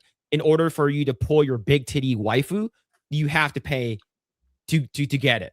So it's just like that's like literally like what the US not the US but these American studios wants, right? Of course Sony is Japanese, but I feel like these live service from PlayStation is from Sony of America, PlayStation of America. They want to continue these live service shitty ass games that no one's gonna play.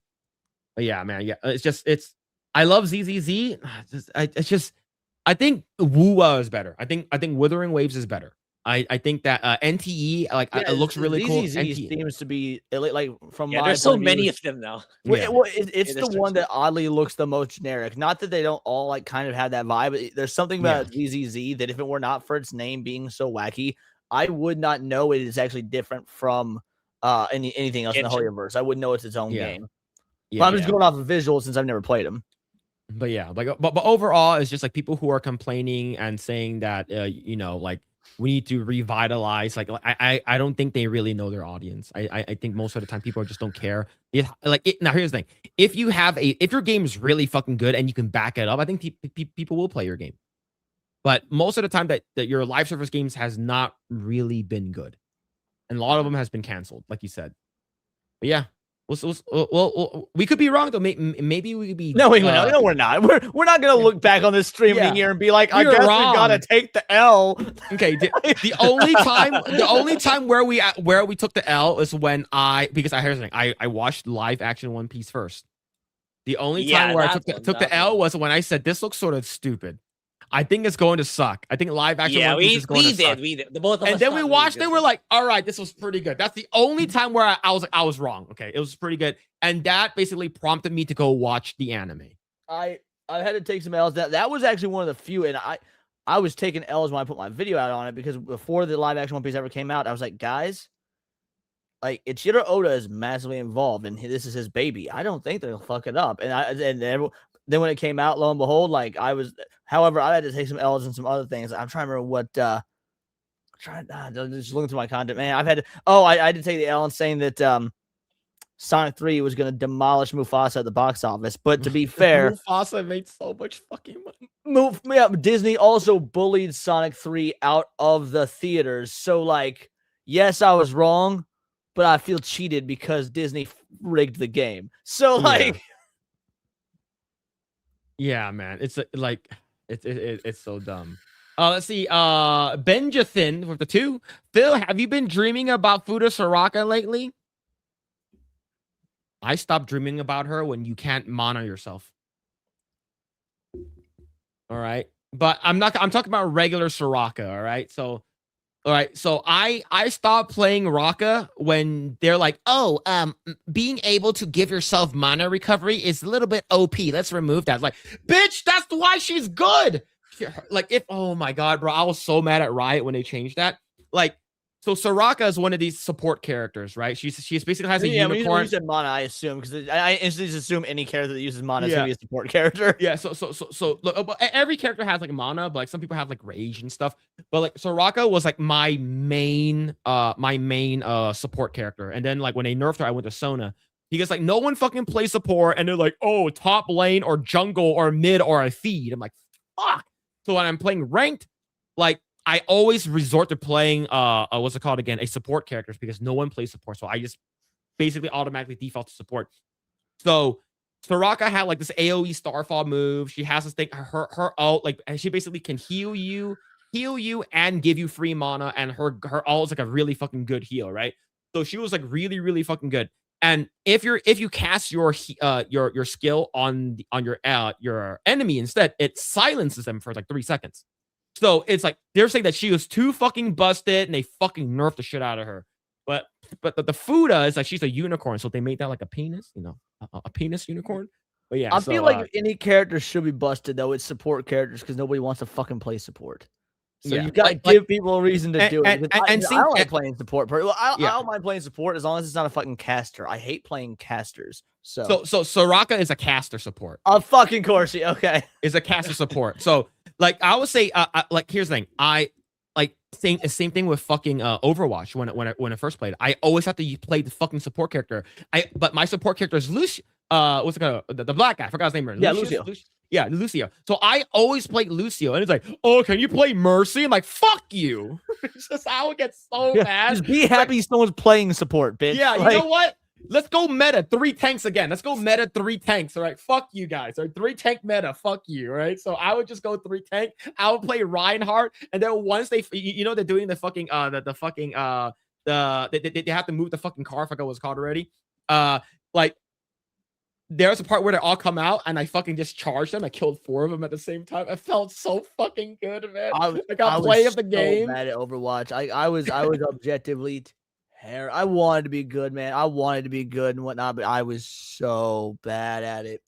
Yeah. Okay. Yeah. It's just. But yeah. No more food to talk. All right. Calm down. I did look up who Soraka is, and yeah, Soraka. She a babe.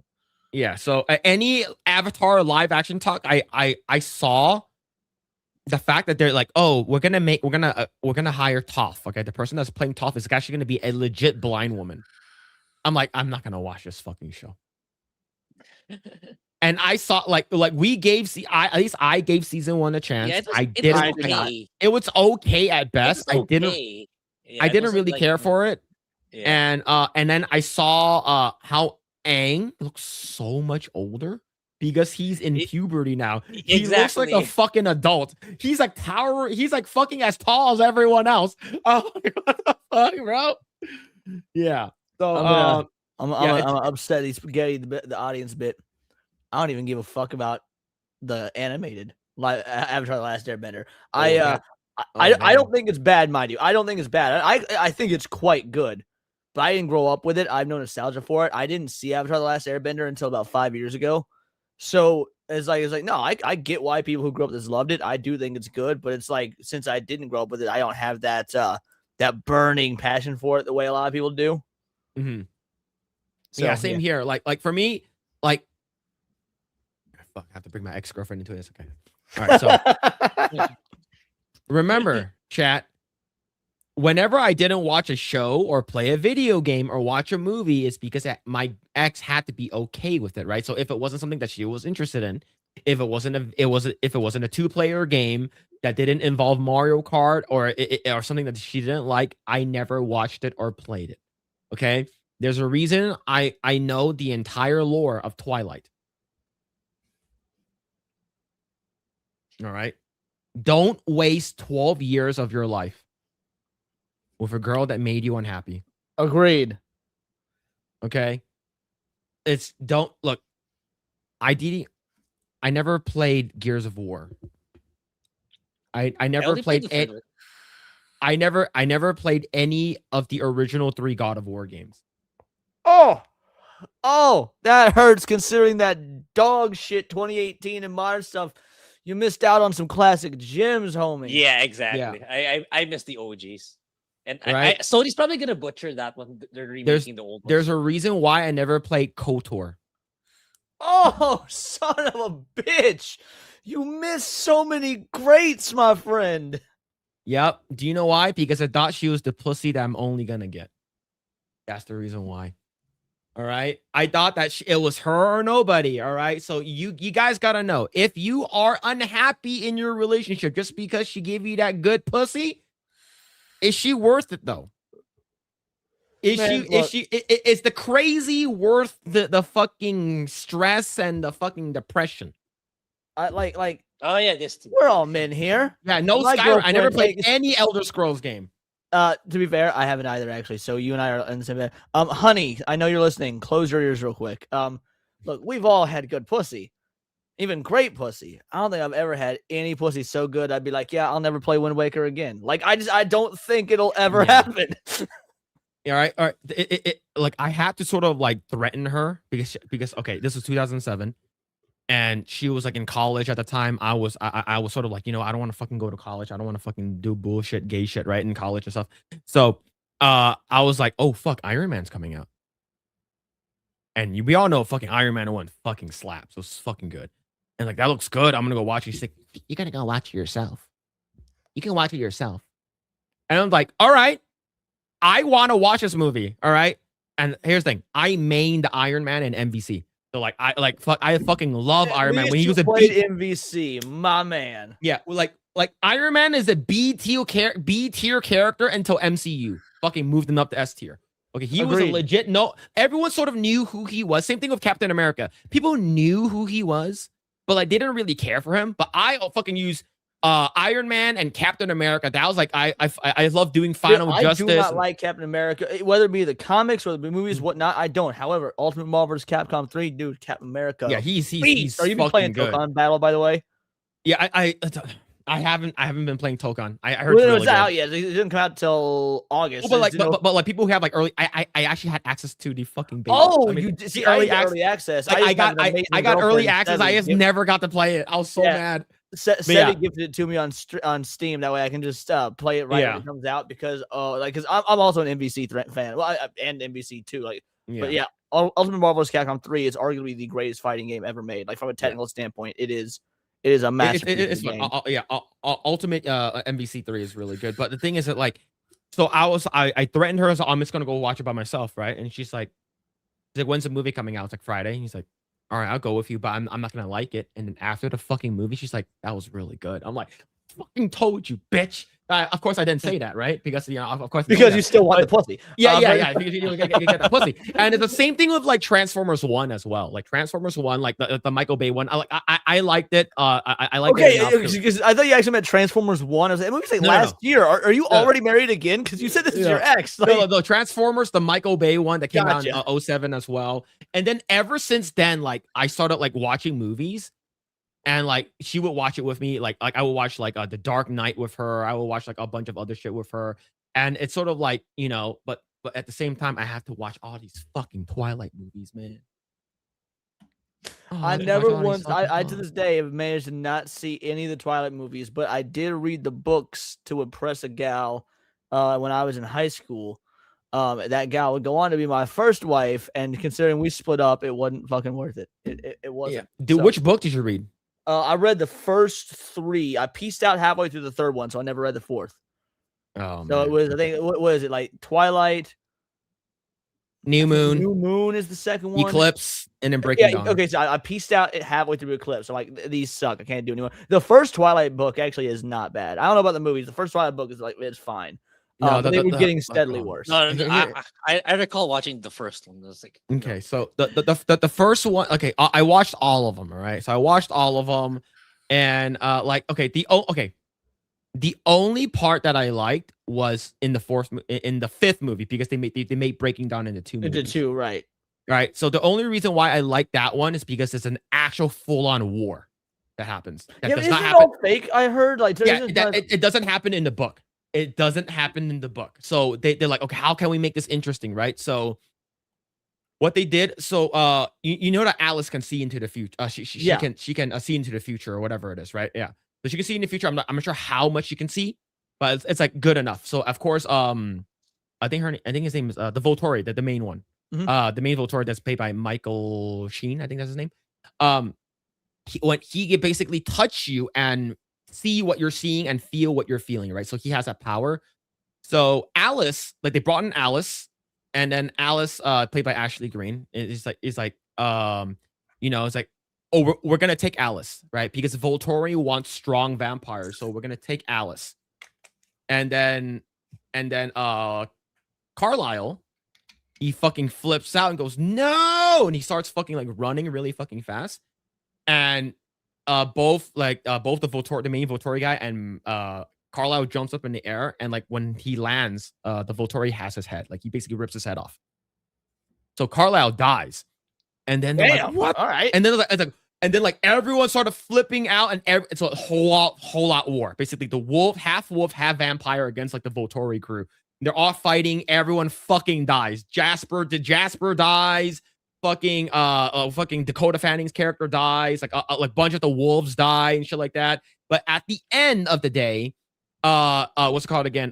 Bella and Edward kills the main Volturi. But like half of the fucking vampires die. Like everyone, like it's like fucking crazy. And then that was all a vision that the main Volturi saw through Alice's eyes if he were to steal her. So he basically like backed off. God damn it, what a cock tease. Yes, it was literally like, holy shit, this is actually getting fucking good. Finally. And then it's like, nope, it was all the dream, right? It was like, it was fucking fake. But the thing is that the look on every girl in that audience, including my ex, they weren't breathing because like this was not in the books.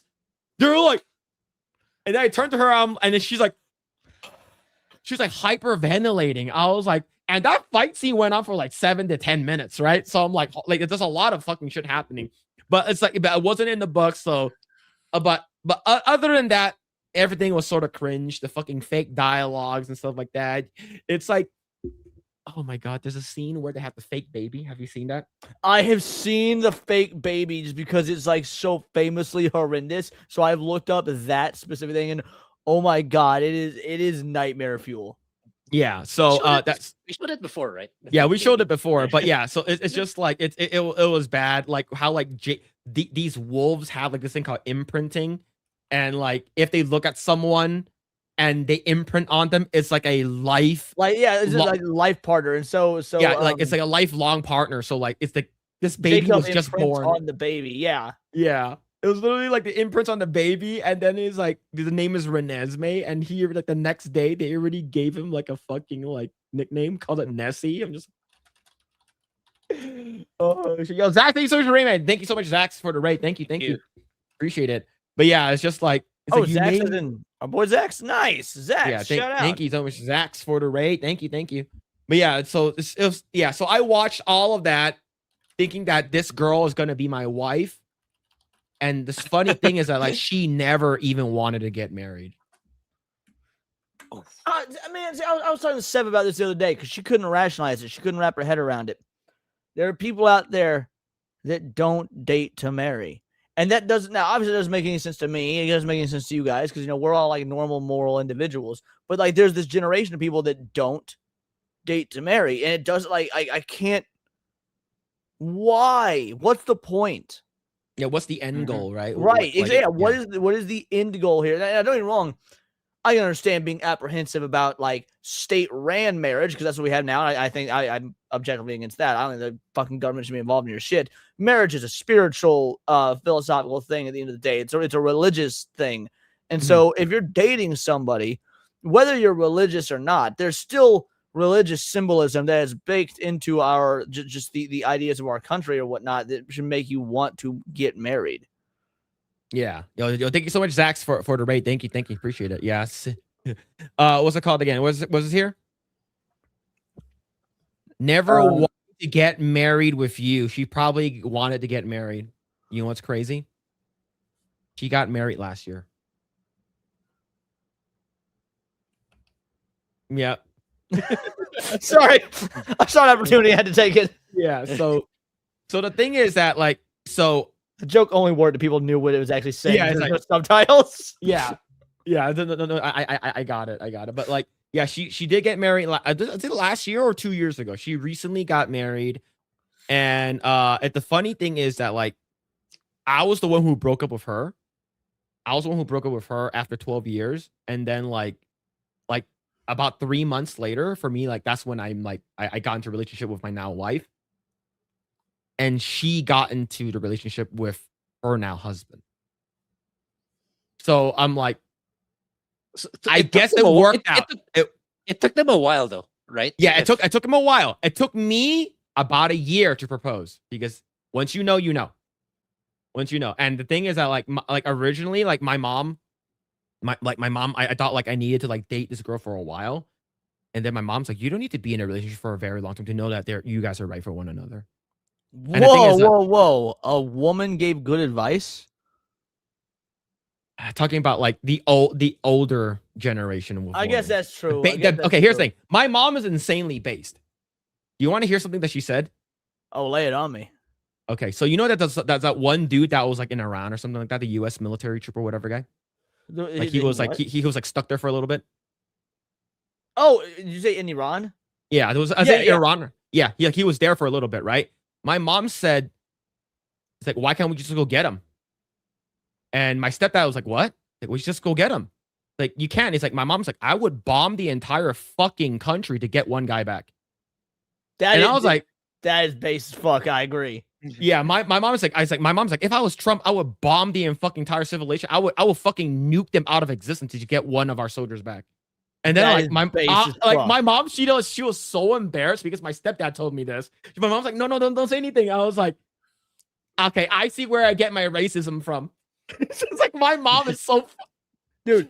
Oh shit, bro. It was my dad's because my dad's also incredibly based. I fucking love my dad. My dad's awesome, right? And his birthday was last month.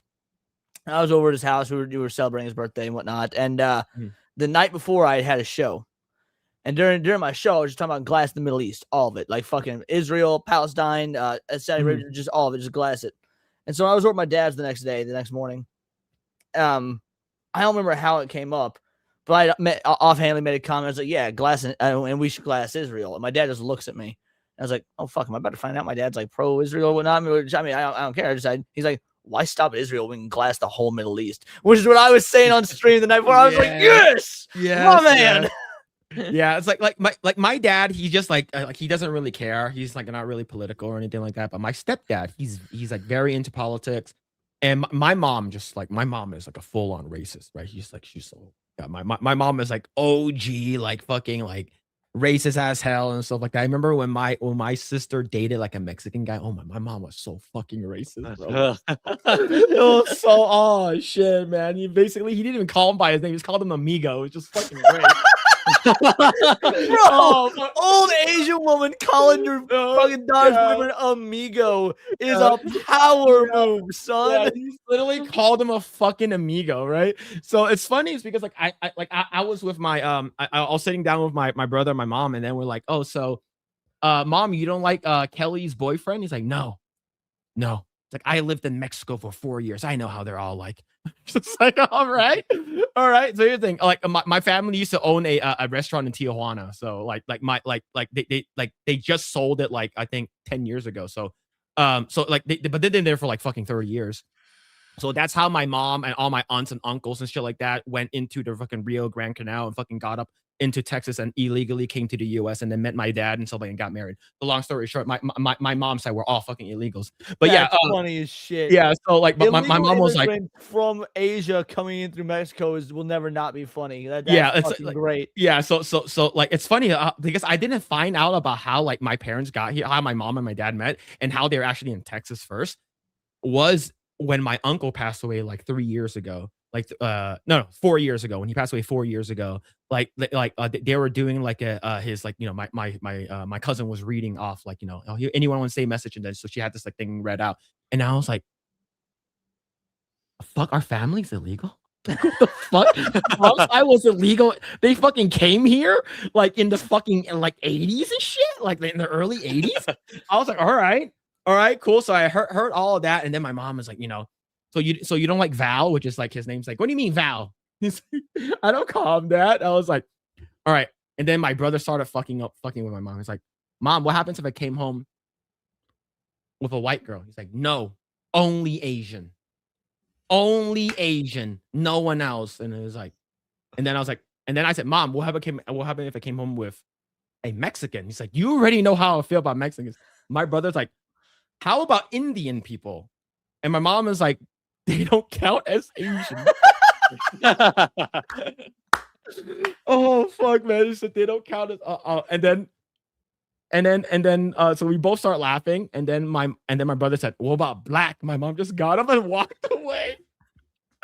Right before my mom walked away, I was like, Mom, Callie, our cousin Callie, she's married to a Mexican guy. He's like, Callie is not my daughter. I was like, all right, that's fair. That's fair. It's funny because like, we're a super white family. You can look at me, you can tell I'm a pretty pasty individual. And obviously I'm incredibly racist. You see how my streams go and whatnot. I'm an incredibly racist person. And I also don't get the men in my family. The only person in my family whose significant other is also white is my little sister. My dad married to an Asian. My little brother dating an Asian. Me dating a Latina. Like the dudes in my family are like anti-white women, which I guess if there's any time to be anti-white woman, it would be the modern age. So yeah. See, like the thing is like the only reason why my mom was okay with like my wife who's Filipino is because she's 1/16 Chinese. So that's enough. 1/16. That was enough. I was like that is enough for her to be like, okay. But like the thing is like my mom loves my wife. Like my mom treats her like better than she treats me. Dude, my dad always did that to my partners as well. Fuck, like, bro, every time. Treat him better than me. Like, man, yep. Leon, you're just colonizing their fields by planting white. Leon's a fake race. My dad's gonna love you, Seb. I'm just saying, my dad's gonna love you. Dude. I don't necessarily know what my stepmom will because you swear a lot. My stepmom's a 1950s style Asian. She does not like swear words, but my dad's gonna love you. But the crazy thing is we're probably gonna go on for another 10 minutes before we call it, but like I don't want to be too late. But the funny thing is like my cousin Tony, like he was originally dating a Japanese woman, and his mom was like, no Japanese. It's like, I don't care who you date. You can date Mexican person. I don't care. No Japs. Like literally, like no Japanese people.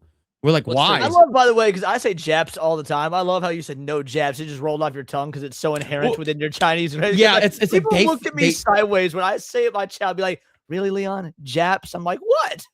It's like it's no, so natural for you. Yeah, they're like no Japs, and it's just like they don't like it's like the whole Chinese Japanese relationship, right? They just like. Something fucked up happened to them when they're young or something like that. My mom is fine with Japanese, Koreans, and stuff like that. So just the fancy Asians and stuff like that. It's just no jungle Asians allowed. So it's just like, all right, no jungle Asians. Even though my wife is a jungle Asian, but she has that one. I ever catch you in bed with a Cambodian, like yeah, it's just a Mongolian, no Mongolian, right? So, but yeah, man, it's the Asian versus Asian hate. Yeah, it's like look. There's this thing where like a lot of the other Asians hate Korean people is because like the Koreans think they're like superior in terms of like how they look and stuff like that. For me, I never had a problem with Koreans or Japanese. To be fair, Koreans got the best skincare products. They might be right. They kind of hold that dub. But anyway. Yeah. Yeah, it's just like they use a lot of like very good skincare and stuff like that. But like, yeah, my mom, like she's like old school racist and stuff like that. My dad is racist too, but my stepdad, my dad hates Armenians. He fucking hates them with a passion. And it's like he just calls them Armelios because he doesn't know how to say it, just because of his accent. But my dad's like Burmese Chinese. White people. Yeah, but yeah, like here's the thing. Like my dad never really had issues with black people until they burned down our supermarket.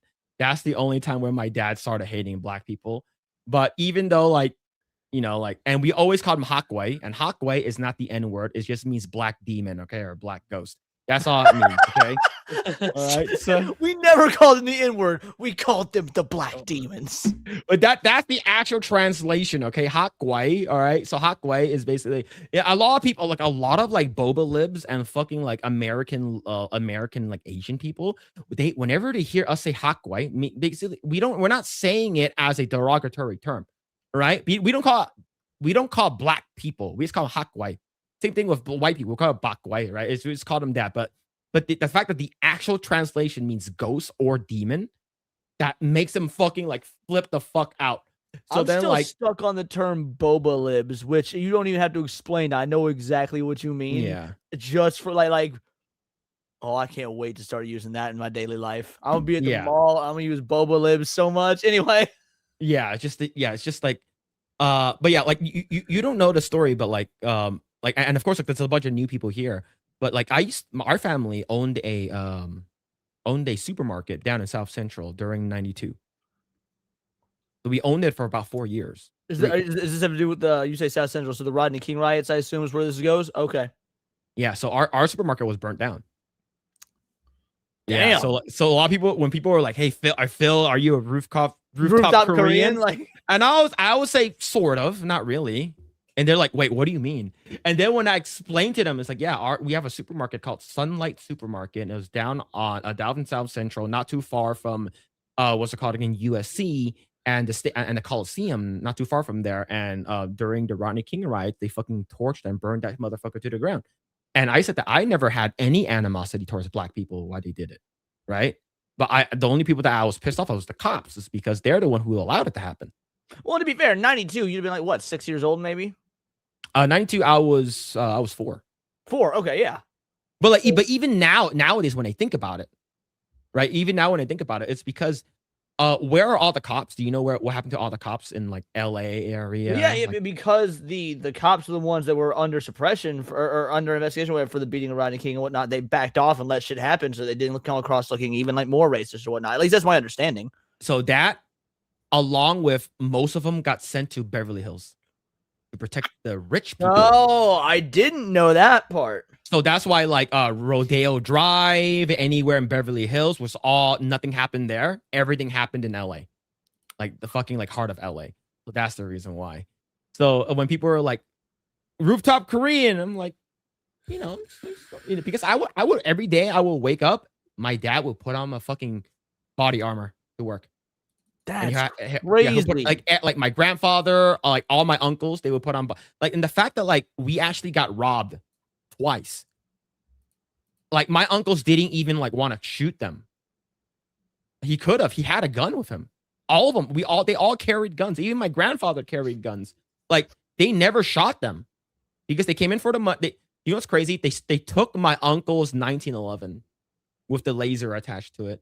It was like an all chrome one. It's like a chrome, like it's like a stainless steel one, like a silver one. But yeah, like he basically he bought that like 2 weeks ago, and then they got robbed, and then they stole his gun, and they didn't even shoot him because they didn't want to kill him. That's. I don't know if this is an Asian thing or whatnot, and because you said that you guys only came over here in the 80s, so maybe you just hadn't been ingrained in the idea yet. Especially this is the early 90s.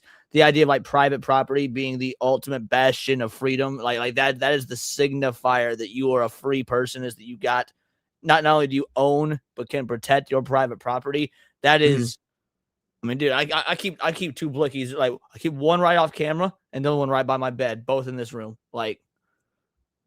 Yeah, someone comes to my house, I got a snub nose ready. Yeah, like the thing is that Now is different, especially after the Rodney King stuff. If you actually look at a lot of the FBI databases and stuff like that, a lot of people there are a lot of Asian people that armed up ever since then, especially during COVID. Good. Everybody should be armed up. Yep. But yeah, man, it's just absolutely crazy. What do you mean? What was this here? Tell new people about how you got fired from Activision. I didn't get fired from Activision for masturbating in the bathroom. That wasn't me. All right. If it was me, they wouldn't have brought me back for a second game. All right, just letting you know. All right, they wouldn't have allowed me on the premises. Okay, I did not. That was a lie. All right. But he never got caught masturbating in the bathroom, guys. I mean, get caught. That's crazy. You should know. You should show Leon Husaraka. Here he looked it up. I looked it up. She hottie. Yeah, Benjamin, thank you so much for the 2. Thank you. And long lasting, thank you so much for the $5 super sticker. Thank you. I appreciate it. Unless they enjoyed the show. What do you mean they enjoyed the show? You're saying that they let me finish? Okay. Granted, they waited for that guy to finish before they fired him. Yeah. All right. They didn't blue ball him or anything like that. He didn't fucking edge him or anything like that. All right. Phil is a George Michael of Activision. Can we ban this guy? Can we get this guy? To be fair, George Michael reference in 2026 is pretty fucking clever. You showed your age there, but I appreciated the joke. What's this here? Post nut clarity, but this guy can code. That's why Activision was desperate for testers. I'm gonna end the stream. I'm actually going to end the fucking stream, bro. Yo, Beardo, thank you for the raid. Yo, thank you so much, Beardo, for the raid. Thank you, man. Thank you. Appreciate it, man. Thank you for the raid. Shout out to Beardo. Shout out to the Beardo Society. Thank you. Let's see. This Chinese hatred of Japanese comes from a rape of Nanking during World War II. All right. Look, everybody always loves talking about the rape of Nanking, but they never ask what Nanking was wearing. That joke was way funnier than you guys made out to be. That is crazy. That is great. When we take the W, what? There's no W with masturbation and getting caught. All right, and it's not me. Stop it. All right, I don't want to be known as the guy who wants to have sex with Harambe and masturbates and with pictures of Blair White in the restroom. All right, that's not me. All right, I don't want to be known as that guy. All right. It's because it's okay, even though it shows him. Oh my god, bro. But yeah, at least Phil did not do a pee-wee. Look, I don't even know what Paul Rubin did. All I know that he got caught masturbating. All right, that's in a porno theater, by the way, which is where you're supposed to masturbate. It was kind of fucked up, actually, that he was treated the way he was. They don't have those anymore, huh? They really don't, at least not to my knowledge. Like when you go to the porno theater. I'm not saying you should be whipping your dick out in public and jerking off, but it's better the porno theater than a showing of Toy Story or something, right? Well, it's better. Maybe Zootopia would be a better place to do it. Okay, look, that fucking Shakira antler bitch at the end of the movie. I'm just saying, look, there are a lot of images of Judy Hopps. Disney knows what they're doing. They have so many. Look, there's a reason why Mrs. Incredible is fucking thick as thick. Oh man, they know exactly. That's I can't watch Lilo and Stitch the same anymore. All right, look how all the thick woman in the Lilo and Stitch and Shell from fucking El Dorado. Oh man. Let's see. You'd only jerk it once. It's fine. Everyone gets one. All right. Phil got caught in his office. No, not that. Phil, the W is that they were impressed and they asked you to come back to work. What do you mean they're? Look. I'm just gonna start banning everyone. I'm just gonna start banning everyone. All right. Most of the people in chat jerked it to Blair White. That is crazy. To be fair, that was my very first quote unquote, one of my very first big YouTube L's is that I said that I would fuck Blair White before I would fuck a fat chick, and I stand by that. By the way, I wasn't even it wasn't even me trying to be funny or do a bit. I believe that fat I said black people deserve no love. Fat people deserve so little love. I would fuck Blair White before I would fuck a fat girl. Okay, all right. So I sort of had, I didn't have a same take, but I had a take about what's it called again? About Blair White. So I think there was a person that asked me about if it were rather like have sex with like a like which transvestite would I rather have sex with, right? And I was like, I'll probably just pick Blair White, just because we have more things in common. Other than having a penis, we have more things in common in terms of politically, right? Other than having a penis is great. Other than the penis. All right, and the crazy thing is that like I told my wife this, and then she was like, she still has her penis, right? Great, that means you could join in too. Yeah, that's fucking wild, man. Oh man, there is going to be a new Lilo and Stitch short with the cat named Scratch. What? I have no idea what that is. I don't know what that is either. Well, there's size differences though. Why is he still doing here? Why can't we ban this guy? Oh man, gay guys are usually really in really good shape. Look, there's two types of gays out there, because you're right. There's the gay guys, they're in the really good shape and whatnot. But then there's the gay dudes that you feel like are probably only gay because it's because they are not attractive, because they can't get a woman. They're like, well, I'll take what I can get, because they're out of shape, they're ugly, they talk all weird, their fingernails are all yellow and shit. Like, I've seen those kind of gays. Yeah. Oh man, Blair balls or no balls? You know what? We're just gonna end it at that, right? But thank you guys. Really appreciate it. That's the stream for today. We've gone a little bit over because I wanted to chat a little bit more with Leon. I appreciate it. Thank you guys so much. Thank you. Really appreciate it. Thank you so much, Leon, for coming on. So what are you doing? Where can people find you? I stream almost every day, videos almost every day. Tomorrow we have the Sunday special stream, which is like the only stream I do all week. If I do the stream that where we don't do culture war stuff, it's just fun, interesting, quirky stories and YouTube reactions and whatnot. And Sevi may be joining me and guiding me through what was the name of the game? Hold on, let me pull it up real quick. Dream Daddy, a dad dating simulator. So we're possibly going to be doing a Dream Daddy dating simulator live playthrough where Sevi is going to coach me through how to impress these dads. That's I hope you have fun. Okay? I hope you have fun. Oh shit, man. Dude, one of the members of my chat said it as a joke, and then everybody else in chat was like, "That sounds hilarious. Do it." I was like, "Well, fuck. Now I guess I'm roped into doing it." Yeah. But thank you so much. You can find Leon stuff. It is in the pinned comments, and it's also down in the Thank you so much. I appreciate it. And yes, I say might be Sev because you could come down with a sickness last minute because you don't want to actually make your boyfriend gay for daddies on stream. The reason they might is I'm giving you the chance to not do it. All right. Thank you so much. And Grae, where can people find you? What are you doing, man? Yeah. Adventures of Elliot video to actually, if I make it fast enough, maybe even tonight I can finish it, or tomorrow. So, and next week there's gonna be another video on my second channel. So yeah, that's about it for me. All right, cool. There you go. Find Grae stuff in the description down below, and you can find me everywhere, Mr. Phillip Chan. And I'm not sure, man. I got to chapter 4 in Lego Batman, and it's like insufferable Barbara Gordon fucking Mary Sue Batgirl. I'm sort of not liking it so far. But other than that, it's who can we raid right now on YouTube? I think so many people who raided us. So is there anyone live left? Let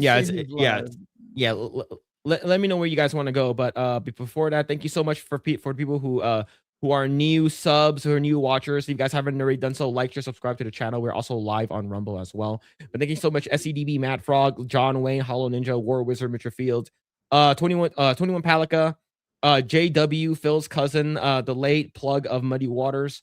Damn, almost no one live. Yeah. Holy shit.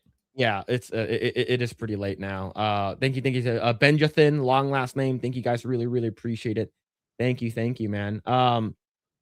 But yeah, let's see who's this? Who's this person? Is Can Man live still? All right, we'll raid Can Man. All right, Canman 1984. All right, we'll raid you guys over to Canman. Shout out to Canman. He's been grinding on it. One of the mods. But thank you guys. Really appreciate it. Shout out to Leon. Shout out to Grae. Shout out to everyone in the chat.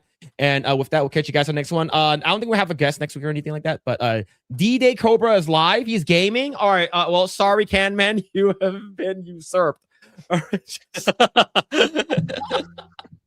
All right, we'll raid you guys over to D-Day Cobra. Oh man, yeah, sorry, yeah, it is what it is, man. All right, so D-Day Cobra live. He's not accepting the raids. Okay, go back to Can. Okay, yeah, man, we'll go back to Can.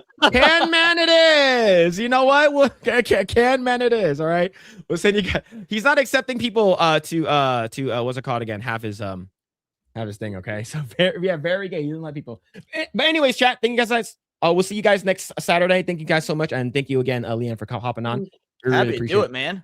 And with that, we'll catch you guys on the next one. Take care. See ya. Bye. Deuces.